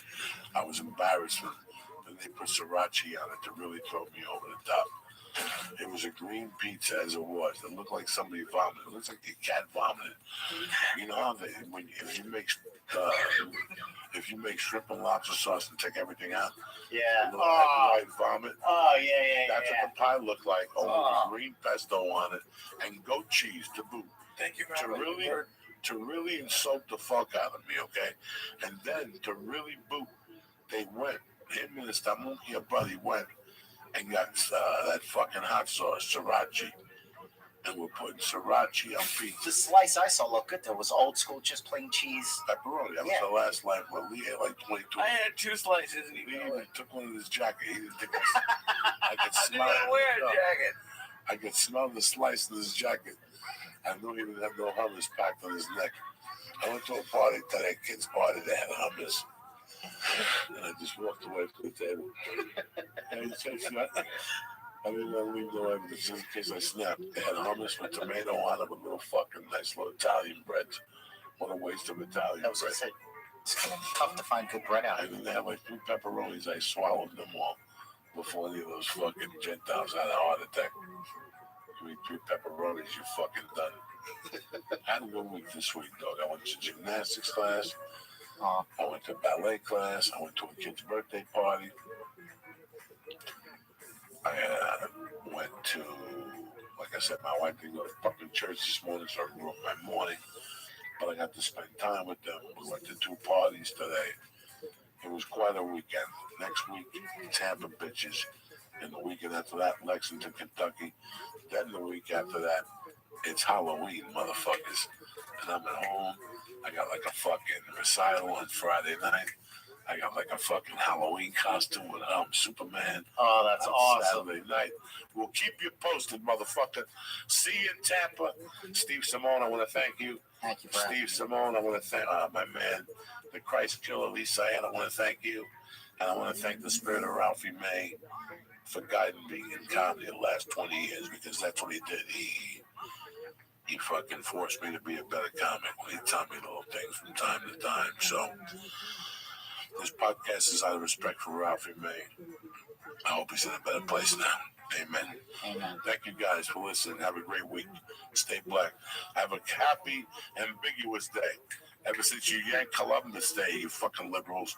Now what are you going to do? Anyway, listen to my church people. We all want to eat better. Like I told you in the beginning of the show, right?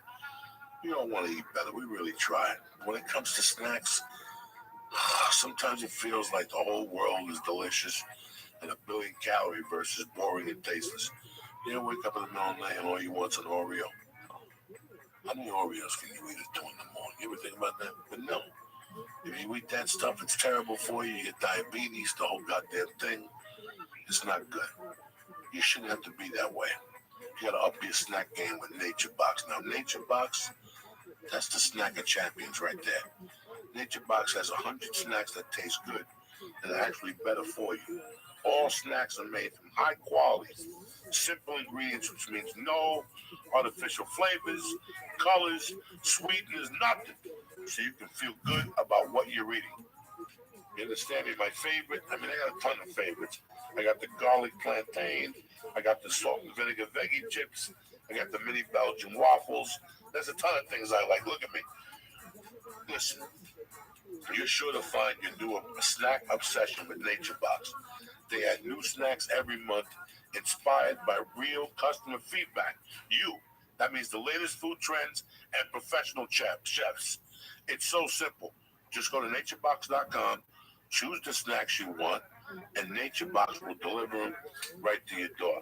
So you go over to the page, you see what they want, or you're in the you go to the bestseller page, you got the white cheddar caramel popcorn, you got the cheddar and Hatch chili crackers, you got the garlic plantain, the sour cream and onion straws. It never stops. The almond butter, the mocha almonds, the pistachio almond mix, the coconut cashews, the blueberry nom-noms. Listen to me. This is the way to go. If you want a snack and you want to feel good, Nature Box is the way to do it. And it's simple. Go to naturebox.com, choose one of those snacks I just told you, and Nature Box will deliver it right to your door. Who's better than Nature Box? Nobody. And there's no risk. If you ever try a snack you don't like, don't eat it. Nature Box will replace it for free. What did I just say? Free. They'll replace it for free, okay? So take a chance. Columbus did. You want to try the garlic plantains? Bam! Try them with confidence, because Nature Box will work with you. Number 2, what I'm going to do for you tonight is this, out of respect. Right now, Nature Box is offering the church of what's happening now. Right now, the family, 50% off your first order when you go to naturebox.com/Joey, Joey. That's naturebox.com/Joey, Joey, for 50% off your first order. All right, listen to me. naturebox.com/Joey. It's that easy. You'll be feeling better about yourself, more confident, and you'll be eating healthy. Who's going to be better than you? Number 2, You people know I'm a gambling enthusiast. You need help, I'm here for you. That's what Uncle Joey does. You understand me? Wait, am I lying to you? Do we not have one conversation or not about how you're mush and the whole thing? And I don't keep you away, from the action because, you know. But anyway, that's not here to say. Why are we talking about poor Lee? Fucking leave alone, Joey. Leave him alone. Anyway. It's football season. It's about 2 weeks away, 3 weeks away from basketball season. Then guess what happens after that? You're 3 weeks away from NFL playoff season. Then it's college basketball and bowl season. And there you are. You haven't made a dime all season. And you know what? Before every game, you're not too bad. Why are you doing this? Why are you watching these games? It's start to make some gains. Start to make some money with this. MyBookie is the industry-leading website that hooks you up with all your betting needs. You understand me? From novice to professional. And and with their great odds, fast payouts, and decades of expertise, you can bet with confidence. You understand what that feels like? To throw a couple G's down and go eat a cheesecake and go to bed and wake up the next morning and know that Gitas is going to be there? That's MyBookie. Your team doesn't even have to win. They just need to cover the spread. What are you waiting for? Lay down some cash and win big today. If you know your team sucks, do yourself a favor and bet against them. If they lose, you'll make money. And if they win, you'll still be happy, all right? Where you bet is just as important as who you're betting on. That's why I'm urging you people to make your way to MyBookie. Why? Because I trust them. They've been around, and you got to take my word for it. Check them out yourself. They have in-game live betting and a mobile site that makes wagering on the go easier than ever. You can also check out the online casino if you'd rather just play a few hands of blackjack or roll the dice with craps. That's how good MyBookie is. So do me a favor, all right? Join now, and MyBookie will match your deposit with up to 100% bonus. Use promo code CHURCH, CHURCH, to activate this offer. Visit mybookie.ag, uppercase. Again, mybookie.ag, uppercase. Use the promo code CHURCH right now. It's this simple. You play, you win, you get paid. Why sit there with a bunch of winners if you ain't winning money? Go to mybookie.ag right now. Tell them Uncle Joe.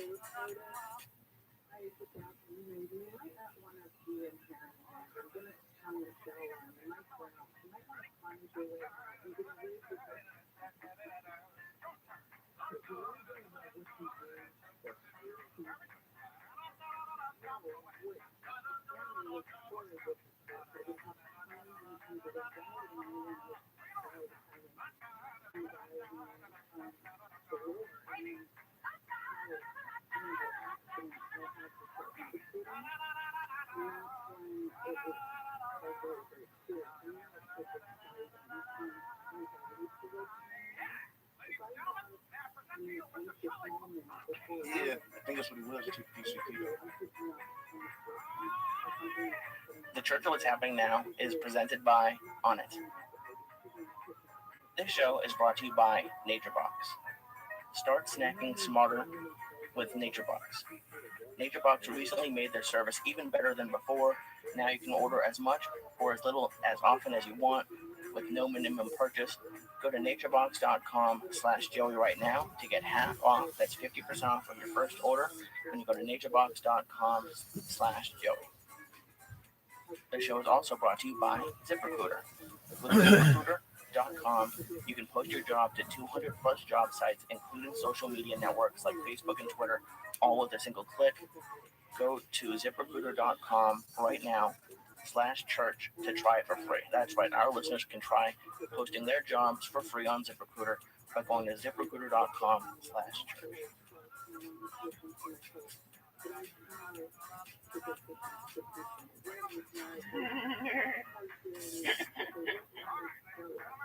Oh shit. I tossed some turn.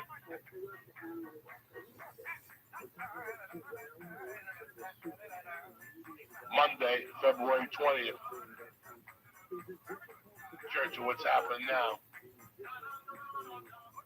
Proud to present my main man, Danny Brown, without a frown. That's right. What up, dog? Lee Sayat. Kidnap me, Lee. That's right.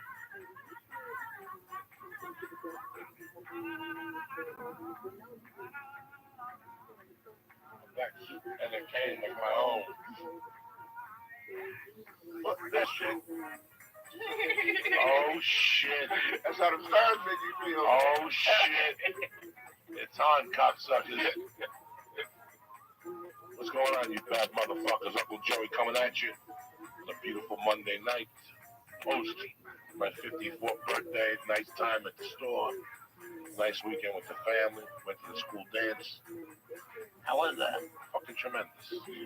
High as fuck. I walked in there. Not reeking. I ate edibles. I walked in there. I had my hands in my pocket. I didn't bother nobody. The church, you know, the fucking hoop. Kids running around. All of a sudden, this dad came over. They came out. This podcast. Nice. I wish I had a flash right now. That's right. And that's thing, I started talking to this dude that was an FBI agent. He's married to a Cuban chick. So my kid and her kid plays together. So I started, my wife told me he comes over. He's an FBI guy. He can't fuck him. So he's gonna be cool.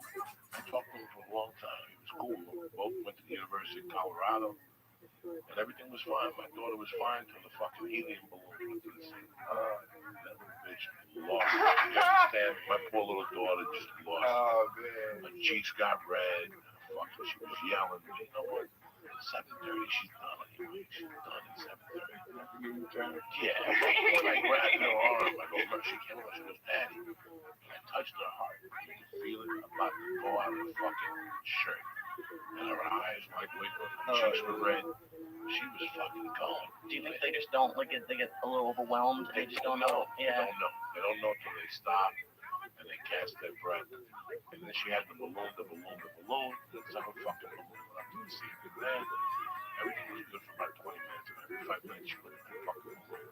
And she tried to figure out a way how to get the balloon. Oh shit! It was great. I was in town and I had the opportunity to do that with them. Yeah, that's the most important. And I'll tell you something, man. It was the best part of my week. Yeah. All week I waited for Friday night. Fucking dances. It's dumb as fucking. Oh, that's not dumb at all. Like you said, man. You don't do that type of shit. You gonna be around, you know what I'm saying? Doing some weird shit. Watching wild, you know what I'm saying? So you gotta spend time, especially, you know, with girls, though. I think that's the most important thing about it. It's one, you know, boys, whatever, girls, like, you know, they just look up to their dad way more than any other man. You know, you set the trait for whatever a man they want to do with everything in their life. You know what I'm saying? The blueprint. It's the blueprint. It's to start with the dad. You know what I'm saying? So she follows me, guys. She's at a different age now where in 3 or 4 months I won't be smoking no pounds. I just know it because she watches my head. She knows I box. she knows you can't hide too much from them. No, they're not. They way smarter than what we think. So I don't want her to smell it.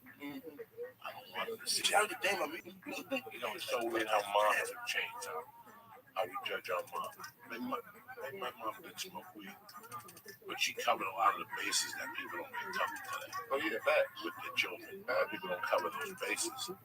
My mom smoked weed and she covered certain bases that.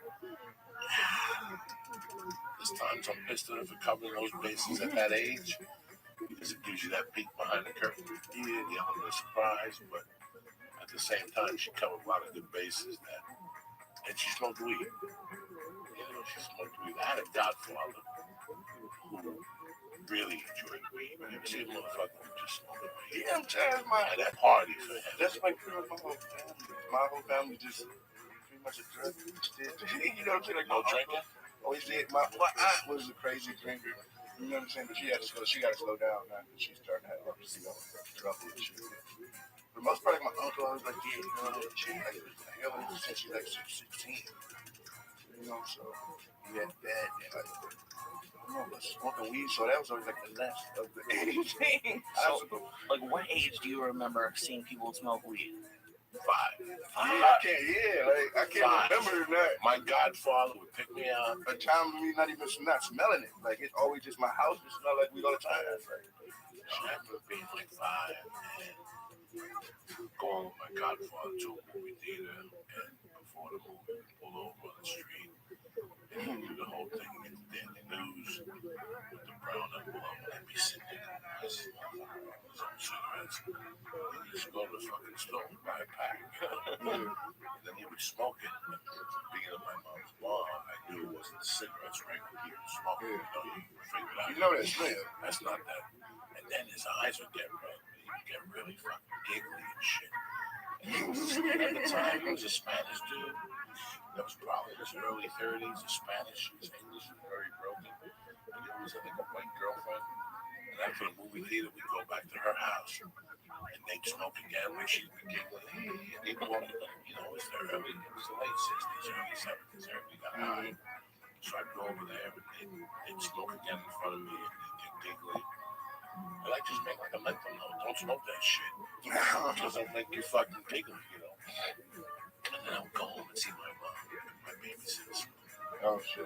What? That's the same.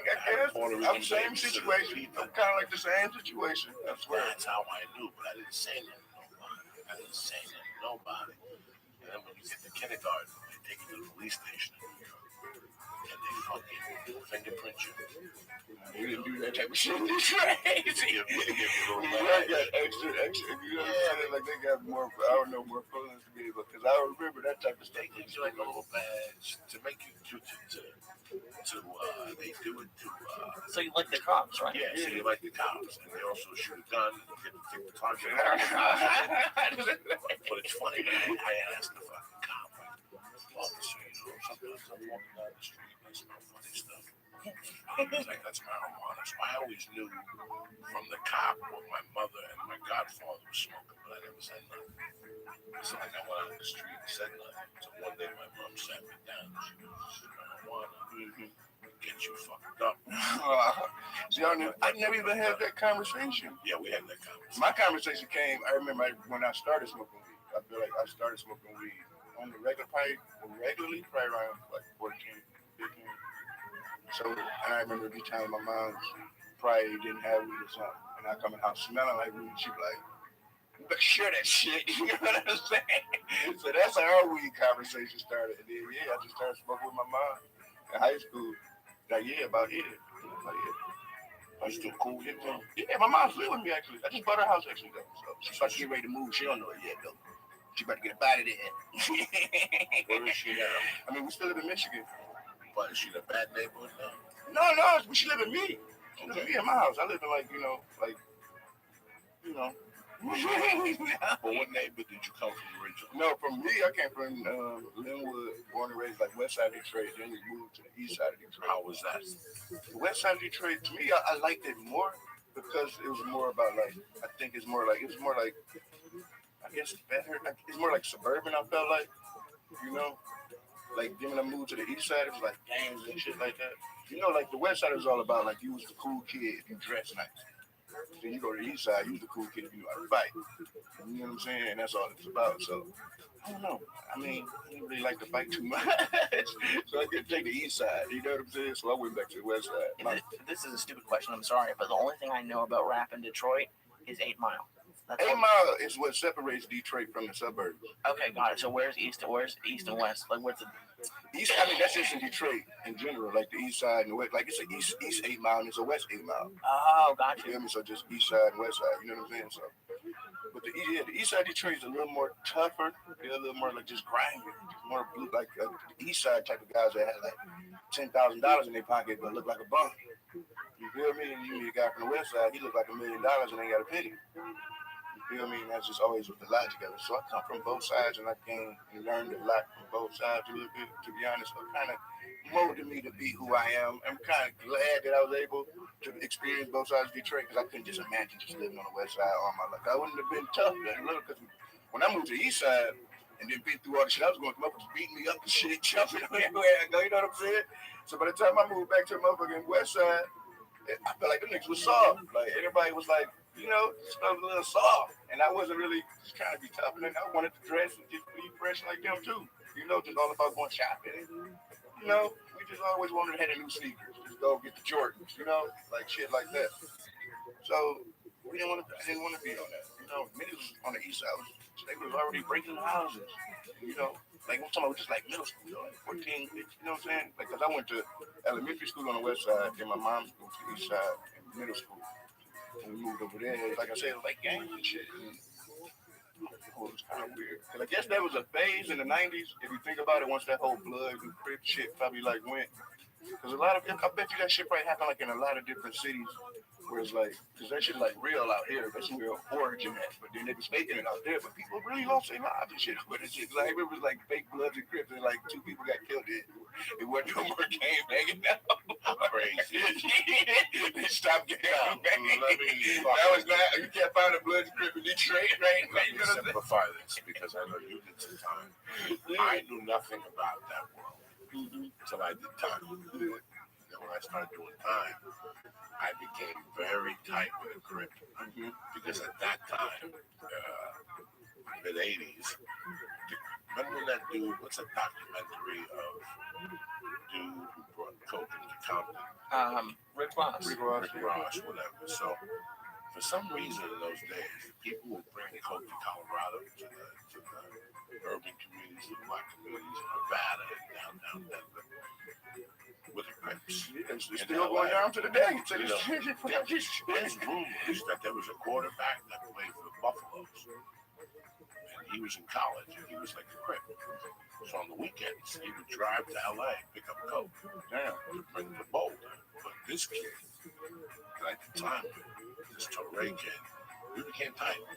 We would in each other's cells every night talking shit, telling stories, listening to Too Short, that's right.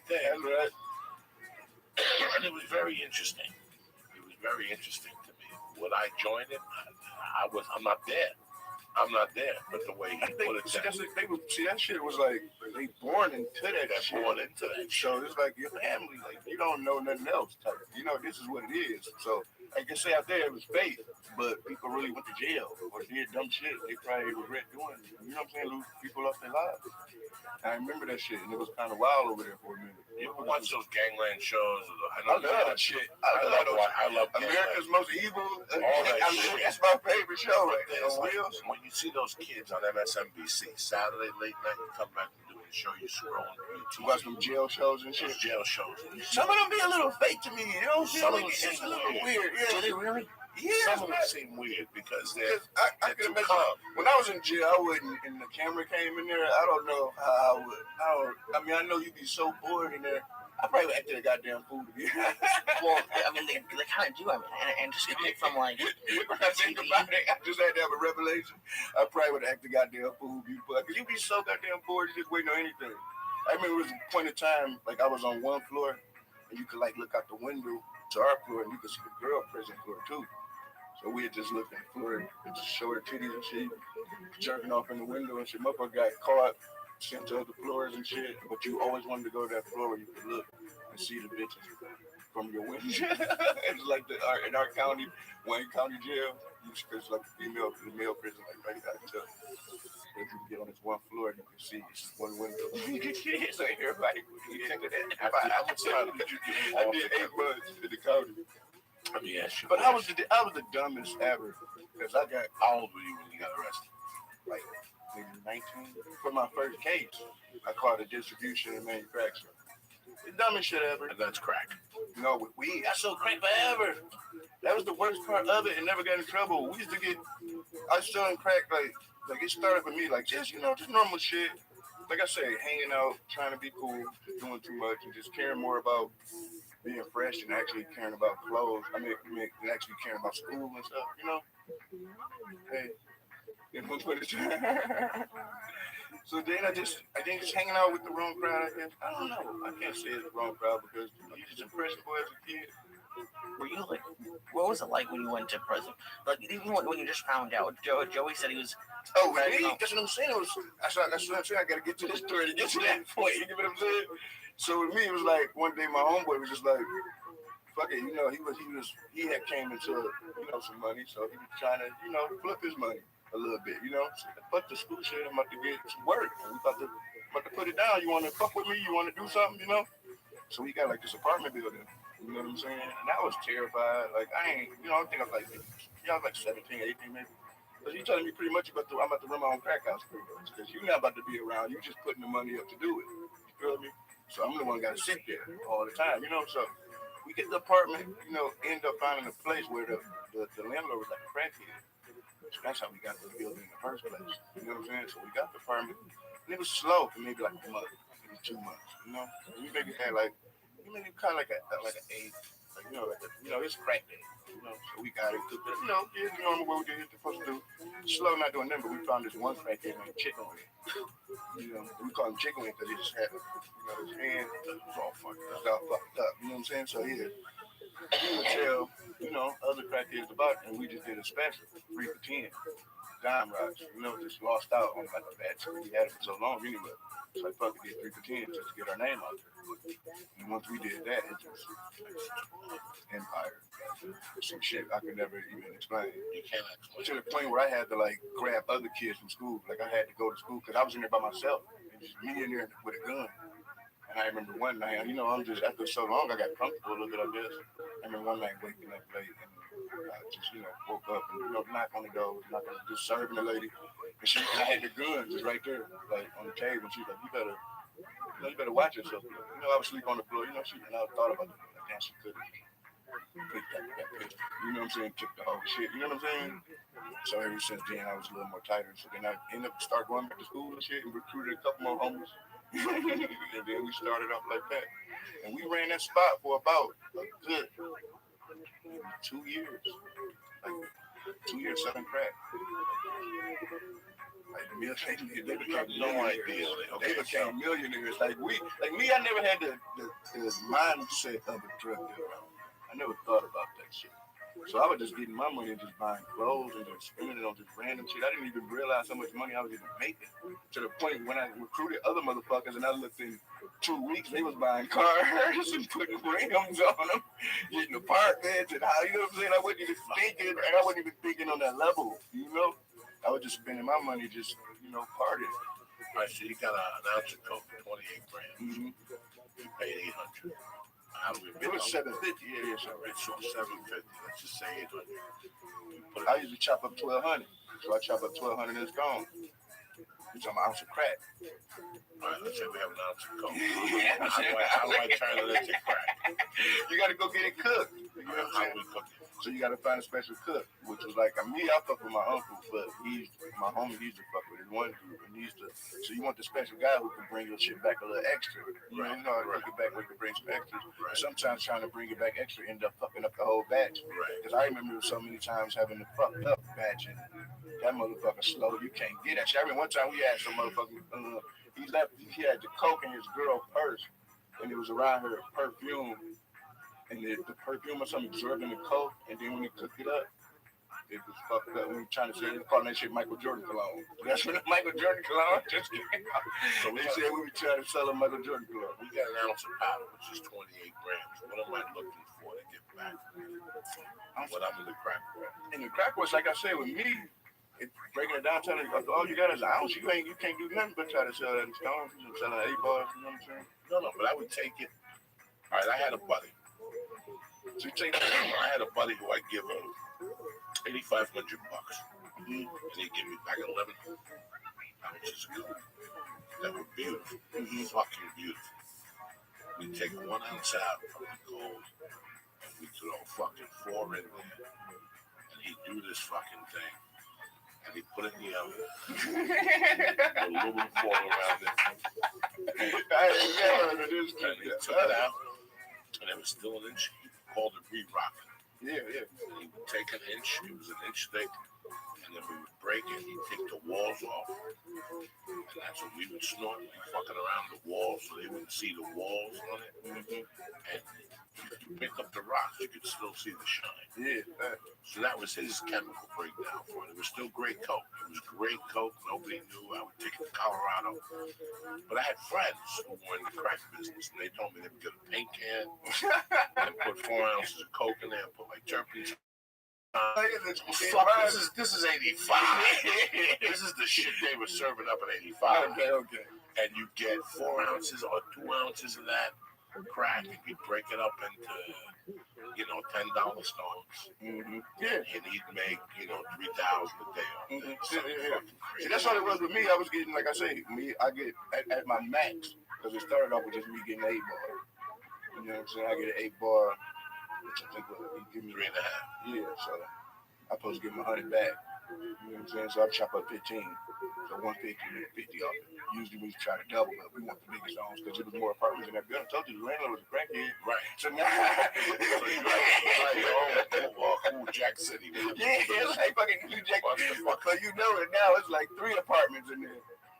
You know what I'm saying? Just fucking work and give the guy fucking 20 so 20 now, a day in coke, bro. So if he give me an 8 bar, and it was I had to get chopped up 15 songs, I give him. Like I said, I remember one time after like somebody had knocked on the door, we had 2. We ended up to the point we had 2 apartments, like an apartment building across from each other. We kept it working that way. We do that. And I remember just going in the hallway, and in that time, like shut out like 3 8 bars in stones, like what even chopped up. But before I even went back into the other one. Just for motherfuckers coming in the hallway. That's how crazy. This was like late 90s, so like 98, 99. That had to be the end of the crack era, though. There's no one, I feel like, there's no new crackheads now. Like, no one just thinks right now. Like, I'm going to try. I'm supposed to smoke crack, but I guarantee you, I want to try crack. It's good. Listen, 85 in New York City, you can make a right turn off of Main Street. Let me give you an example. Let's say you were driving on Broadway on 181st Street, and you made a right turn within 2 blocks. 2 blocks. Like within a block, you'd see motherfuckers in the corner just looking at you weird. And they're the ones that don't tell you nothing. They want you to come up to them and ask them directions. And you go, where you looking for? And you're looking to get high. What do you need? I got it right now. But if you went down another block, the more you went away from the savages. They're the ones that run up to your car and hold you fucking your rearview mirror. What's up? What's up? What's up? What's up? What's up? Let me get motherfucking 2 ounces of coke. Yo, Flacco, come on over here. Let me see the cash. You ain't a cop, right? No, I ain't a cop. Let's do this shit, man. When you come on the block from now on, ask for Danny B. I'm here all day from 12 to 12. Lee, it was a business that was being run on the street. And there was 10 motherfuckers on the same street fighting for the same nickel. And guess what? They would all go home. It's fat. And do the cops just not care? Do they not know? Are they? I mean, no, they know. You play that game. It's just part of the. They coming. They gonna come one day. You gonna get caught one day. One day you gonna beat them. One day it's just a part of the game. You know. See, but it's not a game though. You but every day, you know, you're not. That's not. You know, you're not thinking about that. Like that was just not nothing. See, just thinking about the money. You're not even there anymore, Danny, and I'm worried for you. Like it just. That's I'm scary. so away from that life. No, I'm away. I'm 36 years old, about to be in March. You know what I'm saying? So I'm so far. That we talking about 98, 99, like back in that, like that shit was so fucking. But anyway, like that shit got fucked over. Like you saying, we end up being those savages on the block because we ain't had that apartment no more. And those savages would get. Those guys never had dick, and now they're giving them an opportunity to make $300 cash a day. They don't even go home. Those dudes don't even go home because they ain't nothing at home but a fan and the floor. Why go home? Yeah. I'll stay out here all fucking. Yeah, that's how it is. Yeah, that's how it is. You don't go home because you might miss the white dude that comes over with $100,000 that comes over to get coke for his whole neighborhood or weed for his whole neighborhood. Right. Because then I thought, wow, you become the guy. I don't like going into the city. I'm scared. Okay, no problem. Those $20 bags you like, that became 40. Because now you're going into the city. You became friends with Danny. Yeah. And as soon as Danny sees you on the block, you page him before you come over. He's out there waiting for you. What is it about? Guess what? Nobody will say a fucking word to you on that street. Nobody will try to rob you on that street. No, you get, if you have a lot on you, somebody will get in the car and follow you to that fucking bridge. It's amazing how much they protect you because you are their livelihood. Danny's not going to call me and go, Joey, we're on the corner for a Volkswagen with a short little Jew in there and hit him in the head with a stick and take the drugs. There's no money in that. They want you to keep coming back. It's such a weird. It's a business. It's fucking business. It's all it is. There's no other way to bring it down. What we did in 85. But the fucked up part about it is that, like, me, like I say, I all that savage, like, I didn't never get caught. No. I ain't no trouble, like he said with the police. I didn't go to jail for that. I went to jail for weed. That's what got me locked up was selling weed. But I'm gonna tell you why. Because when you sell crack, it's so sketchy and it's so. You know, it's a real world. We know what you're dealing with when you fucking with that type of shit. You know what you're involved with. With weed, it's your homies. It's lead. Is he trying to come over here and buy a bag? You know, they pulling up the music loud. You know what I'm saying? Everybody, they coming over wild time. You know, Craig, it's discreet. Everything was, even though we had this apartment building, it was still like, even when we used to get raided, it was a time we was getting raided like 2 times a week, but no one would never get caught because they had to get buzzed in to get into the apartment building. And who else gonna buzz them in but a crackhead or a person selling crack? So once they come, they at least out there 5 minutes before they even get in, even trying to break the door, because the door was so, it was like not that type of door you can hit with the shit just gonna open. And we would just run straight up. We would just leave out the apartment, run straight on the roof, and go out like a chimney. just sit on top of the chimney. You couldn't get us. We had literally the ounce of weed up there. We just go up there, roll some blunts up, smoke till they leave, come back down, pay a crackhead to clean the motherfucker up, back open the next, back up in a few hours. You feel what I'm saying? That was the rules. That was the way it was. It was fun though. I should say I would do it all over again. I would do it all over again. I hate to say it. But see, I used to go down blocks that were fucking savages, like in the late '80s in New York. See, that's the Cuban refugees came. When those Marielitos came, you didn't know if they were black or fucking Cuban, and they would sit on that street and run after you. But when I got to San Francisco, the Cubans were selling weed on coke and weed on the street. And I told them, I said, guys, you're gonna get nailed every fucking day. Go down to the corner and put a dice game up here. Put a dice game up there, and they looked at me all weird, the same way you did. That's like bringing more heat, right? I'd rather them stop for the dice game. By the time the dice game was getting broken up, the coke dude was running down the corner. Uncle Joey, see, that's Uncle Joey. And the dude was one of those Cuban dudes that sold coke that used to be married with kids.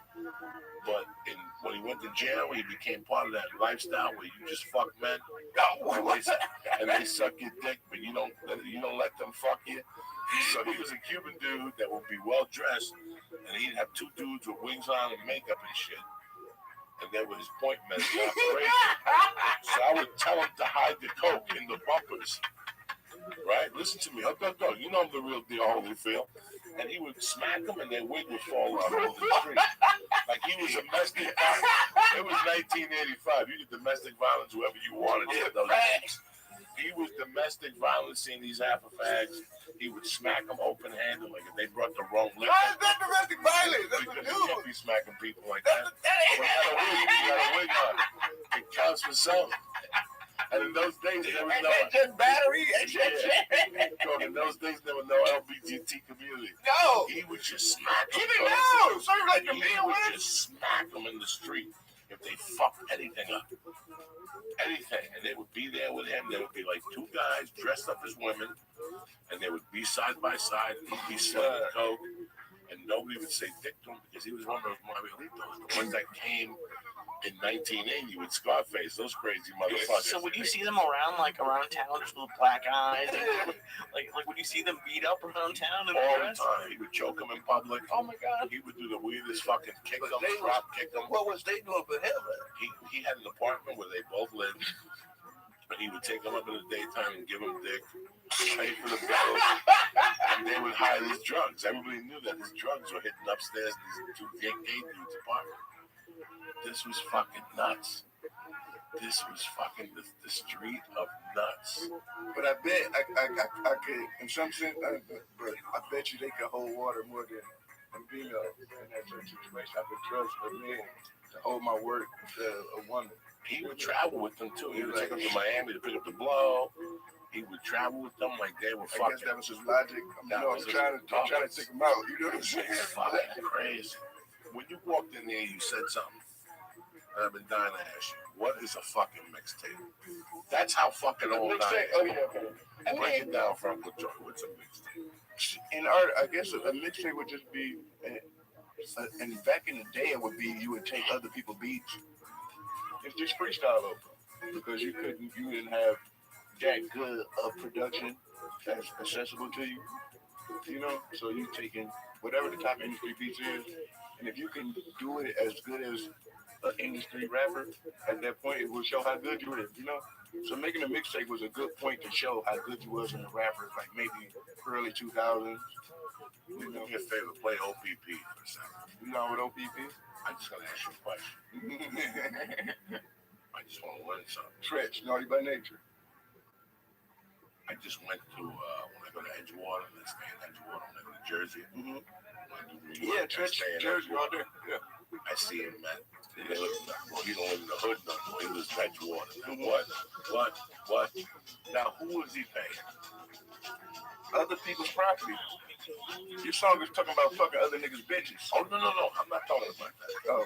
I hear Michael Jackson. Oh. Is this a mixtape right here? No, this is an album. No, this is I know this is an album. They had to clear that sample. They paid for that shit a lot of fucking money. That's why that song's a big hit. They paid it. I bet he probably ain't even make no money off this song. That's a commercial. That's what I call it. When you use a fucking sample that is so expensive that you're not even gonna be able to clear no money, or even like if you use a like me, like with my last album, I like used a part from Jay-Z and Kanye's song. Dip, where I say don't let me into my zone. Just off that alone, I don't even own that record no more. They make more money off that record than I can. Like, you know what I'm saying? Just from using that little part. And then you're not here. Or the dip part. That was like the DJ nasty part from Atlanta.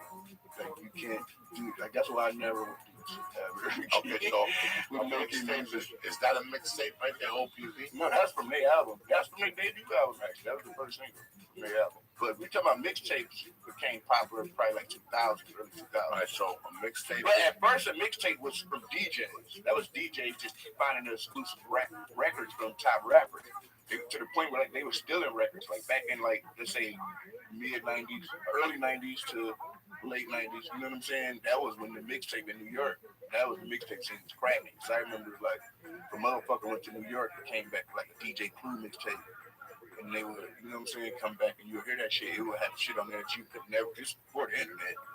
So that was how you heard shit you would never, because I guess hearing demo versions, because sometimes you would hear a song and you would end up hearing the real version of that song when the album came out, and it was like damn near two different worlds. You was like, damn, I like the mixtape version better. So I guess in the demo version, or sometimes just hearing like, I guess, exclusive. Sometimes people leaking records to the DJ, giving them that DJ that hot at that point. You know what I'm saying? Like a DJ. Back in the day, it was like DJ Clue. You know, then, you know, it was 1,000 DJs. I remember back. I'm a producer. I'm in my basement. Zigga, zigga, zigga, zigga, zigga. I come up with a fucking zigga, zigga, zigga. I put it on a fucking. You give it to a DJ. I give it to a DJ at a club. It just so happens you're chilling with Wiz Khalifa. You hear that beat and you go, "What beat is that? I want that beat." You go to the DJ. Who gets paid? Nobody gets paid. At this point, man, ain't no money in rap music. I really feel like. So this tape I just made. All that is free. You don't give all me that a is dime. free. Nothing. With mixtapes, we're talking all free world. I mean, you're using other people's music. No, this is my music. I'm on my basement. Still, like with me, my first album that you considered to be my first album, which was Triple X, which, you know, it was considered to be a mixtape when it came out because it was free. But it was an album to me when I was making it. I was making an album. You know, I had just signed my first deal with an indie label, Who's Gold. So I was making an album. I wasn't thinking about making a mixtape. Who paid you? They signed me. When I signed, I got a signing bonus. And that's it. That's it. I didn't even get a budget for this record. For that record, I didn't even have a budget. Crazy fucking bro. Like I had a friend that just was cool enough to just like he worked at a studio, and if I just pay him like a good ass studio, if I just pay him, then he would stay late hours, and just let me record. So I would have to go to his studio maybe like 2 in the morning and record all the way to 6. So I recorded that album that I'm talking about like 4 sessions, like, you know, like mixed and mastered everything, boom, turned in. Because I mean, I wrote it for them like a year though. Like that's why I fucking relate to comedy so much in some sense. Because I'm more of a writer, I think, anything. I just rap because I think that was just what I was writing. But I think the writing part is what I love most. You know, just being up late night and writing some shit, just singing it to myself like this some shit. Then once I recorded it and put it out, and then seeing all the, you know, the reviews and shit I get back, and be like, oh yeah, I was right. You know, I knew all that hard work I put in writing it, fucking every night, sitting with this shit, rewriting it, recording it, re-recording, you know. So I like the writing part, because I hate sitting in the studio. That's the one part I hate. Now, who comes up with the beats? With me, I have a producer in London that I work with a lot. that I connect with. His name Paul White. I work with him since like for like the last Triple X. Like, you know, so that's like my main producer I work with. Other than that, I try to work with like producers at this point that I always wanted to work with. So I reach out to like all the old school guys that like I would love to work with RZA from the Wu-Tang. You know what I'm saying? At this point. So I'm just trying to get with all the producers that I always wanted to work with at this point. But at this point, like, yeah, I work with Paul White. It's a guy in London. But he pretty much, like, he was more into, like, into a lot of the psychedelic shit that I was into. And that's why I connect with him. Like, cause he's like a lot of live instrumentation. You know what I'm saying? Type shit. So it ain't just a motherfucker just sampling. You know? It's like I don't know. We really trying to, like, be progressive with rap at this point. Who you the rap or in general? In general. Yeah, like in general, man, I would say fucking like Nas, that's rap, like rap music, tremendous. Nas is like, that's what I always like looked up to. Because I just looked at that like the great story of like, I don't know, of what a rapper's supposed to be. Like, I always say like a rapper can't be made. Like every day a motherfucker say I want to be a rapper. I never had that conversation with myself. Rappers are born. You know what I'm saying? I was in kindergarten. Maybe I was in show and tell. I ain't had nothing to show or tell. I ain't know. And I just said a rap randomly. And the class was lit. The class was like, that shit was dope. Can I ask you a question, Danny? I was thinking about this, and it's... I just kept rapping. I swear, that's how I started rapping. Kindergarten. I was thinking about this the other day. A lot of, like, musicians and, like, when you think of guys, you don't really think of singing being, like, a very, like, manly activity. And I know rapping isn't technically really always singing, but like I don't know, is it like tough? Is it manly to be a singer? Like, some of the best singers weren't even good singers though. Okay. Like, you feel me? Like some of my favorite artists, I don't think like in that world, like I don't think Ian Curtis was a great singer. Like on Joy Division, I love Joy Division. That's one of my favorite bands. So that's one of my biggest influences. That's actually my last album was just like really like influenced and like I guess like attributed to him in some sense. I call it Atrocity Exhibition. It's that first song that I had close to the album. I really just hit home real hard. You know, so I just took that one song and made a whole album. Where's the crackhead presentation? The crackhead. David Ruffin. He's got a great voice. Yeah, now that's a real sing. He went so long. So you born with shit like that. Yeah. That's born he with went so long, walk away from love, whatever, all that shit. Wish It Would Rain, that's my favorite one. Wish It Would Rain, all that shit. That's my favorite. Temptations, anything. It is very masculine to say. It is. You feel? Yeah.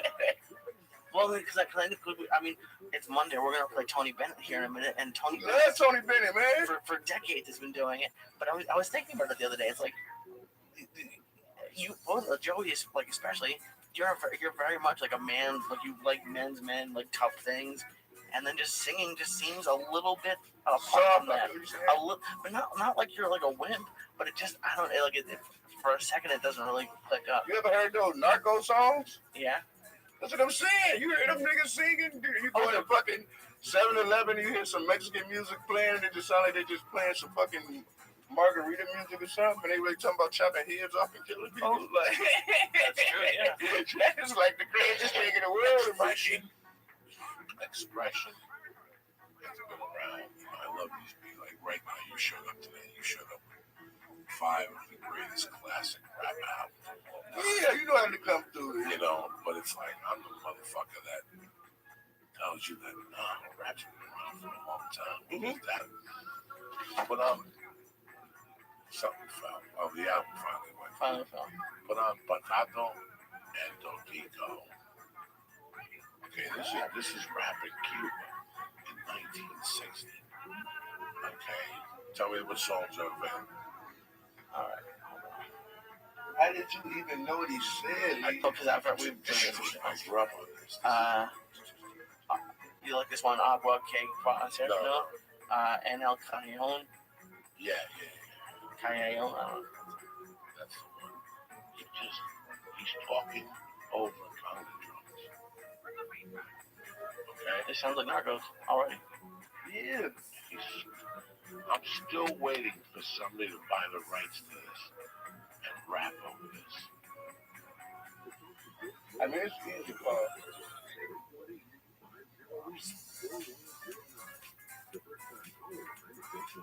He was talking some gangster shit. He's talking about his fucking neighbor. He's talking about who? Nobody told him.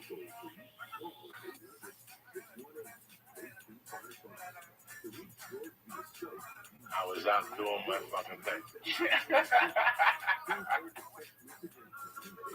Just the translation. Okay. I have definition.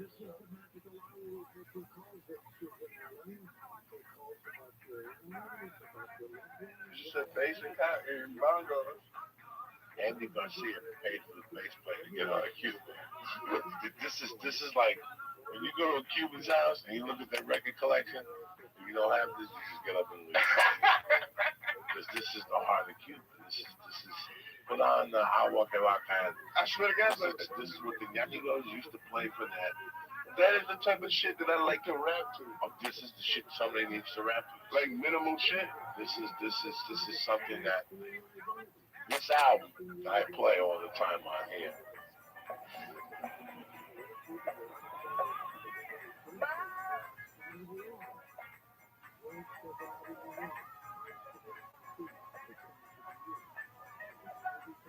It sounds like a lot of rap music. Dog, this is.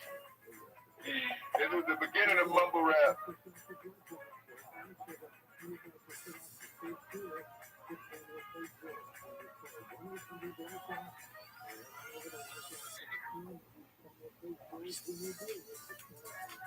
It's like the bongos today. This is fucking too much. This is too much. That's experimenting at its finest. This is 1960 something. There's one jam on that first album. He's fucking. And this was huge. This was huge for Cuba. This was like huge in the Afro-Cuban community. That's the other community of Cuba. We have three different types of Cubans. Light skin ones. We have the Trigueños who are mixed with the Indians that Columbus killed. And then you got motherfuckers that look like Danny Brown. And that's just the way it is in Cuba. Now the motherfuckers that look like Danny Brown just didn't pop up on an island. They were the slaves they brought over and stayed. And they had this fucking language and they had this whole thing going on. And that's why it's called Afro-Cuban. Okay.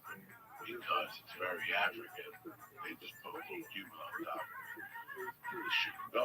This is like Afrobeat shit too. Yeah, hence a lady called Celia Cruz. That's Afro-Cuban. Play Kimbala Kumbala from. That one I can't type in.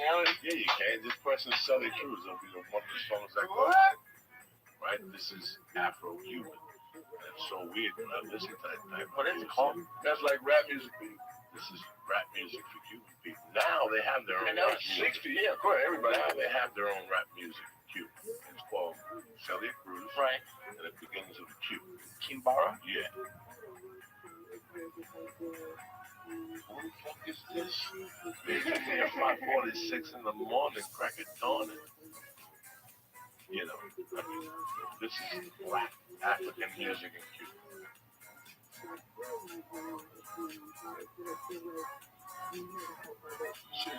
24 million views. Oh no, this is you gotta Hollywood on the fucking. That bitch got a star, Jack. See, when she signed, if you watch the series on fucking Netflix, the first when she signed with the first label, they were throwing Cuban music on it, and they're like, it ain't working. And some guy in New York said, "Doug, you gotta call her blunt. You gotta tap into a blunt." And that was the rest is history. You gotta tap into what the fuck you are, bro. This ain't no fun. This ain't no rap music. You shut this stuff down. I like both of it. Oh no, that's tremendous. That's even my wife likes that album. That's a great album.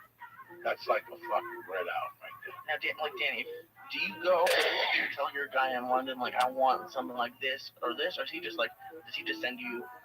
No, how it started, just email. He make beats at home and just send them. And that's pretty much how it started. He started sending me beats in like 2010. I just remember getting a random email. You know how it is. You had your Twitter, you had your whatever, and you had your fucking email out. And I just had an email to send, and you just sent some beats to me. One day I just opened them up. I'm like, wow, they were really good. So I just sent them back and just started working ever since. 2017. What the fuck? Let's get the fucking elephant out of the room. My blood is music. Yeah, but I just did drugs. I knew I could never have the commitment I needed for music. Like drugs I was doing. Like drugs and music on Not this level of drugs. I'd be housing things. You don't need that. Who was here last? First off, you got 20 black dudes in your studio and I'm the thief. You know what I'm saying? So it just wouldn't go off well. Just wouldn't go off well. 20 motherfuckers in here. And the white dude is the fly. Bro, I would steal these chairs. When I was starting, How are you gonna steal chairs? I just knew that I would pawn that shit. You stole everything in the studio. Guitar and that shit. Everything in the studio. That's what but everything I say, I don't know. I think it really just, with me and music, like, I love music. I'm a fan more than I think I am an artist of it. I'm more of the music at the house every Saturday. My dad was more into house music. That's crazy. What's house music? House music is like like dance music. Like Detroit techno, like ghetto tech, like shit like that. That was my life. Moms. Is that where I had young parents. That's what happened. My mom was 18, my dad was 16 when I was born. Grandparents, you never go over there. My grandparents, my dad's mom is Filipino. So that's that whole world. So I got that Filipino world. And then my mom's black. So yeah, my grandma was still living, but I never met my grandpa. None of my granddad. There's never really a lot of men in my family. To be honest. I had one uncle who was in jail all the time. Then I had another uncle who was my auntie, my mom's older sister. And he's pretty much like, he's been more influential, like, as far as like, than probably anybody in my life, to be honest. My dad's, like I said, he had me at 16. So, yeah. Then he had 4 kids, like, he had 3 kids back to back. Like, my dad was a criminal. I think about it I think about it all the time, like, he was really kind of, like, he was crazy. What, like 16 and 20? He had a kid every year? He had 16, 17, 18, then he stopped the year, then he had one at 19. So by 20, he had 4 kids. Different fucking world. So imagine being ready. Different fucking world, my friend. When I listen to your music, first off, we came in there with some dude, Danny Brown, wants to be on the podcast. Facts. I thought it was a white dude. So for a month, people are like, yeah, Danny Brown on there. I kept thinking Danny Brown was the white dude Rogan had on that smoked joint after joint after joint. Blood at the blood. What's the white dude that he That's had my on? show. Do you want me to say it? Don't worry about it. Don't say it. Yeah, so white dude. I didn't know. He comes in here, papa, Danny Brown. Yeah. Man, listen, man. If I want Eminem, I'll fucking call him. All right? I thought it was a white dude. If I want Eminem, I'll send him a fucking telegram. All right? So I go home one night. I'm stoned to the fucking gills. He's loyal about weird things. Right? And, yeah, I don't need no white rapper. First of all, I invented the white rapper in 1985. You're looking at him right here. Joey Diaz invented the white rapper at the Sheridan on 52nd and fucking 7th. I broke it down for this black dude and a white dude that were from the record label. I was bartending and I said to them, listen, the 2 guys in Brooklyn. Who are the 2 guys in Brooklyn, 85? Beastie Boys? No. way before the Beastie Boys. I sat told the other dudes, fucking snap, pop, crap, pull and pop. What's his name? Come on, my Adidas. Oh, Run DMC. Run DMC. I go, listen, Run DMC is great. And some of the Grandmaster Flash is great. All that shit is great. But you gotta get a white dude. A white dude. But the Beastie Boys. The Beastie Boys came out maybe 2 years later. Yeah. I swear to God, I'm like, see? So I'm a fucking genius. See, I'm a fucking even now, like that's what I'm saying. Rap music now, I feel like it's like so oversaturated. I can't even see how people even make money in it at this point. There's so many rappers, like especially with the internet, which is a great thing. To be honest, it's a great thing. Yeah, I saw a video about this rapper yesterday, and it blew my mind. There's this guy Chance the Rapper. Yeah, Chance. I don't know anything about him. Just ever since I got in the podcast, I don't listen to music anymore. Chance just won the Grammys, man. He's fucking huge. He was on the Grammys. He did for the White House. Saturday Night Live twice, and he doesn't. You don't have any of his music. You don't have a record deal. So what did he do? He did his own festival where like 50,000 people came, and so he just charges for that stuff. That's crazy. It's a whole new world. You know, I still come from that era. Like I say, I've been trying to do it since the late 90s. So I come from that whole different era, you know, of how to do it. But these kids, it's a whole different world with them. Like me, I always wanted to be on an independent label kind of, because I knew I could have a freedom I wanted to do with my music that I couldn't do on a major label. Like being signed to I couldn't make the girl songs or the club. Like you gotta think the music business is exactly what it is, the music business. But I didn't realize that until now I'm kind of got deep in it. And it's like, but nobody knows. Once you get a mortgage, and you're like, fuck. You know, the business side of it is what puts you into shock. Yeah. Because guys like you and I started just to get out of what we were doing. Yeah. I was at one point in time in my life, I was like, if I could just be able to support my weed habit and buy fresh clothes and pay my rent, I'm happy. I'm really good. If I could do that on rap music, I'm happy with that. I swear. I thought I was going to travel all the time. I wasn't going to get a residence. I was going to get like a down point, like live with 4 dudes. My plan was to travel 40 weeks a year, no kids, no wife, no family, and just do comedy. But see, now with this Chance guy and guys like yourself with the internet, so your music is free, but you charge on the road. Yeah, that's pretty much. You get paid for your show. But you know how that is, though. We think about the level of those guys, though. Like they just getting millions of dollars off music. Like, we're not making no money off music. Music is the commercial. That's why I call it the commercial. And now you're selling everything else. That's why I'm trying to get more into doing anything else. Like rap, to me, I'm trying to make it more of a hobby.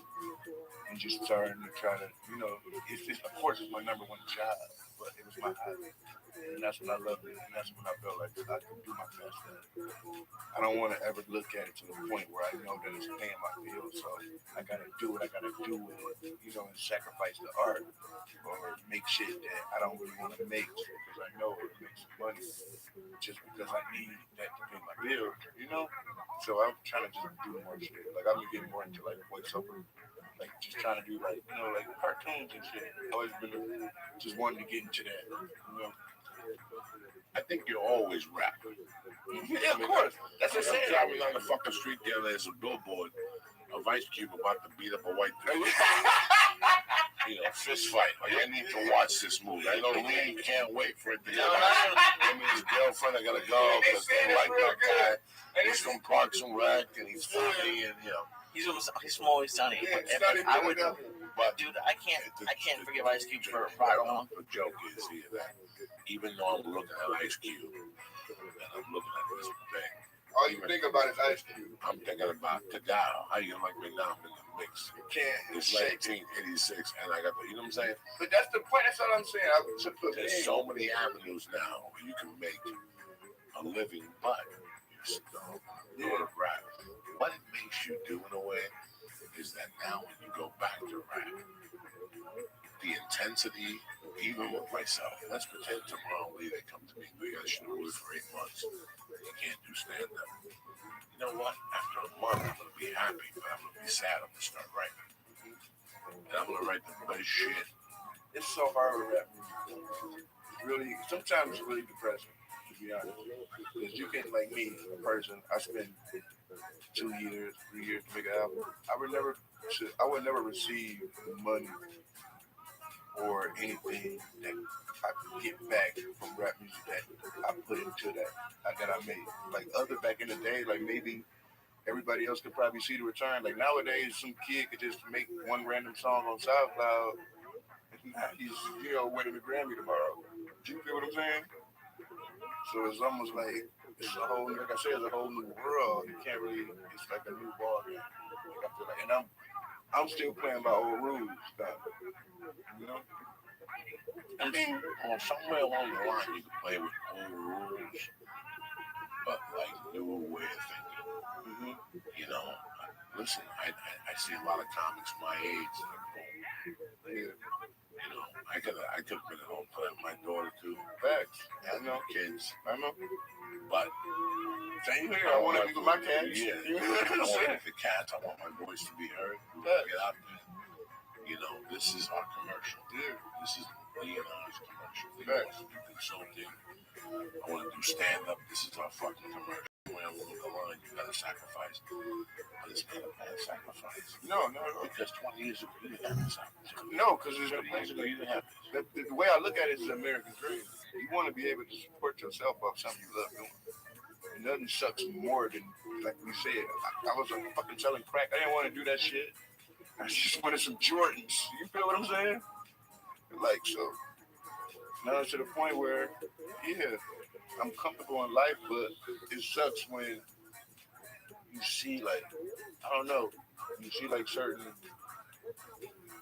music, I don't know, like, hot but now type stuff. It's almost like rapping a bank.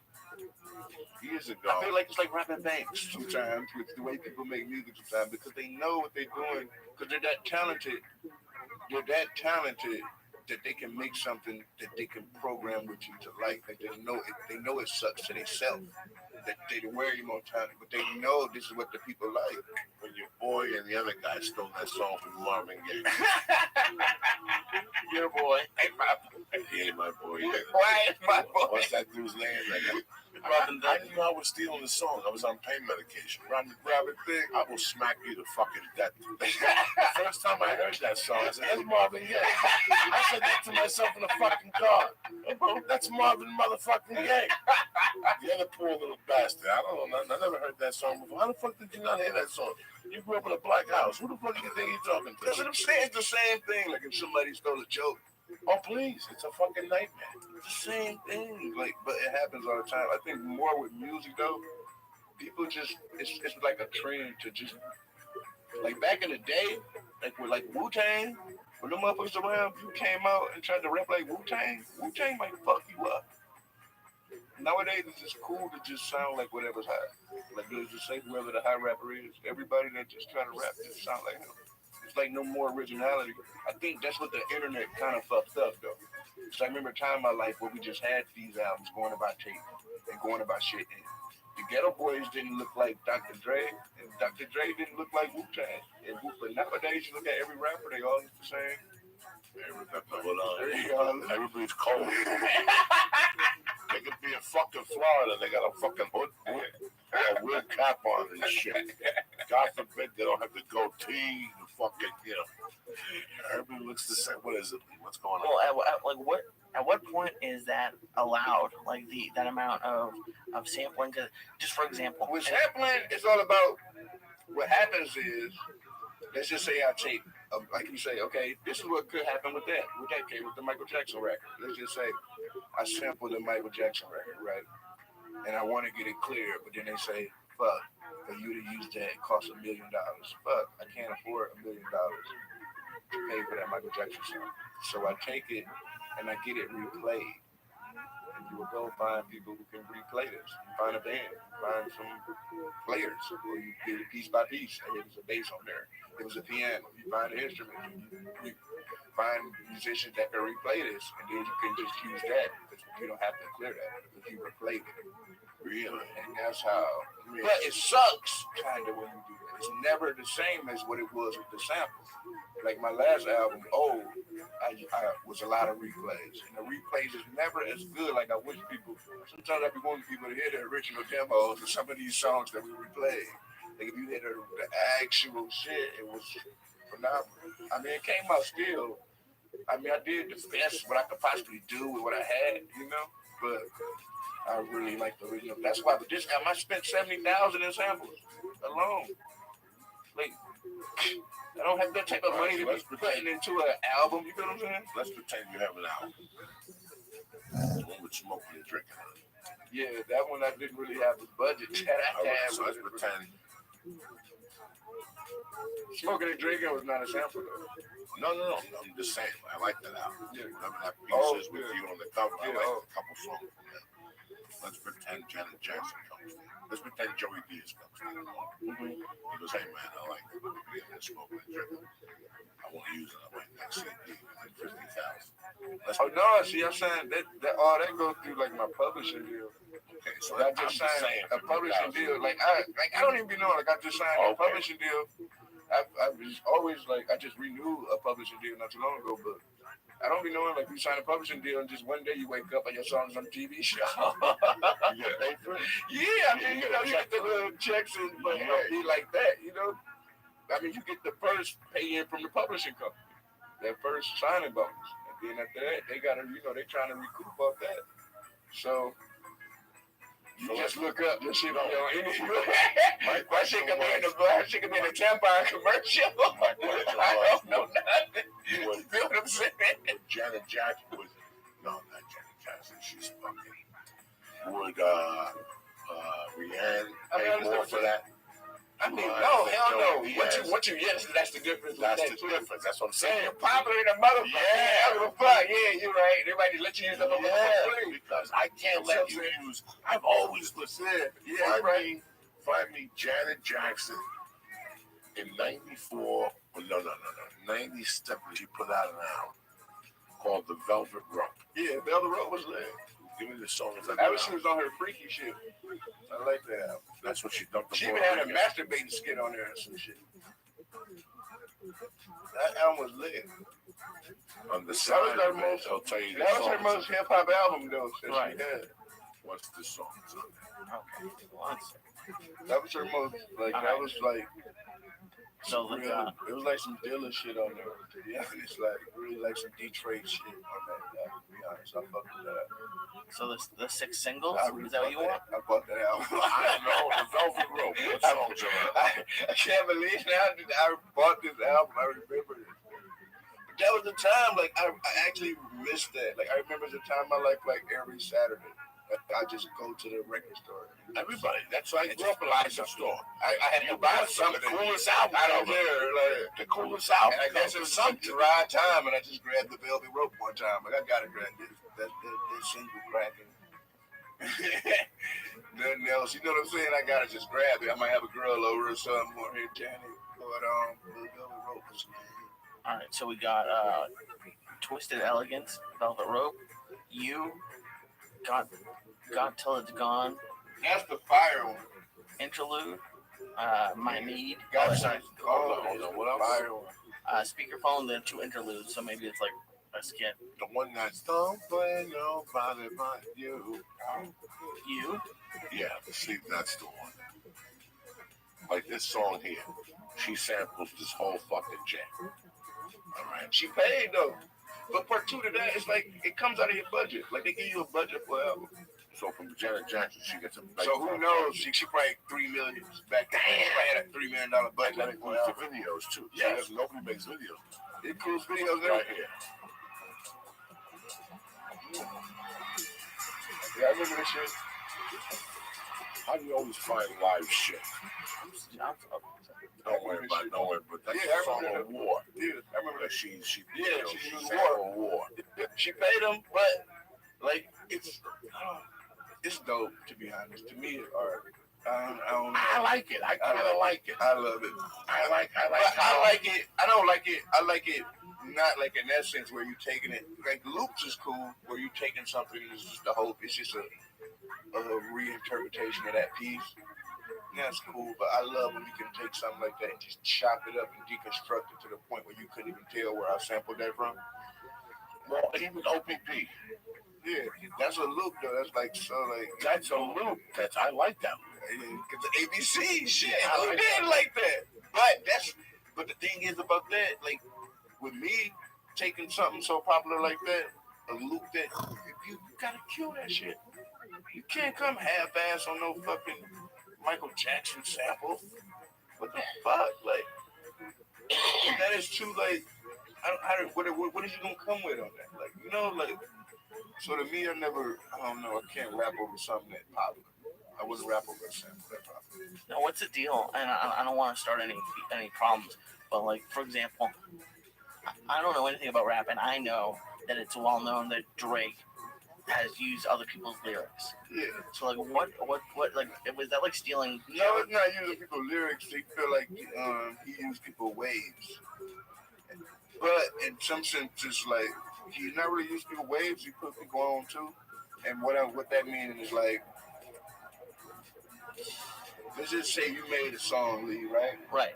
You made a song, and you just some kid from somewhere. You had it on the internet. It wasn't really popular like that, but it was popular in your little circle. It was popular in your your situation.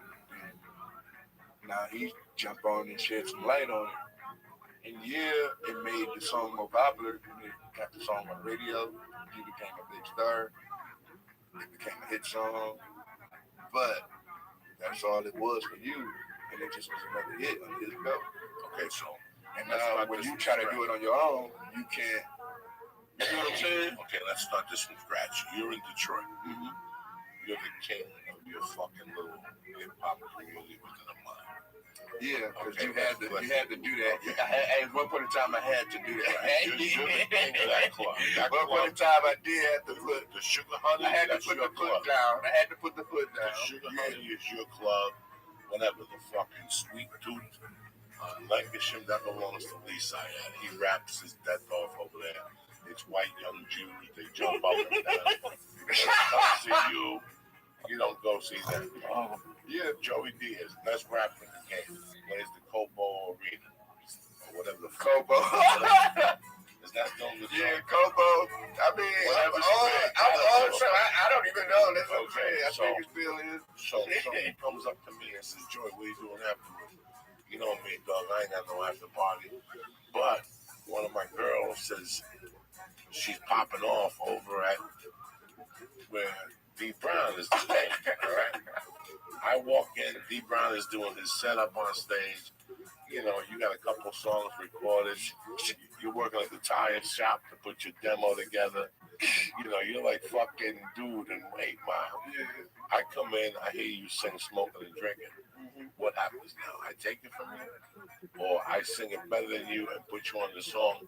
You do 2 lyrics, you get $2. You go home. Shit, that's your little knapsack. That's probably the second option. So let's say I go in there, I like you the way that song is popping off. I give you a hug, we high five, we're black, we're beautiful, all that fucking game, okay? We go into the studio a week later, you tell your family, Drake is flying me up there, he puts you in a hotel, he sends some fucking chicken there in the room, you know, you go to the studio, you lay it down, he sings the whole thing, he adds lyrics to your jam. You go home, what do you sign down? Your life away. Is there any percentage? Your life away. You sign everything away because the writer of the song. That's the point of it. Is you want to make a career out of it, rap. That's the goal. That's what people not realize. There are people in rap music with careers, like literally careers. Like you're not looking at them like the biggest rapper in the world. You're not thinking about them, but they tour all the time. They can tour when they want. They can make an album. They can get a budget from their label whenever they want to make an album. You feel what I'm saying? So you have these big guys that you got to stay on the radio. Once you don't make a hit, the label might drop you. But, 360 deals, which is the worst shit that ever been invented in music history. That's what's probably killed rap music. And the 360 deal is when, now you sign to a major label, they taking the money from your merch, they take the money from your show, and they take the money from your music. Back in the day, what I known is that the record label, the music business only take music. You make money from your merch, and you make the money from your shows, and that's the way I feel. Like, you know, my principle in it. That's probably why I would never really sign with a major label. Right, because now they don't make enough money on music. Yeah, they gotta take it all. So they gotta take a piece of everything. Your T-shirts, yeah, they take your it all. tours, and your. In the old days, I give you a budget, which is basically an advance, right? Yeah. So once the album drops, because you're really trying to stash that. Everybody trying to stash their advance. Even though this last album I spent more than what I got. And I got paid. Like I said, I spent $70,000 or something, and I'm on the independent company, and I don't have that type of money. So like when you're, I got a fucking big family. I'm from Detroit. You get what I'm saying? Like, so when you go on the road now, there's 3 different T-shirts. Oh yeah, hell yeah. We have a whole fucking booth full of merch, But the thing is about that with merch, I feel like you can't burn it out. You have to make it still cool and exclusive, and like when you make it too much, that's when I feel like it's just become like, I don't know, I just feel like you thirsty. People get pissed at me because I don't put on enough merch. Yeah, I just feel I like don't you're like thirsty. it. I don't like it either. I don't want to feel thirsty about that. I want you to come over and shake my hand. Yeah, I just don't. If you want it, you'll get it. Yeah, you'll get it. It's you know what I'm saying? I don't want to push it. I don't want to buy a T-shirt. Buy a T-shirt. Come over, take a picture, get the fuck out. I don't want to be there. I sell music, not clothes. No, I don't want to do that. Feel me? People, my wife went to lunch, and the person told me that my wife started to give me luggage with shirts, and I fucking hate it. I did it like 4 times, and one day I just left the shirts. I'm not doing this no more.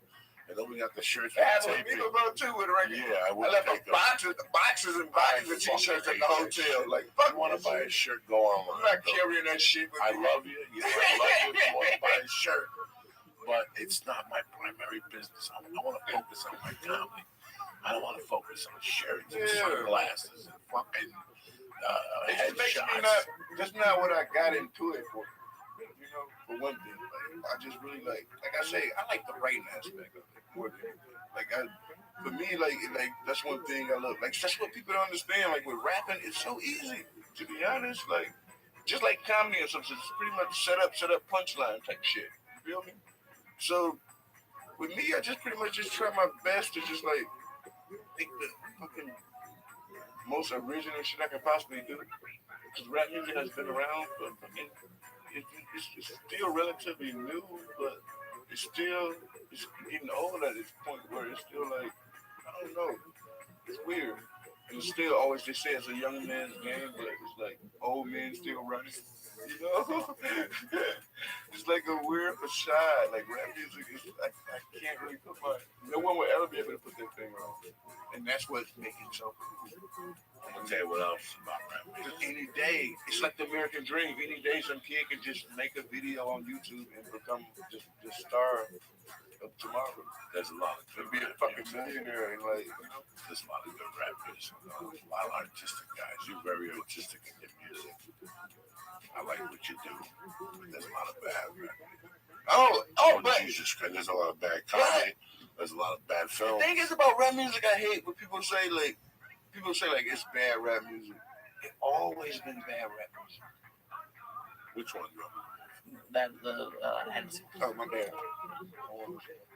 But look, people say it like it's bad rap music. It's always been bad rap music. I don't remember a time in my life where it wasn't bad rap music. Now it's always some good. There's always some bad. Is it like never been all good? Yeah, it's never been. When you go to county jail, that brother gives you that tape.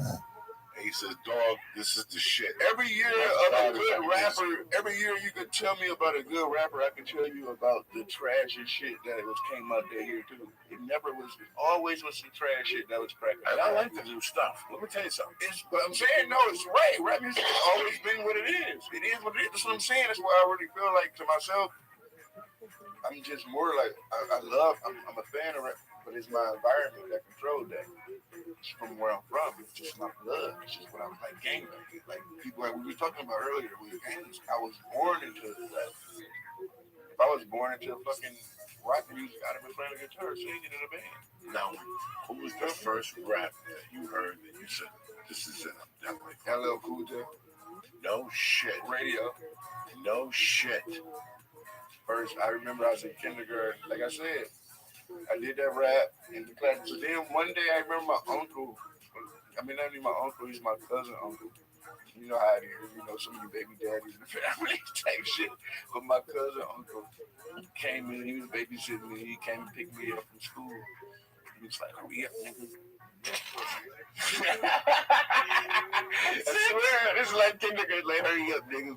Hurry up, nephew. They knew no, he said nigga. He said, hurry up, nigga. They knew LL Cool J just came out. Ain't got time to be playing with you. You gotta hurry the fuck up and try to hear this shit. And you dragged me the fuck, like, ran, like, in the rain. Like, ran all the way the fuck home. And once we got to the crib, we got in the basement. And we whipped it out. And it was that fucking album with that fucking radio on it. We covered it.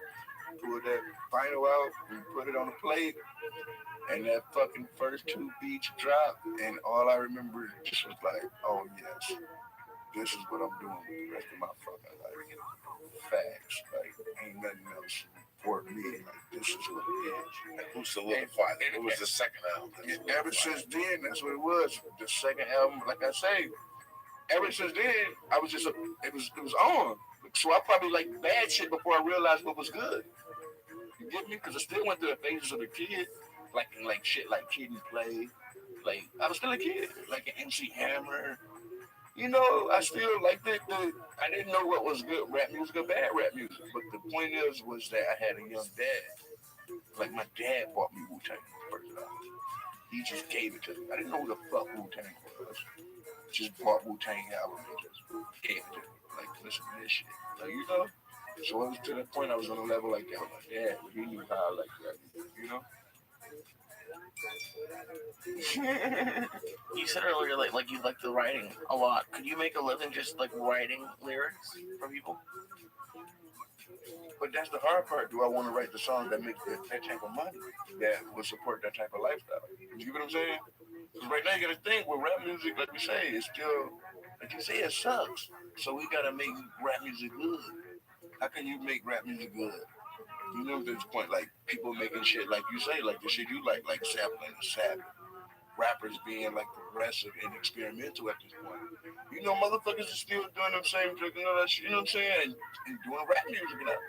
Like, that is, I feel like, you know, like, it almost was at that point where it almost like some 70s shit, but never really could just break the mold. You know what I'm saying? I'm still in the middle. I never saw Avatar. I never did either. I never saw Avatar. I'll tell you why I never saw Avatar. That's right. $700 million. I never saw Avatar either. Okay, so now the movie gets selected to I never saw Avatar, man. Swear to and all this shit that pissed me off because, listen, if I gave a 3-year-old $700 million, they could give me back something that's not bad within a fucking year. Okay, my mentality is this: I like rap music. I don't like it overproduced. Okay, that's the same thing with me. That's why I like it minimal. That's what I said. I like it minimally produced, and I still want to feel like I'm there. I want to feel like I'm walking to get a nickel back. Facts. If my heart's not beating like I'm going to get a nickel back, if it doesn't scare you, it's not rap music. If there's some shit you can play around your fucking grandma, it's some shit you can, you know what I'm saying, your mom, like, it's some PC shit. Like, no. I like the Beastie Boys. Would I take them into battle with me? Not really.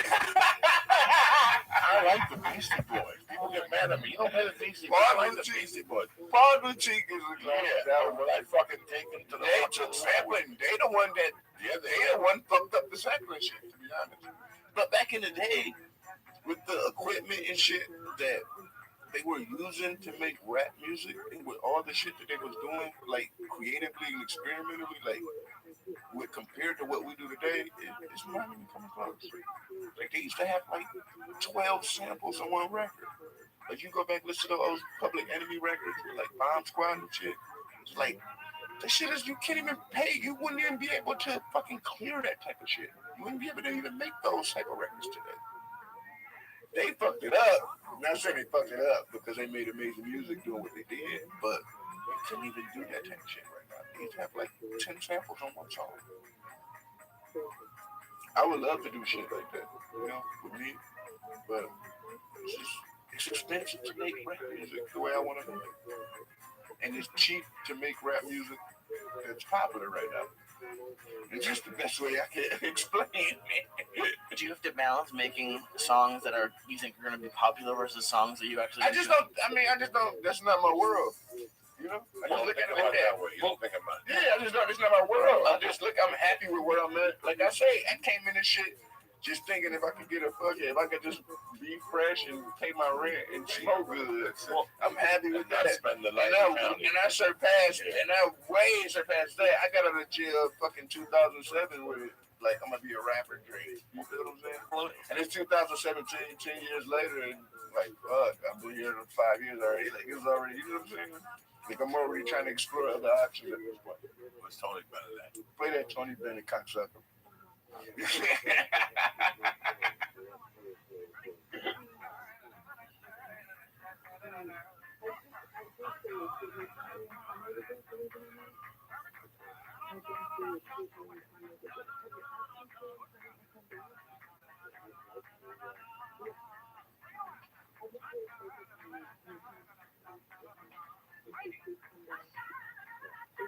Your heart.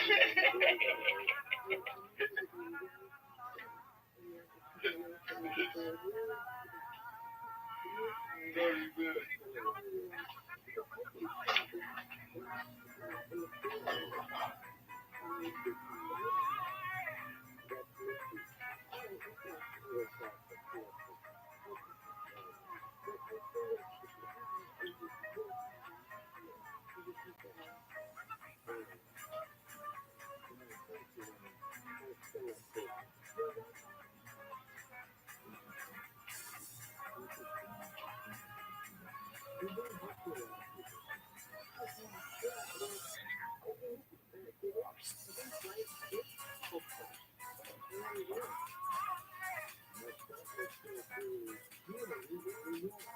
How much fun did you have in county jail? Shit. I had a lot of fun.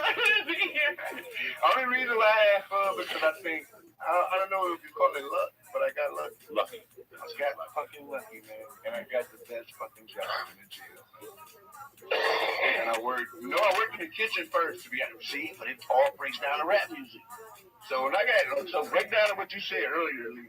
I was asking me, how did you feel when you first? I didn't know that. When I first caught my case, I caught a distribution and manufacturing case for weed. How do you manufacture weed?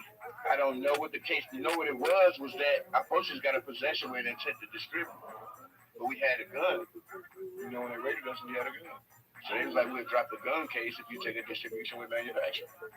You know, the lawyers, that's what we bargained. So that's what we took. We took the distribution case over the manufacturing case because that was going to get us the probation. I mean, I guess it was I don't know. I took that, but I got probation for that. And you know me, I just violated the probation off rip. Like, not even, I think I didn't. I just started smoking weed. You started selling. Like, I just never act like it ever happened. But I still went, like, I ran away for like 5 years before I even got caught. I was flying, going to other states. I remember I got caught in the airport one time.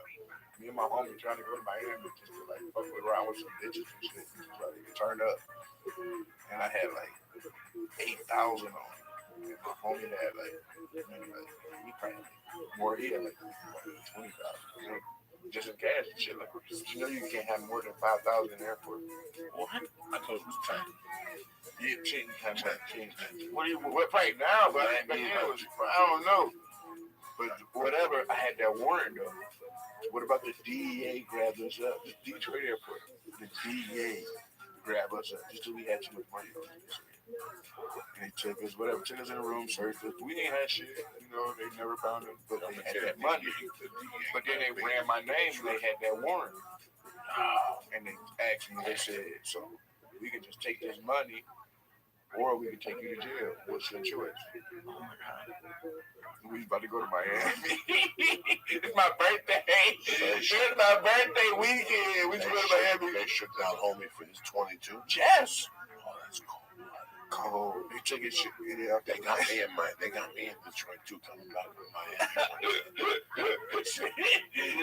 Miami is like real, like sketchy. Detroit's fucking crazy. I was coming from the Improv to go to Montreal. See, they can't. It's just Canada in general, though. Every time I go to Canada, they fucking shake me down. My plan was to land in Detroit airport, go to a hotel in Detroit, chill for a few days, and then try to sneak into Canada. Somebody in Detroit said they could help me go through the bridge.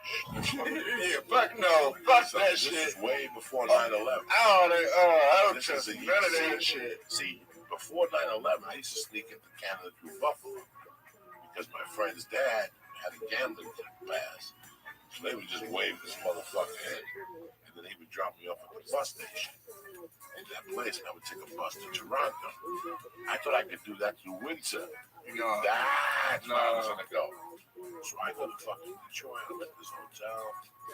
Like the second night I went out to Detroit, I took a cab to Greektown. Yeah, Greektown. And I started walking around there. I went to a bar, and somebody showed me a gun. You still found blood. I still found blood in Detroit. In Greektown. I went back to look for Coco's. Coco House Comedy. And Coco's was closed.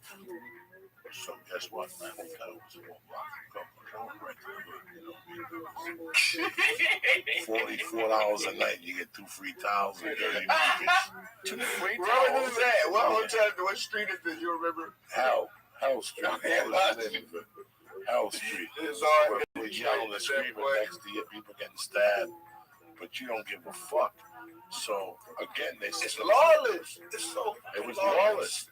They kept it's no police. It's no. They don't give a fuck. You can do whatever the fuck you want. You can literally, like, I've literally seen people get killed. Like, what? Bro, Why you still live there with your mom? I mean, take your mom and get out. This has to be 19 years ago. I think about it all the time, man. I think about it all the time. Sometimes I think about it like I might have fucked up. Right, so I think about this. So listen to this. I'm waiting for the call. I might have fucked up because I had a chance to leave, but I didn't. I'm waiting for the call. I'm waiting for the call to go to Windsor. I'm going to get smuggled into Windsor. All right? I'm waiting for you're right. Yes, I am. They are so hot. Yes, bro. I am. Listen to me. What happened? This is 1998. Okay, 90. Oh, no, it still was hot. How they gonna sneak you in? I have no idea. It was hot back then still. The next thing you know, the people come, they meet me. They said to me, listen, man, it's going to be really hard to get. I told you. I said, God damn it. I am in Detroit. Canada. I hugged these, listen to me, dog. I hugged these motherfuckers. Hugged them and said, thank you. We'll figure it out. As I'm walking the streets of Detroit, it's 4 o'clock. I hear a horn beep. I turn around. This is a lesbian dude named Mimi Gonzalez. A lesbian dude? A lesbian chick. Named Mimi Gonzalez and shit. Mimi Gonzalez. She was in town to do comedy, and she didn't have a hotel. And I said, so come stay with me. And she was living in her van at the time. It's fucking crazy. Mimi Gonzalez just saw you roaming the streets of Detroit. Me out here. Yeah, I'm just saying. Mimi Gonzalez is a Cuban Jewish lesbian. Of course. And she lived in Holland. So you saw a random. She saw me. I don't say I don't look. Listen, when you're in Detroit, you don't look up. You look down. No. And you keep walking straight ahead. I don't know nothing. You look straight. I hear horns beeping. I don't know nothing. You look straight. I don't give a fuck if you're laying there and fucking waiting. I keep walking. It's 1998. You act like shit ain't wrong. Give a fuck what happened. I don't fuck with nobody. Fuck. That is Detroit. She kept yelling, Joey. See, I only think like that's like that's like you have to grow up and just know that. Like you have to be instilled with certain like it's like common sense and it's like street common sense. You have no idea like what you do in those cities. Detroit is a place where if you don't have street common sense, you will get each other. Don't listen. Don't take this dude. Don't take this dude. They will throw him into the street. Hit him with a car. He goes down. They'll look around. They'll help him. And you come over. He'll bang you. He'll pickpocket you. Yeah. And you were trying to be the good Samaritan. No, mind your business. Good Samaritan. You don't know nothing. Keep walking. Wherever you were going, keep walking. I'm gonna cancel my trip to Detroit. That dude on the street is a pigeon. No. This ain't just Detroit. This is every city. This is anywhere. They run a game everywhere. Anywhere where there's tourism, look, the cops even are There's coming no over. tourism in Detroit. Well, they used to be. No, never. Yeah. Not to me. Like, no, not to you. As I've been criminal, like, I mean, I guess it's just, like I say, I remember being a kid always hearing about Coco's House of Caribbean on the radio and always like. And before that, it was something else. There was two of them, but the main one was All Things Sunday. So Detroit is always like, any place I feel like with that much depression always wants some fucking light of sunshine. So it always was a comedy scene. Tons of comedy. Detroit. Tons. From Royal Oak to Traverse City. One of my homies, like, he was like a comic from Detroit. Like, he moved out here, now he's starting to do good, now he's crazy. Yeah. There was, when I first got here, there was 4 brothers from Detroit that were tearing it up here. They got a deal from Cosby's company. They got a deal from Puffy's company. They called themselves something. But then one of them got into a car accident. Thomas Ward is still around. They were funny motherfuckers. In fact, they lived up here. They lived down the corner 20 years ago. I used to hang Detroit, but any place that I feel like that is that the present to be at, you always be able to create some type of way to be. Like I say, a ray of sunshine. You know what I'm saying? Like, even with me with rap music, that was my getaway. That was the way I escaped being where I was at, me going in my basement and just writing a song and recording it. Like I said, I sing it to myself, and I thought, you know, like, and then I make it, and then other people,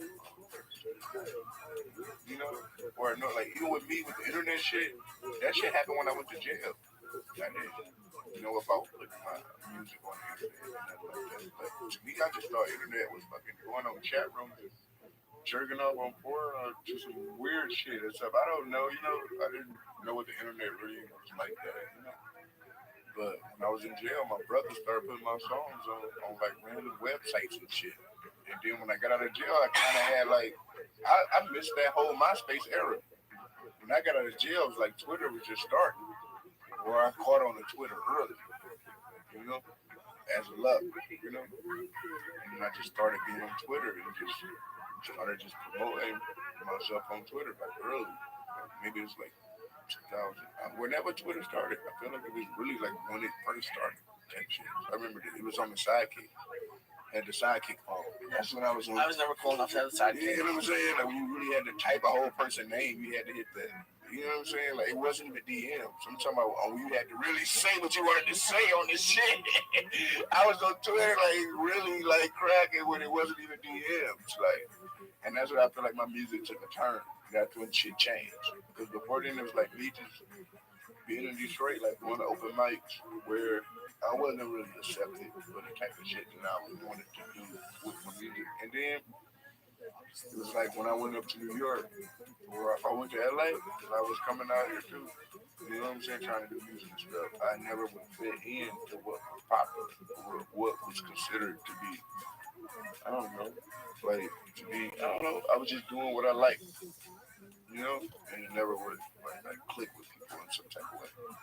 But once, like, I guess, like, 2011, like, when TRILLIONAIRE came out, it clicked. You know, it just was a time when it clicked. Because I was knocking on that door forever. You know? I was 30 years old. When people started acknowledging me as a rapper. Like, it's nothing worse to me, like, I feel like, than telling a person you're a rapper. Like, that's like the worst shit ever. To tell a person you're a rapper. Because you don't ever supposed to have to tell a person you're a fucking rapper. You feel what they're supposed to know. Supposed to know. If you have to tell a person you're a rapper, then guess what? You're not a fucking rapper. And it's just embarrassing. So you have to go through that, you know? Now, you said that your brother was putting the tapes on for you. Yeah, when I was in jail. Where were you taping this? No, I was just random. No, I was going to New York. What happened was, okay, had a group called Reservoir Dogs, which was my cousin and another homie, Chips. And Dope It. We had a group called Reservoir Dogs. We made an album, we put it out, and it was kind of it was decent, but it wasn't, you know, it wasn't nothing that was gonna change your life. You feel me? So, but what we did, we had money involved in this. whole nother world of other shit. We had motherfuckers involved with us that was like doing bank scam shit, like scamming the checks and shit. So like them and trying to make. This was the days of like Master P and like Cash Money and all that shit came out. So anybody with money thought they could just start a record label and one day to become a fucking millionaire. So I had a homie that was like doing bank scams, like the type of shit where you just that type of shit motherfuckers doing now. Like you got a bank account, they just take a random check and deposit 10,000 in your account. They clear, they give you 2,000 and take the, you know what I'm saying? Take the 8, and then whoever find it, they split. They give them 2,000, and they taking the 6. He used to have like 3 people a day. Like he was just making like. So he just invested in the record label one day with me rapping. I was just broke as fuck, smoking weed in my fucking basement, recording songs on a fucking 4-track. And then he just made an album with me, like put the money into it where I could get in the studio, pay the producer. And we made an album as a group, but it just, and then we paid for songs to get on the radio, like literally paid for DJs to play our songs on the radio, shit like that. Like, how much would it cost? A lot of fucking money. Like we got a nigga fired. We got a nigga fired for the radio station. I swear to God. Like so much, we paid this nigga like 5,000 to play a song on the radio, but the nigga played it like to the point where it got kind of like popular and shit. So we was like doing like local shows and it was like popular. So what happened was he tried to take the music, you know, like that number company do. So he went to like Def Jam, like record labels music and shit. And A&R at Rockefeller really liked the shit. He really wanted to fuck with it, trying to get it cracking. But once they did the deal, did the meeting for it, and they went into the shit. I don't know. I wasn't there. I'm not that. Yeah. I don't know what the fuck was said to me when they came back and was like, this shit didn't happen. It was like I just was hurt. Like all I knew was the motherfuckers went to New York. And motherfuckers met with motherfuckers, and they said they were trying to do a deal, and then next thing I knew, the deal didn't happen. But what ended up coming out was that the motherfucker that went in there, that put the money into it, went in there, you know, talking crazy, talking, you know, just extra, trying to get, you know, just talking, you know. So that didn't happen, but some type of way, I still got the A&R connect from one of my friends that was there with one of the guys. And I just contacted him and told him who I was. Like, I'm Danny Brown from the group Reservoir Dogs. I had this, you know, he was like, oh, yeah, I remember that shit. I fuck with that shit. You can come out here, you know, I'll check it. And I was making my own solo shit at the time already. So I had a mixtape already that I made. And I just came out there with that mixtape. And then he took me to a studio in Queens. And I just started recording at that studio. And I made like 3 mixtapes there. Like, I'm talking about years of working out.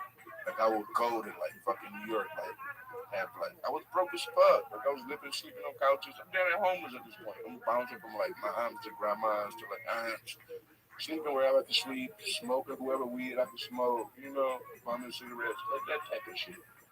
Saying I'm gonna be a rapper, you know, just trying to figure it out. Thank God I went to jail, to be honest, because I think going to jail made me a rapper. Before then, this is before jail. This is when I had the warrants and I couldn't, you know, I already violated the probation. So now I'm just trying to be a rapper. But I know any given moment, police could fucking type my name as a rap. You feel what I'm saying? And I'm flying. That's why I was catching the Greyhound in New York.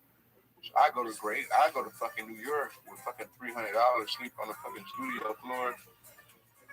Because he gave me that, the A&R at Rockefeller didn't even have that much pull to even get me signed or do anything, but I was able to come out there.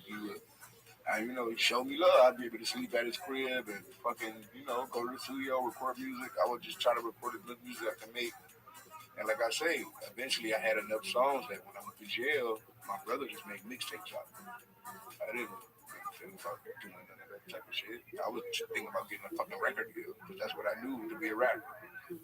So when I came back home out of jail, I kind of had like a name a little bit, like on MySpace, like had like fans, like he had people writing me in jail and shit, Danny Brown and all this shit. And I'm like, oh shit, you know, like maybe it is something, you know. And once I got out of jail, I was like, oh shit. But I went right back to hustling though. When I got out of jail though, I still had to fucking, because I was still kind of like homeless though. That's the worst part. Like, you want to get out of jail. Like, I felt like that was the worst thing to me, to be honest. Like, you say, like, how much fun you had in jail, and I was like, I had a lot of fun. But I remember the first day being out of jail, being like, what the fuck? You know what I'm saying? That's salami sandwich. I mean, I just knew in jail. I mean, bologna sandwich. I guess American cheese. I wanted to be out of jail. No, I didn't miss none of that shit. Oh, I don't want none of that shit. I ain't gonna say that. I don't think that, but I'm just saying, I remember being like, I mean, I guess you institutionalized at that point, or I don't know, but I remember coming back and then, what the fuck, dude? And I didn't have a push, so I had to go back to hustle. And I remember I hooked back up with my homies, and now they was selling weed, but they was getting the pounds from Arizona. And the only job I could get then was like just loading the trucks up with the pounds of weed. Because flying to Mexico, I mean, not Mexico, but flying to Arizona, and these motherfuckers, Mexico niggas don't even speak English. None that they stealing money, like the most sketchy shit I was a part of. And I just remember, like, I mean, we were still like, I would have to like fly out to like Arizona, like load trucks up. You know, load the trucks up. That's what I get paid for. Put the weed on the trucks. That's all I get paid for. Like 3,000 pounds. Shit like that. What you get paid? I would break like 2,500 for it.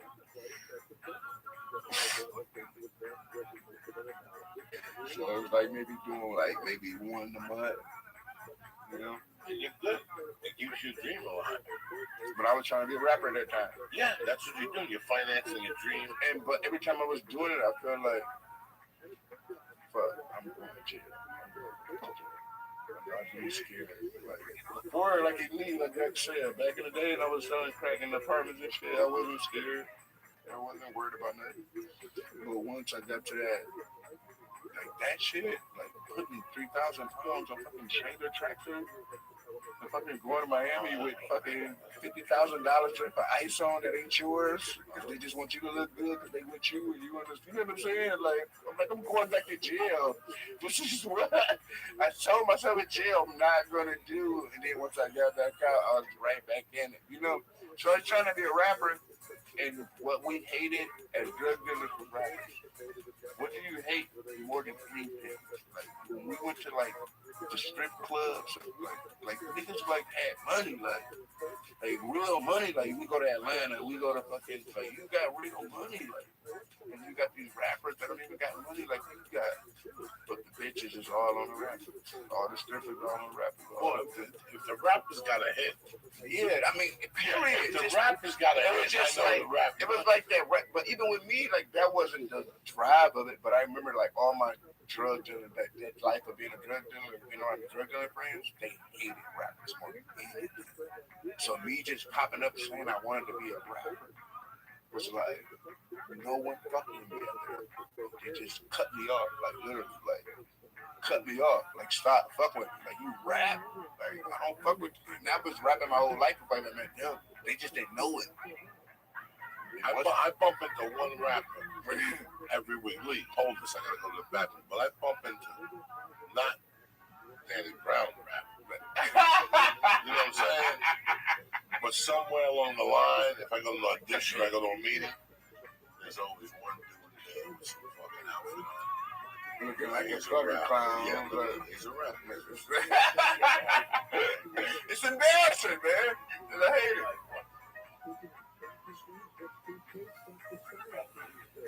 I'm planning on it. Lee, man. What's up, Danny? How much time? I don't know, we got a few minutes left. What was I gonna ask? What would you say? Because I told there were people who were super excited you were coming on, and someone had said like, "Oh, it's so funny that people like know that I fuck with this shit." So I know like. How did that happen? Like did you? I watched Hot Ones and I saw it there. No, but the first time I saw it was on Twitter. Yeah, of course. This is how I fuck, because you know I like video games a lot. You know I'm a gamer. Like, I play video games a lot. You like video games? I do, but I'm not good at them, so I quit. Yeah, I didn't. It's kind of like that with me. Yeah, like that's probably why I was, you know, but whatever. But Yeah, I don't finish a lot of games. Me either. But I buy them all. I try them out and see them, but I don't finish a lot of them. But how it happened was with video games. Just being on the road, buying video games, and I bought UFC. That's a hard game too. So I started playing UFC, and from me started playing UFC, I started liking Joe Rogan. Just from the video game version of Joe Rogan? I'm sorry, this is years ago though. This is years in the process of this making. Oh, okay. So then I started watching Joe Rogan. See, one day I see this guy. So now I become a fan of this guy. This was all come from, you know what I'm saying? From video, this is where it came from. That's cool. Wait. Right, UFC too. I wasn't even a fan of UFC when I bought the video game. It just was a cool game. Yeah, I was on tour. I was on the road. I just bought every video. I was just, you're on the bus, you play video games, you buy DVDs, you watch movies, So I was just one day on the road, was like, fuck it, I'm gonna buy fucking UFC, a fighting game. I've never been on the road. Like UFC. I didn't even know a UFC fighter name at the time. Now I'm so engulfed in fucking UFC, it's like runs my fucking world. Like a fucking, like, you know what I'm saying? Like I can't even explain it. Like it changed my life in some sense.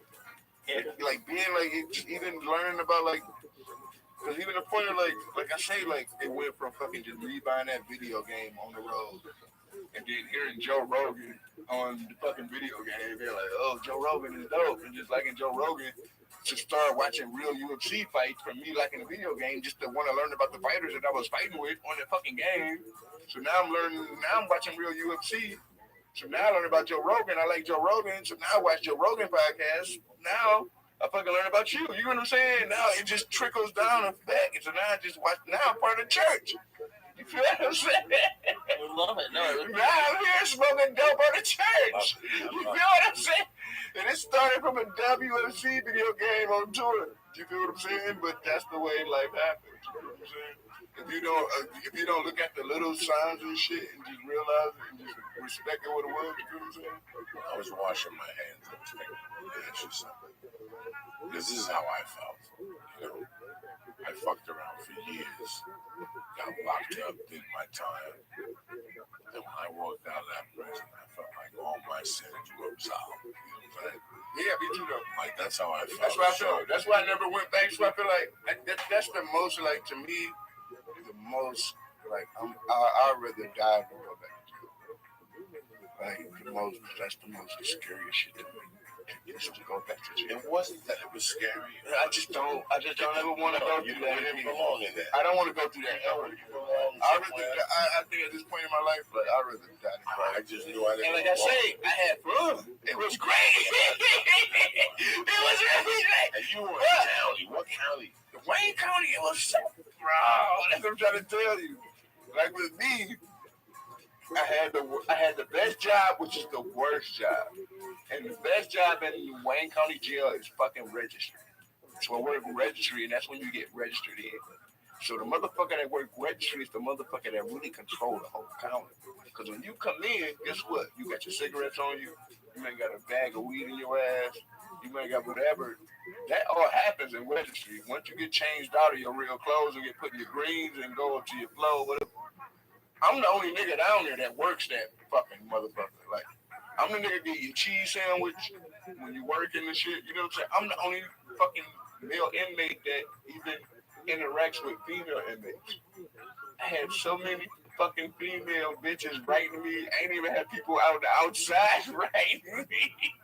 I would just take the fucking court slips and find a bitch and then see her and know her name and then just take the fucking her number, inmate number, just write the bitch off rip. I'm the nigga work at registry. I see you going to court. I'll be giving you your sandwiches. I hope your case going away. No way. And before we know it, now we jerking off to each other letters. But one the rest of our bit. You feel what I'm saying? Do you ever hear? I had more bitches in jail, in that jail writing me. I swear no one was writing me on the outside. Like, it was over for that 8 months. I didn't even want a letter from you. I didn't even want to visit. I had it cracking. Once I got the registry, and it happened for me being a fucking rapper, like rapping. Because at first, you get the fucking kitchen job. And I was working fucking like the fucking dishes. And that shit, they called that shit Water World. I was in Water World working that shit. Motherfucker getting splashed up, washing dishes and shit, fucking up. And then it was these two motherfuckers on my pod. They ran my shit too. It was a big ass nigga. This nigga like fucking 6, fucking, I don't know. He looked like fucking Travis Brown or something. You know what I'm saying? That's the nigga who ran my flow. You know what I'm saying? He wanted to be a rapper. He was trash. I swear. Every verdict, like, he was just so trash. You can't listen to this. You don't want to. I mean, whatever. No, he's not. He's probably in jail right now. But he was so trash, and they used to rap every night, like just all night. Like I was like when they lock us down, we'd be supposed to go to sleep. They hear these niggas sails away to rap, and they say just to like the blackness, like it's just so trash. All night. I told, and I'm not even. I didn't even tell niggas I could rap. I didn't even told nobody I could rap. No. But they getting on my nerves so much. Like it's killing me. Like it's irking me. Like it's making my skin crawl every night. I can't even sleep right. Hearing these motherfuckers try to rap every night. So one day I just get fucking pissed off and just go in their fucking room and just unload a clip and just give them like 2 verses. Just give them bars. Like, yeah. And show them really how to do it. Like just rap for them. And they were so fucked up, but they felt deceived too. That they've been around me for months, and they've been rapping in front of me and doing all this. So then I just all of a sudden just come out the blue and do this in front of them. So, but they respected me so much, and they knew my case, and they knew, well, you know, because I wasn't on there, I wasn't trying to be a rapper. So once they saw that, like I say, he ran our flow. Nick was like 6'8", like diesel as fuck. He tell you to turn the TV off, motherfuckers turn the TV off. You know what I'm saying? He ran our floor, and he was the one that worked registry. So once he left registry, he gave me his job because he felt that I was going to become a rapper one day, and maybe I would help him. I don't know, something, but I was so good at rap to him that he always would invite me to his fucking sale and be like, help me rap.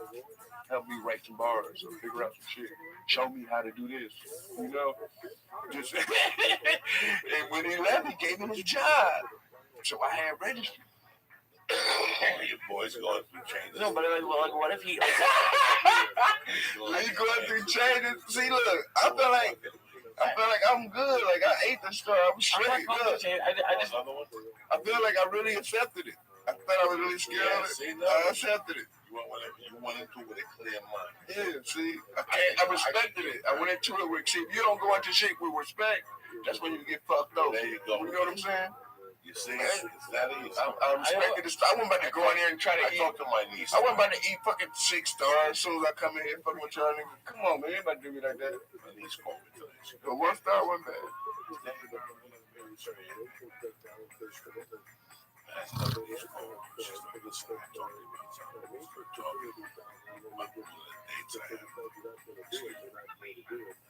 And she goes, can I ask you a question? I go, what? Are you trying to kill me?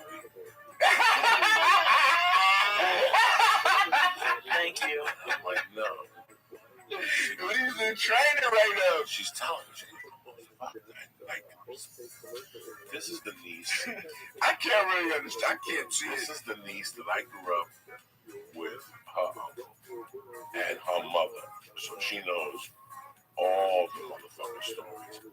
She was a baby go under her crib. Oh, lit. So she'd be in the crib, and this was her mattress. It would be in here. Right, So yeah. everybody knew that if you picked up the mattress, you'd wake her up. Fuck that. You know how many times I went in there at 5 in the morning and creeped up that mattress just a little bit. Oh, shit. And got my little Cuban fingers in that motherfucker and took that bag out. You know me, dog. I don't give a fuck. Right. But she goes, it's weird how you're tolerant. I see you eating. I see you smoking. I see you eating stars. And it's because I go into it like it's a situation. I remember when, if I would eat 5 stars, I'd be high for fucking hours. Couldn't stop talking, couldn't stop eating, paranoid. Now, I look at it just as a day in the office. Oh my God. So how I go into it is how I walk out of it. Sure. That's not how it works. Yes, That's not how it works, dog. Good dog. No, I mean, you know more than us. That's why I'm gonna run with it. I'm gonna say yeah. No, because here's the thing. Like, because you might be right. I can't, like you said. Look, if I didn't respect the star. No, I'm fucked up. I'm fucked up. Like, after the week of sugar cubes, the edibles aren't really sugar cubes. Yeah, sugar cube week. You still got sugar cubes. We look a whole bunch of. So like got paper acid too. We got loose. Oh, after the week of sugar cube, like the edibles just aren't as anymore. And these lights right here. Oh my. Oh yeah, God. yeah. That's it. Yeah, thank you. These will acid. That's right here. But the tolerance thing. One time I did acid and rolled my Segway for like 2 hours. And you did what? Rolled my Segway for 2 hours around my neighborhood. The wind felt so good. I thought I was an angel flying with wings on my back for a moment. I didn't know one of my neighbors saw me. Like, what the fuck is Danny Brown doing? He keeps riding around the corner. Oh, he holding his arms on like he on the end of the Titanic ship. That's what I can't be doing, like hallucinogenic drugs. I do mad goofy shit. That shit fucked me up for 2 weeks. I just do goofy shit. I gotta embarrass myself in front of people. I don't know. Listen, I went in that bathroom just now. As soon as I turned on the light, I got a flashback because I know I did the acid. That fucked me up. Oh, when you gave him cut that light on? The night that me and them got high. Now, Monday night, I was straight. I got a little high in here on the acid. I went home, went to bed. The second night with Ralphie May, there was a point in here I couldn't fucking talk towards the end. And I got up to go to the bathroom, and my face was pale. The light in there was green.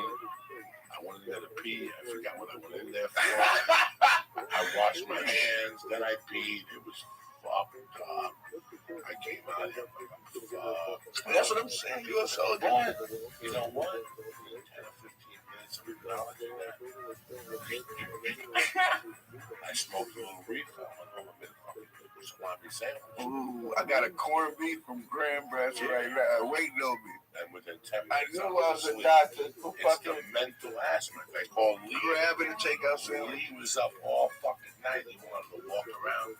If Lee would have gone home and made a tuna fish sandwich and sat down and watched TV, but then I can't watch TV on acid. Well, yes, you can. I can't. No, I don't like it. It's the because are too bright in the I face. watch. You know what the craziest thing I ever happened to me, Danny? I'm writing about it right now.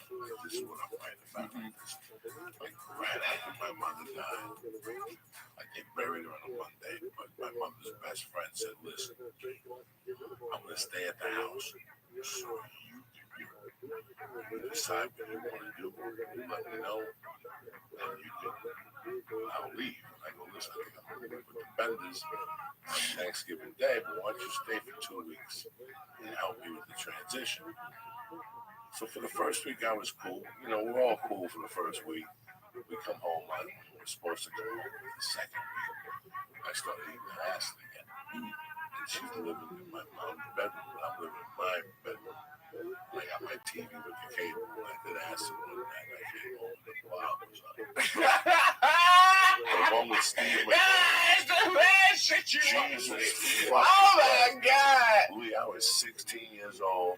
That shit fucking me up. On acid, so I can imagine a motherfucker being. When that thing was coming under the door and shit, I started looking under the door, But there's one scene in that movie. Why would you watch that Oh on my God. Like, that shit fucked me up. Like, 90 channels. So turn the TV off. And do what? Sit there in the dark on a head of acid? Better than the bomb. No, it's not. No, it's not. You'd rather take the Blob. It's Steve McQueen. There was a little bit of comedy. I giggled a little bit, then I started getting paranoid. It didn't help that I had the lights off. I had to turn the fucking lights on. Once you turn the lights on, everything's all right. Everything's That's all what right. I realized. I still got some acid in my house that I lost because I was just so geeked about it when I was house acid that I was having such a good time. Like, I gotta hide this shit. And I don't even know where I hid it. I look for it all the time. But I don't even know where the fucking acid is at. I feel ashamed that I did it. It's in the house. I got some acid in my. I don't know where it's at though. I did it. Like the first night I did it, I felt okay, but the second night I started thinking about like I'm a 54-year-old dad.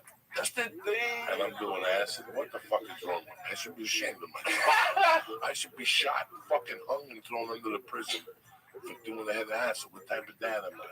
So now I'm on the fence about it. I got too bad. I feel you. When I see Lee slipping, we'll do some more sugar cubes just to make them. And just there's no guidelines for that. It's not like I can adhere to anything. That's like right. Strict and on That's something. why we look up like me, like being like 36, and looking up like I want to be like you.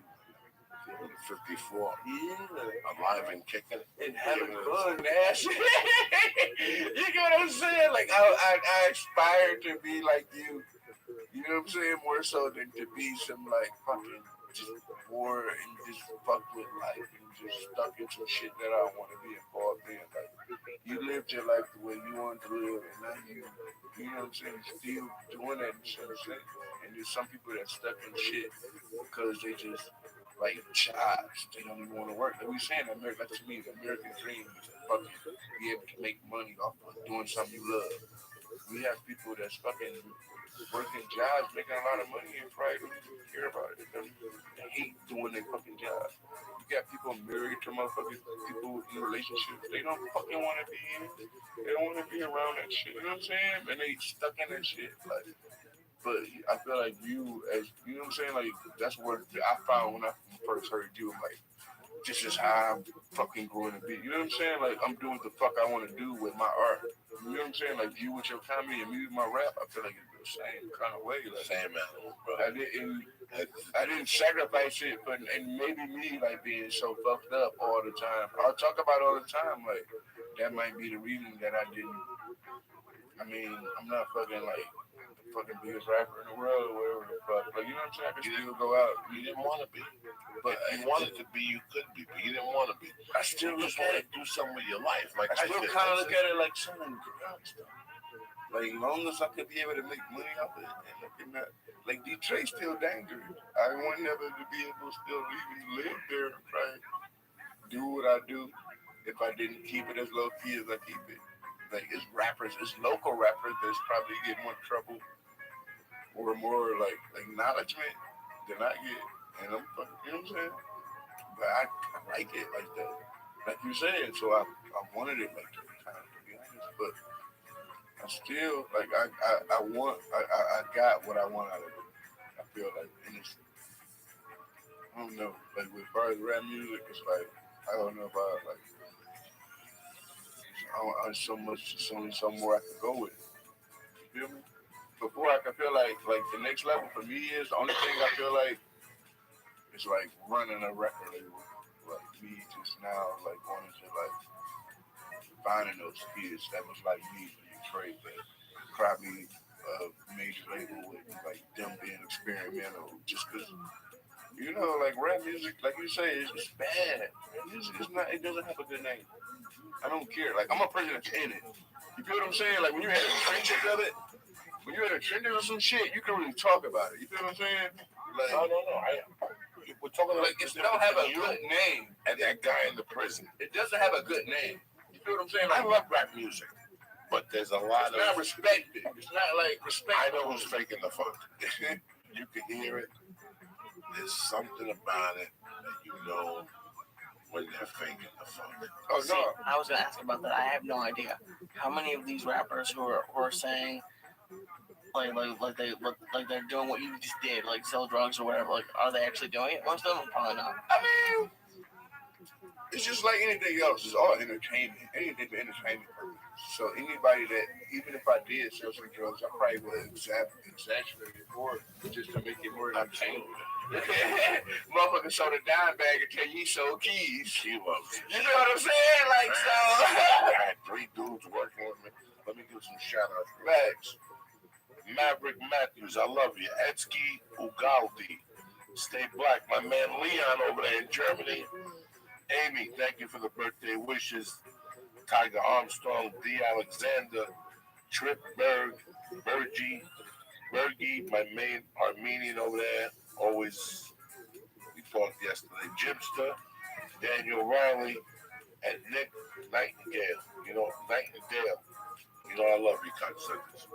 Don't forget, I'll be over at the Minneapolis House of Comedy Thursday night, bitches. Friday and Saturday.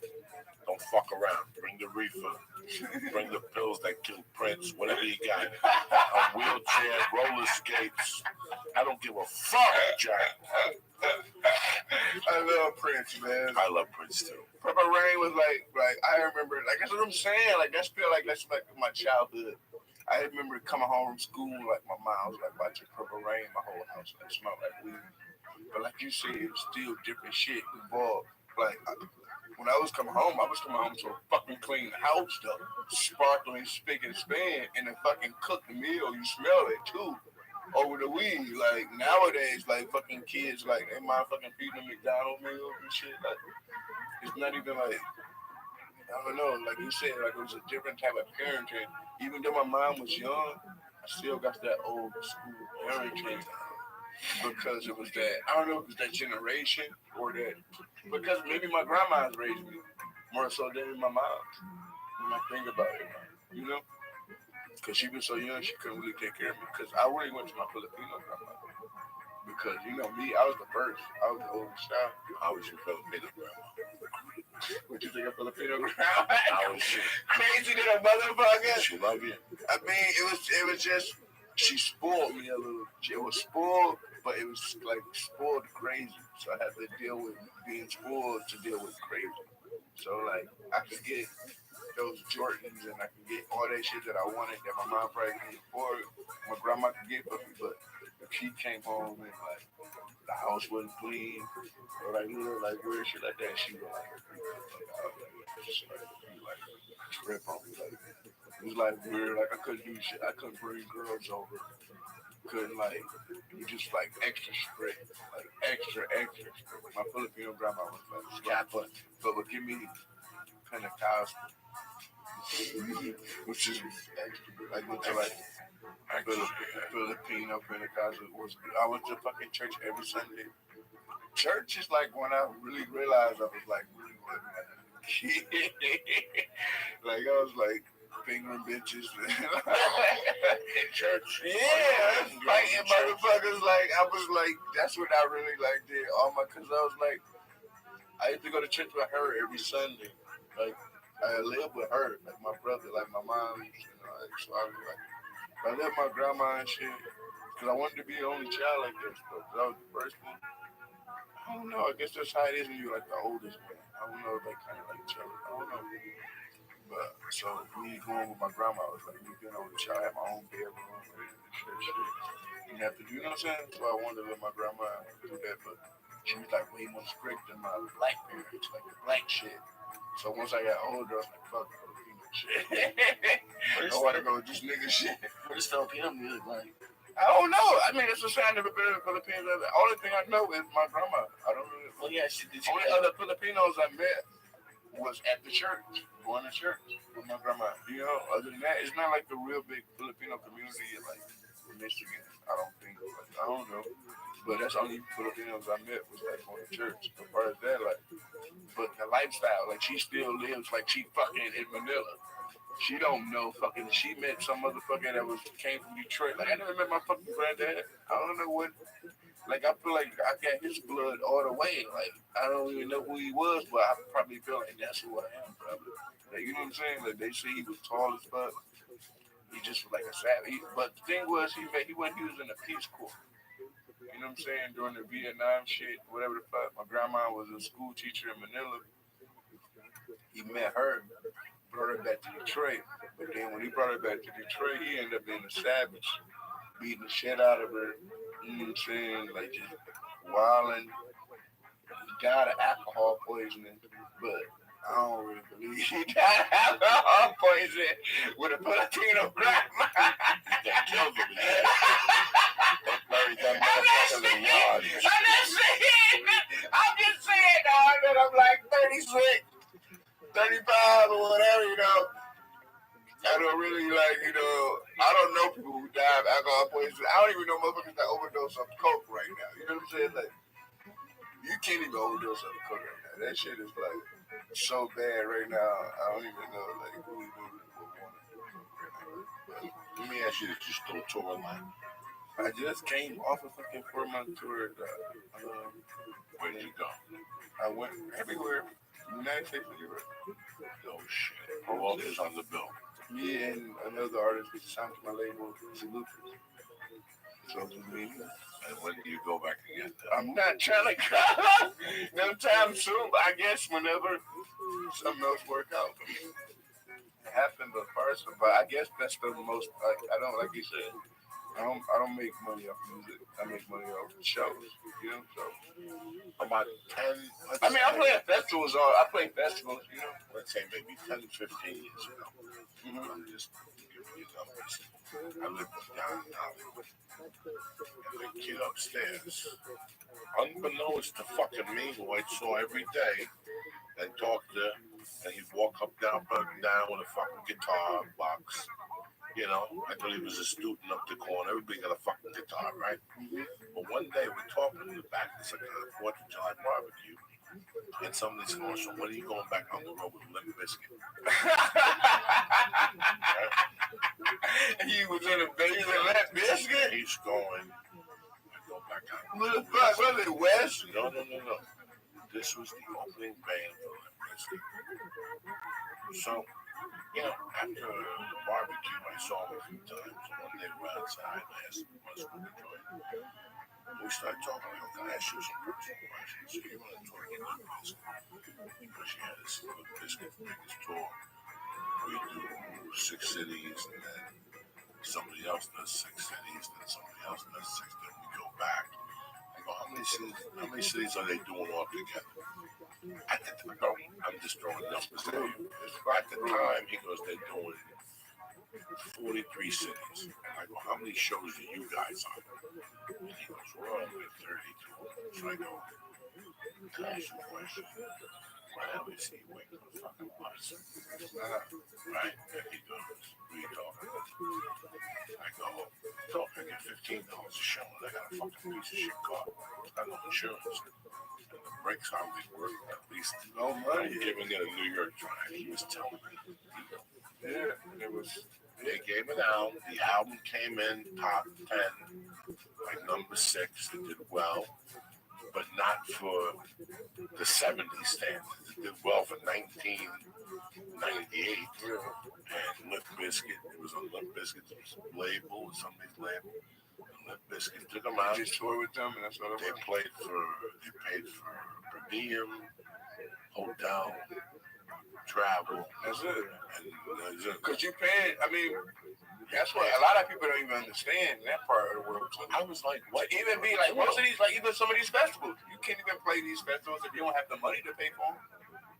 You gotta pay for your own flight, your own room. Like just say like a big festival, like a culture, like some certain shit. If you're not that artist that they like, you know, they booked you to make you to the point where they're like, you should be happy that you're on this festival type of shit. It's like you paying for your own room and your own flight. You know what I'm saying? So if you didn't get that money to do that shit, then you can't even do that. You feel me? So you gotta turn that festival down. Thank God I always had the money to be able to do that, and I think that's what made me, because I think I took all the fucked up shit that I did in drug dealing, I didn't do it with rap. So I always had the money to be able to play those festivals and cover those grounds. So anytime a big festival came to me, and it was probably something that I probably, like a lot of shit I probably did, I probably wasn't even on that level to probably play yet, but I was able to afford to do it. And I had that name so I could bring that draw. So like now it's like I'm too big. It's like I'm in a space where it's like I'm too big for it, I'm too over it. Like you can't really. It's like how I was when I started it. I don't know if I respect it. I can't.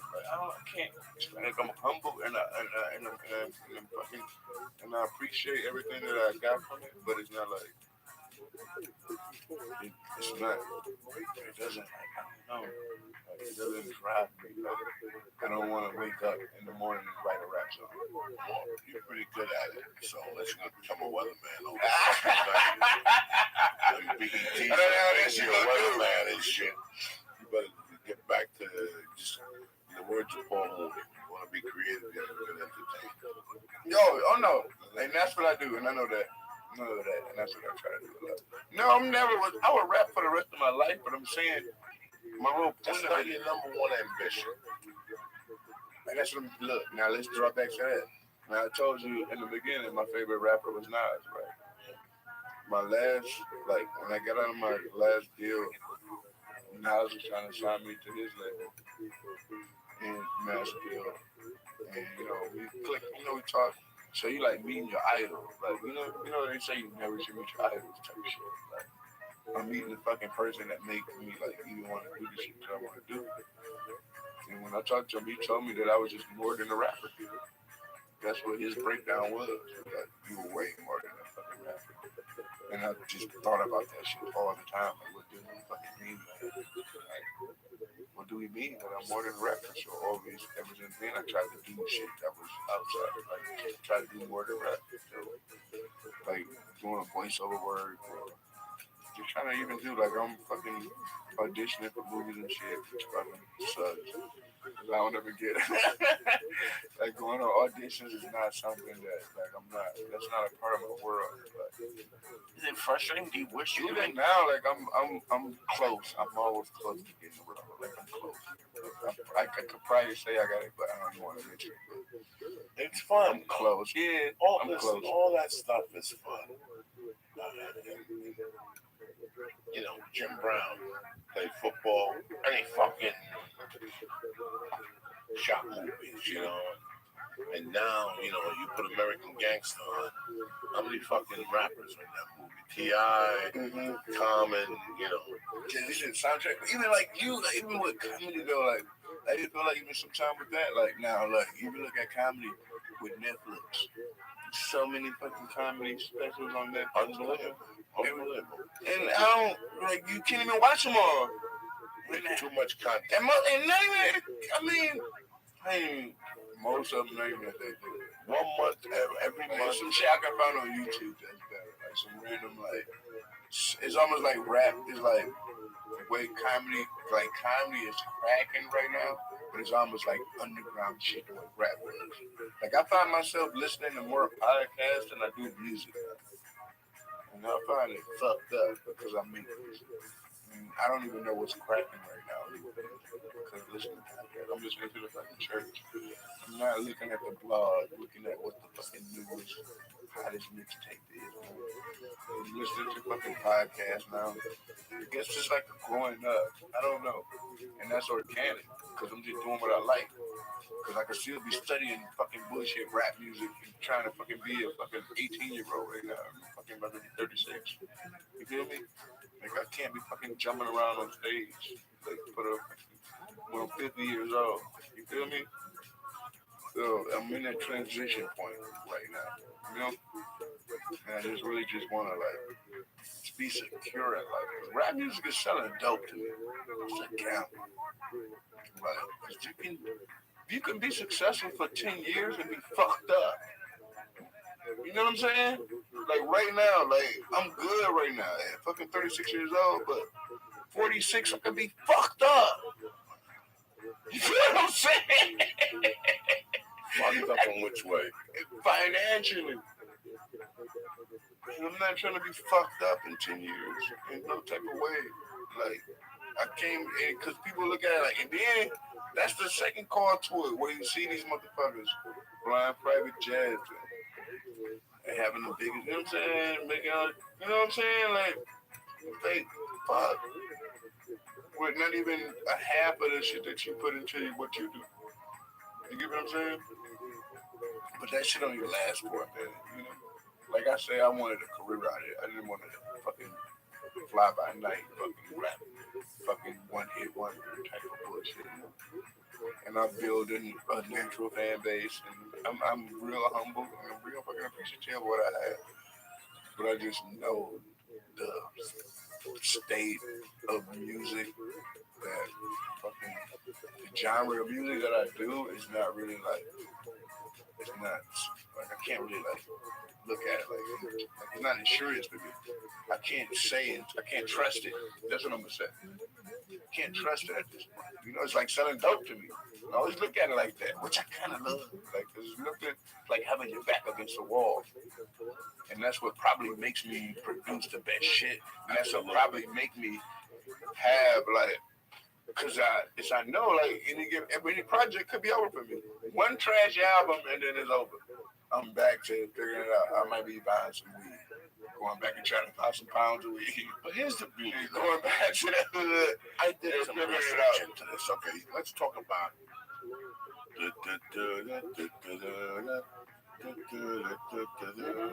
what's the name of that girl that sang that? Tom Diner. She also sang that song, My Name is Luca. I live on the second floor. I'm just giving you an example. This woman's no ball to fire. What was that again, though? What was it? Who made that song? Tom's Diner. Tom's Diner. Yeah, that was like a big deal. When I was gonna take a girl like her. Suzanne Vega. Suzanne Vega had two fucking big commercial hits. Tom's Diner. I don't know when Tom's Diner came out. That was a commercial. And then Suzanne Vega still held on. 87. That's dirty. That's what I love, but what's he doing? That's what I'm saying. Okay, so that's 30 years. So it's to the point, that's what I'm saying. It's to the point in my life where I want to look at it like, I could be able to do this. I want to be able to do rap music. And I want to make rap music just because I love doing it and I'm a fan and I want to have fun. And I want to make music for people that that's like. When you'll make the best people, the fans that like what I do. I want to make music for them that like that shit. But it has become so expensive that I don't even know if I can afford it no more. Let's say that. You know what I'm saying? It has become so expensive that I don't even know if I can afford it no more. You know? So, to make the type of music I want to make, and then the type of music that's popular is cost half of the music that I'm trying to do. So, it's almost like a losing game already before I even start playing. You feel me? So it's like selling dope. It's like being a hustler, which I love in some sense because it's like being where I'm from, Detroit.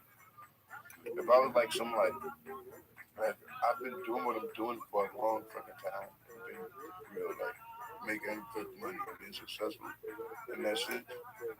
But if I was like it's a rapper that don't even have like a quarter of what I have, and they go through way more trouble just because they were more popular. Because like they hot with police, so they say fans of the police. I'm still being able to make money and keep my feet up and hang out with my cats and fucking permanent videos and have to worry about nobody trying to even worry about where I live at and be weird with me. Like I can go out every day and people don't say shit to me, don't fuck with me. Only time people fuck with me is when I go to big cities. When I go to New York, when I go to LA, like big cities. That's when I get recognized. People like, oh, Danny Brown shit. I'm in Detroit. I'm at home. I'm at fucking the grocery. Motherfuckers, they hate to see me almost type of shit. They're like, what the fuck are you doing here? If a person know who I am, they hate to see me. That's how Michigan is. That's how Detroit is. And you live in Detroit full time. I live in Farmington Hills. Well, I probably shouldn't say that. I live in the suburbs of Detroit. You live in Detroit full time. So you fly a lot. All the time. That's why I moved closer to the airport. So about, yeah. So you go back into the studios. I mean, the studio is in my house. With me, I'd rather go back in the studio than be recording lines for some cartoon TV show or something, you know what I'm saying, than an album. But with me, as far as making songs, I can't really comment. Like, yeah, it just really happens organic. Like, I just get music, I get beats, and I might get bored one night, or if I'm working on an album, working on a project, I know to put these beats on every night. Like me, like right, sit down, I want to write jokes every night. I know I gotta sit down and write an album. You know, I gotta write these songs. Like me, I was in Adderall. Adderall is my shit, so I take Adderall and sit down, fucking smoke an ounce of weed, fucking probably about 2 cigarettes, and write like 5 songs. You know, and I just write like, and I probably do this for like a year. Not even record them. And then once I get done, once I feel like I got enough shit, I'm comfortable enough because I like, you know how it is when you write some shit and it's so good you just memorize it. Like you in the shower you just taking a shower and you ain't even recorded this. Like I don't even know for you, like you ain't even said this joke yet, right? Like you ain't even did this bit, but it's so good to you already to yourself. You just already saying it to yourself.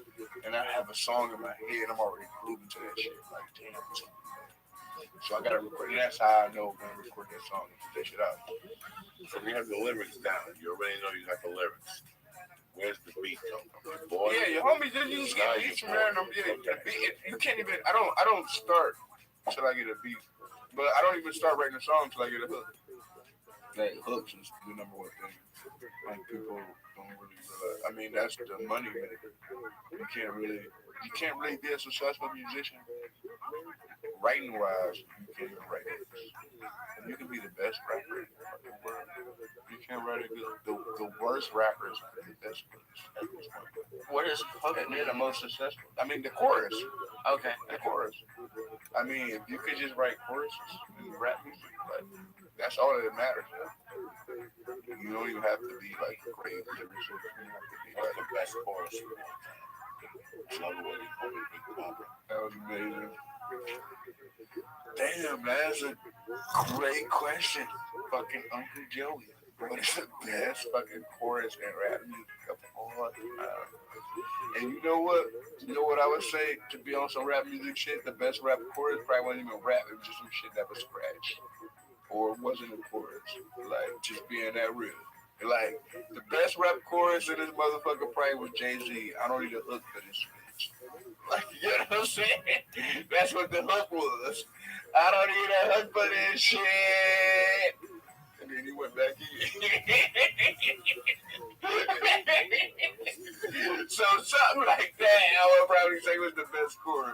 When Joey says he would go crazy when he'd hear Black Sabbath, if you hear Jay-Z going, I don't need a hook for this shit. No, my go crazy, like, go crazy for me music is like go real, like, I like,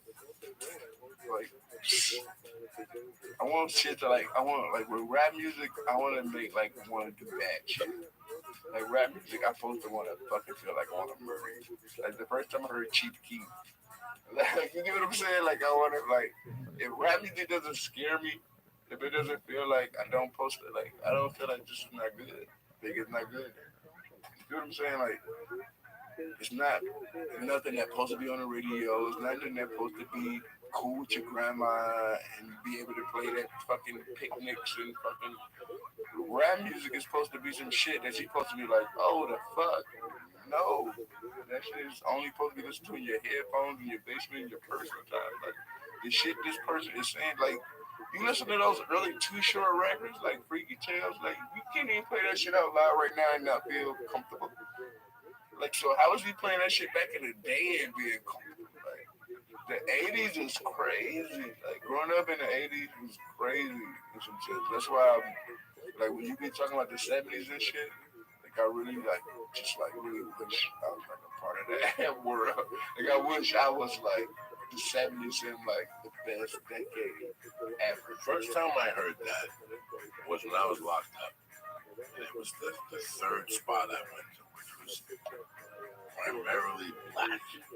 But I said this on Bert Price's podcast. Bert Price, black people talking movie theaters. Wait till you go to county jail and spend the night. You don't know nothing. That ain't rapping. Brothers come to that ain't rapping all night. That's why when you listen. That's why when you say somebody that they rap in prison at night, I just died because if I listen to bad rap. It get deeper than that. Like Uncle Joey, like I had a bunkie that the thing was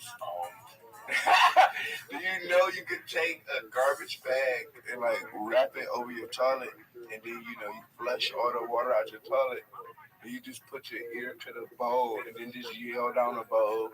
And other motherfuckers that did that, and then now you talking with them like that was like internet chat lines and comments. So you had if you had a bunkie, like he will come and call it flushing the toilet, like they will flush, like bro, you just flash your bag, knock all the water out. You in your bunk, I'm in the top bunk trying to go to sleep. And you having a conversation. This motherfucker to flush the water out the bowl. Now he got his head at the bowl trying to talk to What's up? What's up, dog? Yo, what's up? And next thing you know, somebody flushed their bowl out and yelling back. Who's this? Look, right through a toilet, like the same toilet you got to shit on and piss on. You got your face on that bitch like it's motherfucking. Oh, fucking night. They like you on Skype. Like they Skyping every night, and you might come across some shit every now and then. I wake up, this nigga might be doing some weird shit. Won't they see them tomorrow? Won't they get to hang out in the morning? How? You in jail? Where? I don't know. Doesn't matter. Oh, you are? They will talk. Like, I would be here. And the funeral parlor is across the street. I'm just saying, like. And they would yell from the sound. Oh, yeah, no, that was the brothers would yell, yo.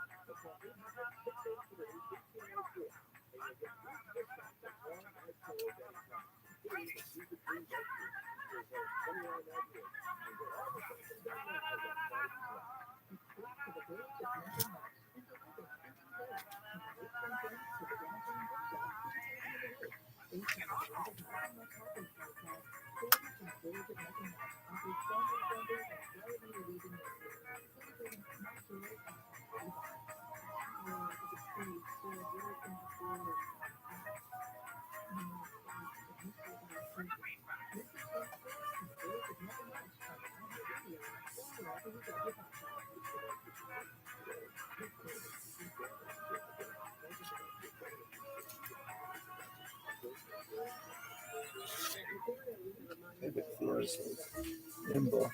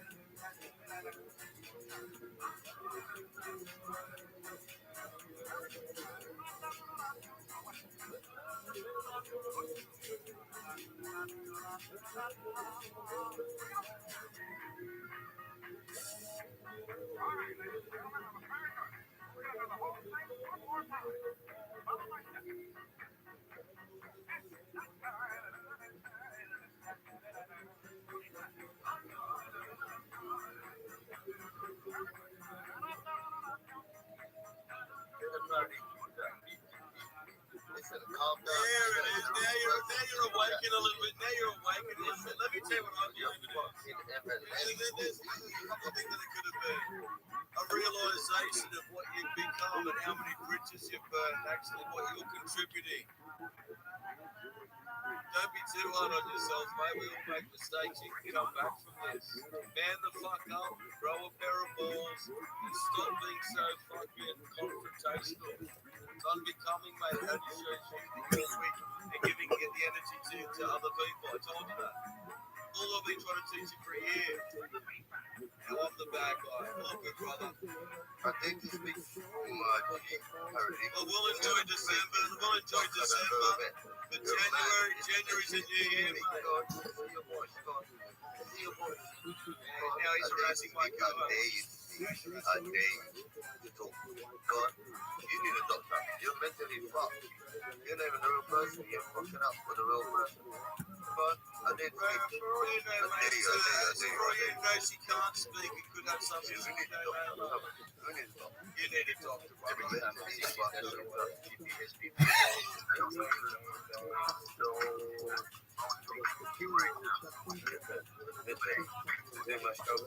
know I'm getting the rest of the time. I'm great. I'm not going to war.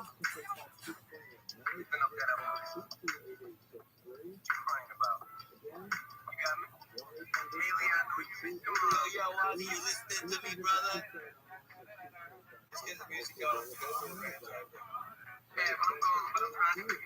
know we got our issues, brother. But you're hitting rock bottom, bro. You gotta get off the crack, guys. You know what I'm saying? It's back down.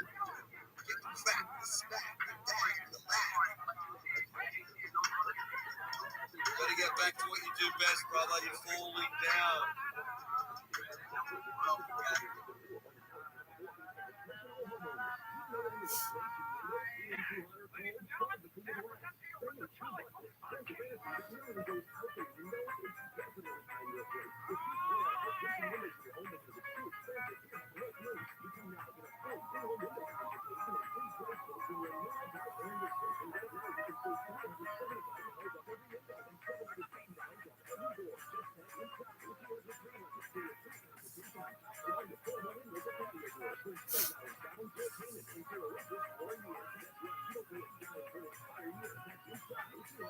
Love, Gunford, how you doing?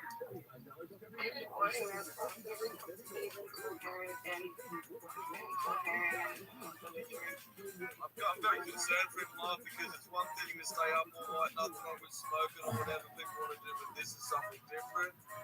And I'm more concerned for the passengers out on the road. This guy's going to work, like, there's a blockage in the pipe, but it's the bomb sitting on the dressing table. Yeah. And then Comar's rules for the year, not for me. Like, he said, nobody come up and be a pervert, and he hates perverts, and he's like the biggest one. Really? Shut the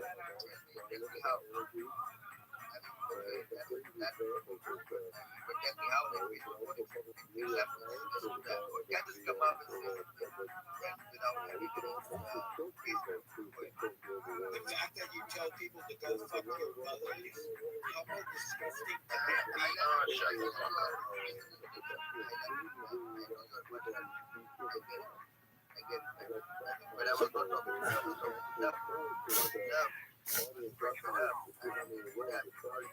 But hey, you know what? After love, explanations, justifications, with examples, why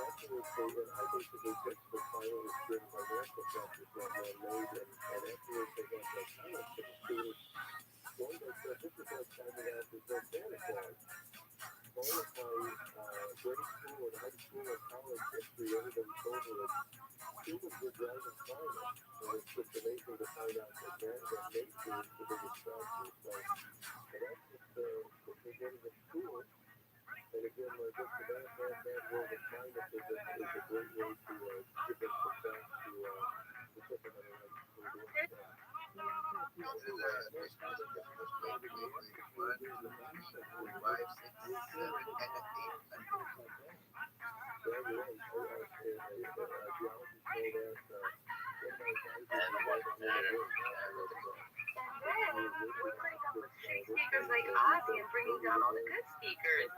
What's going on in this world? Just comes up and reaches and goes and fucking barks like a bitch. I'm well along. What is your motive? Which is the only is this the reason why you got fucking divorced and fucking broke up and kicked out of your fucking friend's house? Is that the reason why you quit divorced? Shut the fuck up and mind your own. Looks like hell. I will not mind my own business with these puppies. No. Alright, yeah, good speaker. Let's go ahead. The mic is the floor is all yours.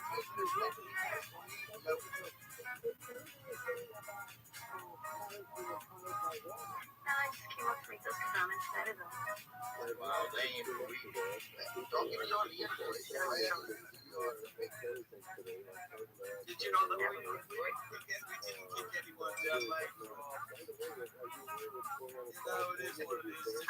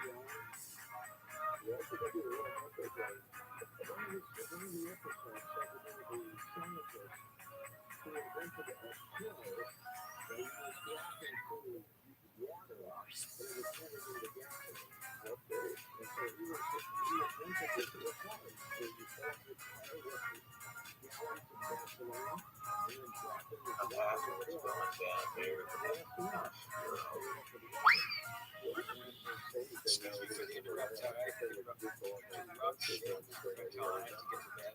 I love you, brother. It's good to hear your voice. I hope you have an incredible solstice and a wonderful Christmas. Before you go, wait a minute. That fucking gives no reasoning for calling Kumar a pervert, so give me the reasoning. Why and how and where you can go.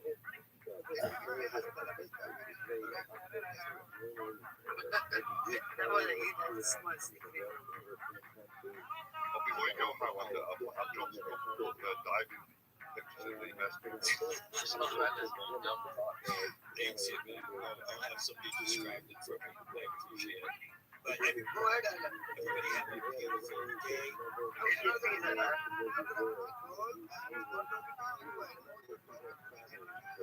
I get it. I'm getting it. I'm a very good listener. Relax. And he left. I landed. Give me just 2 words, man. Because love said something and what is getting you changed in that way. Why did you do that?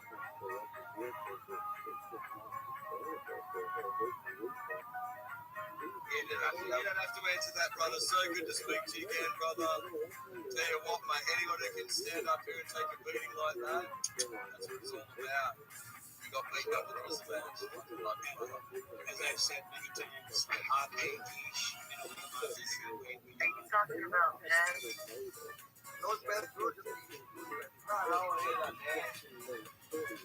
Put it, come on, man. I need it. Come on, man. Put it in Indian now, Are you talking about that? Shush the goal. Shush the goal. You go down. Yeah, you capable. Highlander, give us a goodbye, something, bro. So the word we use for goodbye is gigawabaman. Gigawabaman. And we'll be together the next time we are together. So, why don't we have words like that? Gigawabaman. Right? Continue. So, I say Apekish Minobinat to see where we are. That means we will hopefully we will deserve the absolute life we are supposed to have. So again, I would say anyway, Kimonji, Pasingway, Ingaway, Iwan, anyway, Kimonji, we must say Ingaway, Iwan. So that means with the beat of your heart, with the drum within, we follow it in the way that we walk, we follow it in the way that we live. So listen to your heartbeat because it is your rhythm. I don't like goodbyes. Judas, follow what? Follow you. The Almighty Truman. We're going to give up Rothschild. Listen to your heart, Rothschild. You so right, brother. Listen to your heart. That's what you've got to do first and foremost. That's all you can do. Nothing else really matters. Hey, just before you went, I did have a thought. You asked earlier on about the Santa Claus thing. From my perspective, I'm fond of my Christmas memories. I'm fond of those memories of Santa Claus. So, I mean, I want my kids to be fond of those memories too. And they are. You know, one of us kind of grown out this level. You know, they love their memories of Santa Claus. So, I mean, you know, when you say about lying to your kids, you know, are we fond of those memories or are we disappointed in our parents? Well, I was going to talk about it before. I'm going to remember life. Me and my brother is like 2.5 years old. Fucking amazing. Those early days, like Santa being at Johnny, him waking me up early in the morning, going to have a look at it in the sacks just filled with the chicken, the bad chicken. May I share my experience of that? Nobody can beat that, man. Nobody can beat that.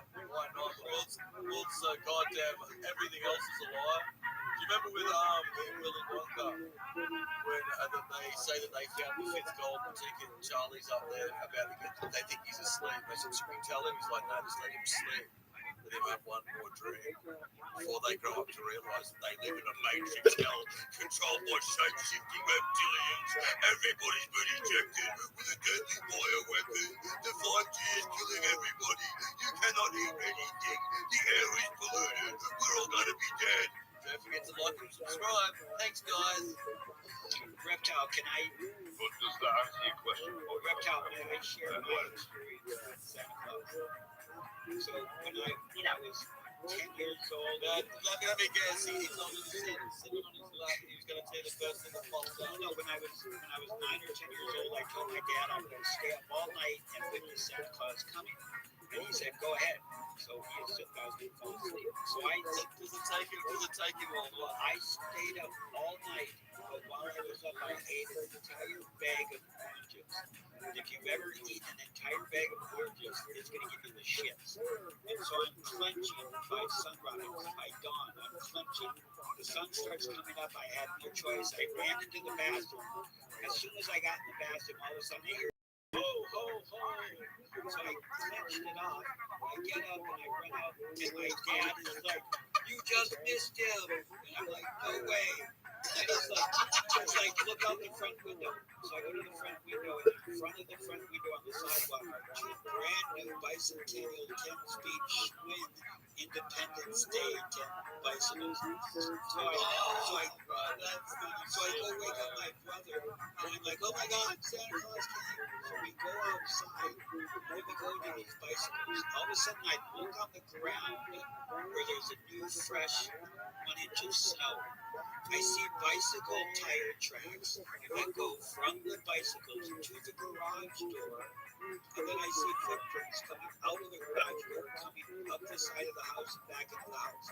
So I go into the house, I look right down by the door, and there is my dad's galoshes, all wet from the melted snow. And I look up at my dad, and all of a sudden his smile disappears. And I start yelling at him, "You liar!" And then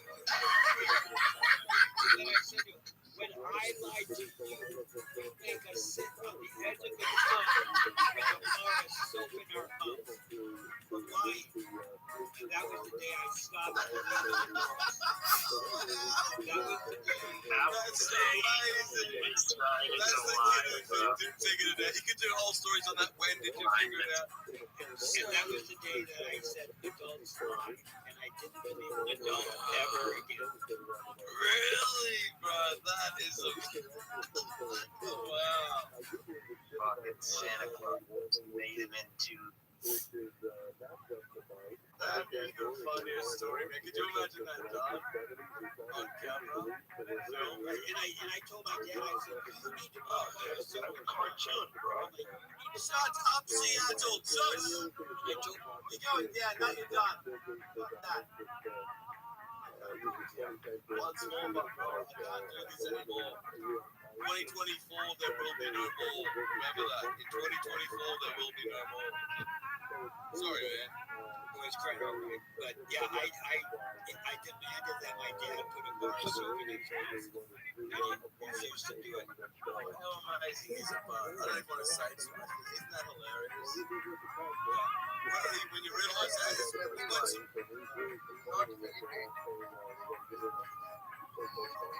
He's getting blocks for Christmas. That's interesting, yeah. Hey, before you do, but I remember being out in Sydney. And no joke, we had the same thing, but I wanted a particular bike. It was the fucking bomb, mate. The BMXs, you know, I can't have the right ones.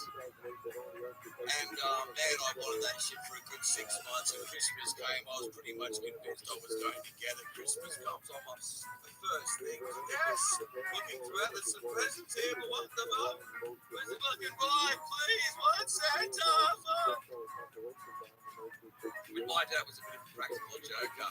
There's some crackers on this particular one I have waited there. Similar to what I sometimes do. He's like, sorry mate, Santa might not have been able to bring it, once the parents got up. I said, what the fuck, boy? What's going on there, Dad? He's like, sorry mate. Dad, got me to the point where he couldn't convince fuck Santa didn't have the bike. I was like, fuck, started tearing up and getting grumpy. He's like, listen, stop it. Stop being grumpy. Got all these other presents here. You go downstairs, let the cat in. So I went downstairs and of course I'm walking off.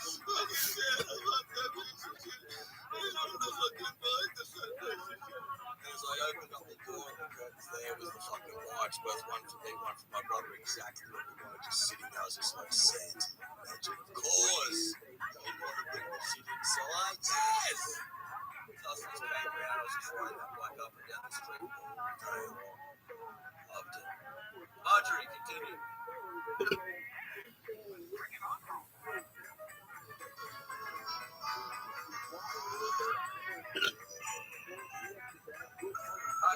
You know what? I was just, I'm sorry. Sometimes I change my mind. She gets it. Got to go with the flow. That was 10 seconds ago. Love.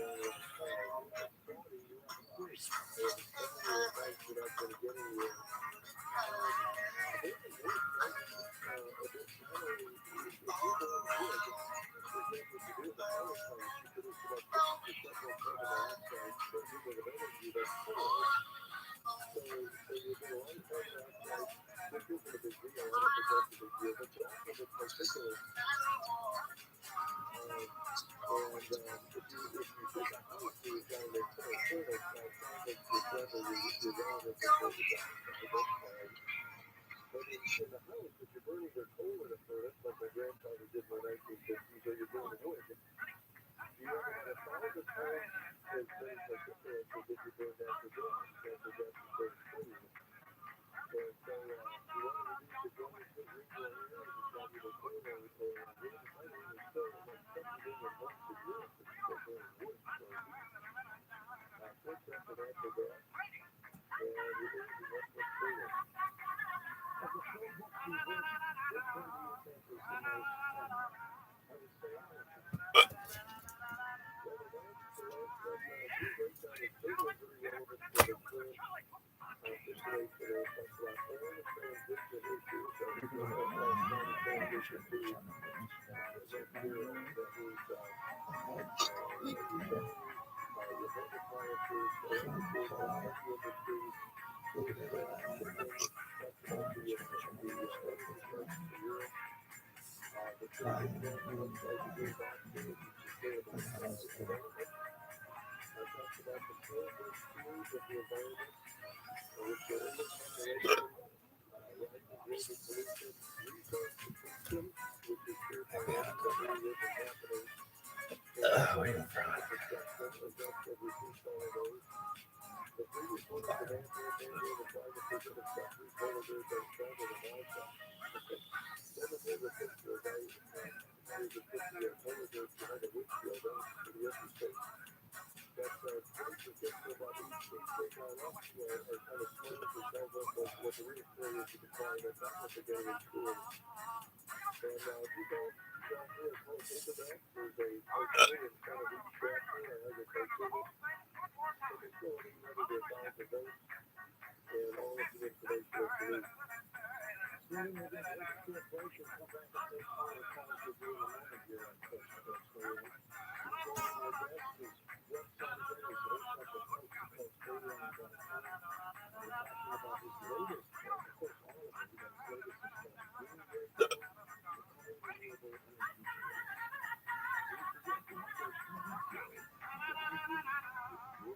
one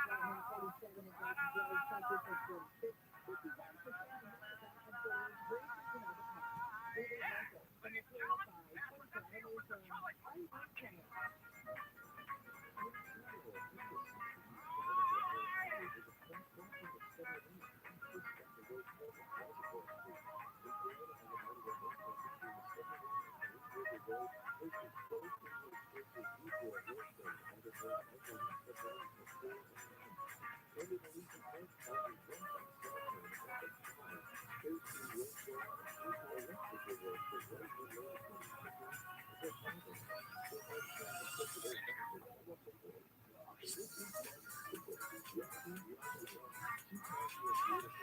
beyondmusic.com.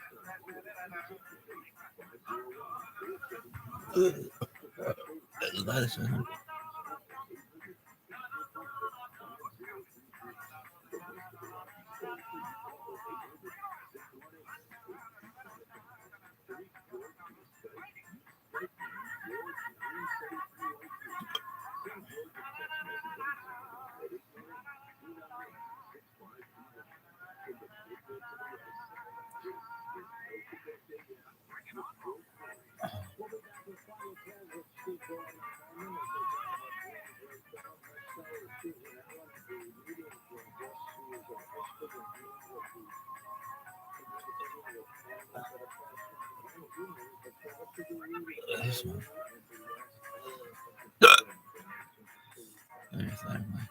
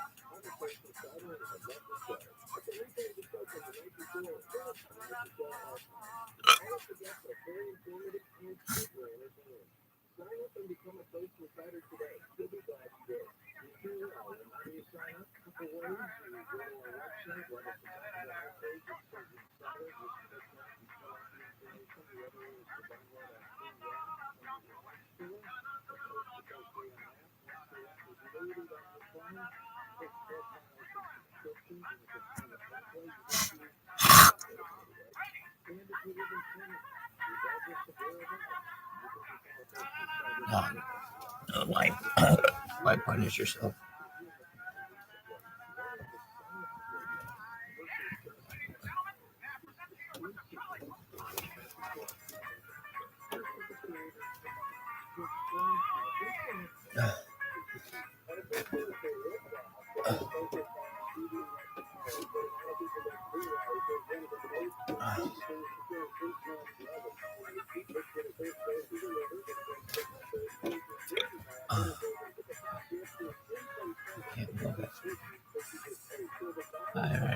Hi, Richie.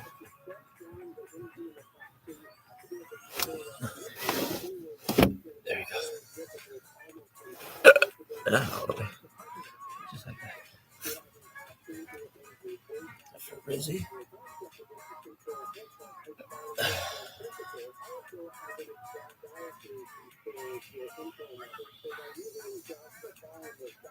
Right.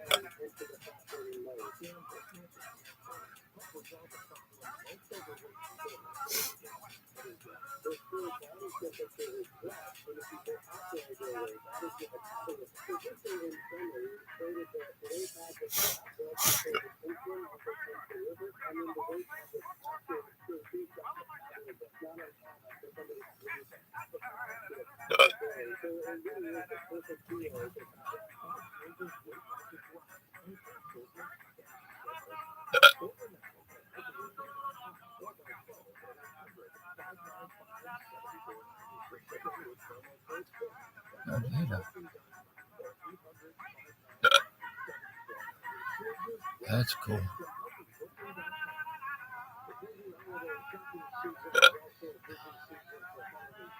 Oh, cool.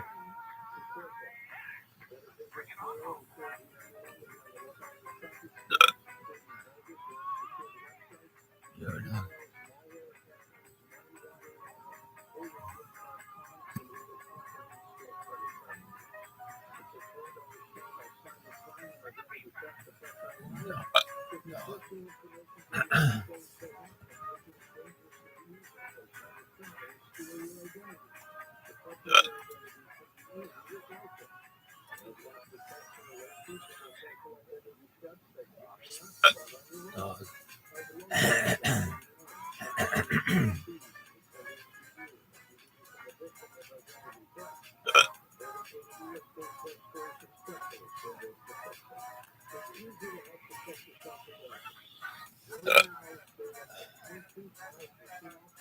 Sons of bitches.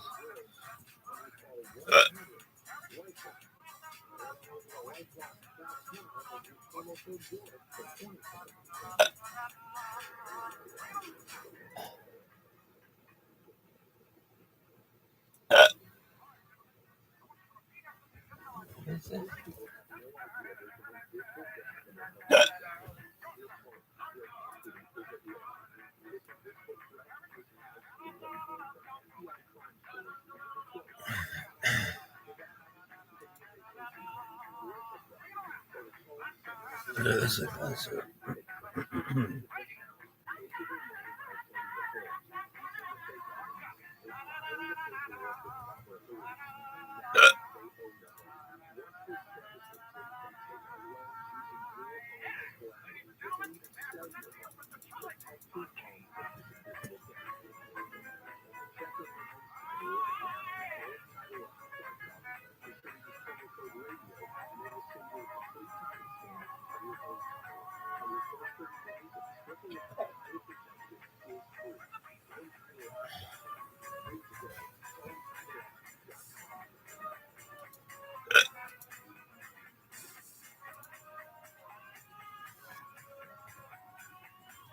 Look at this.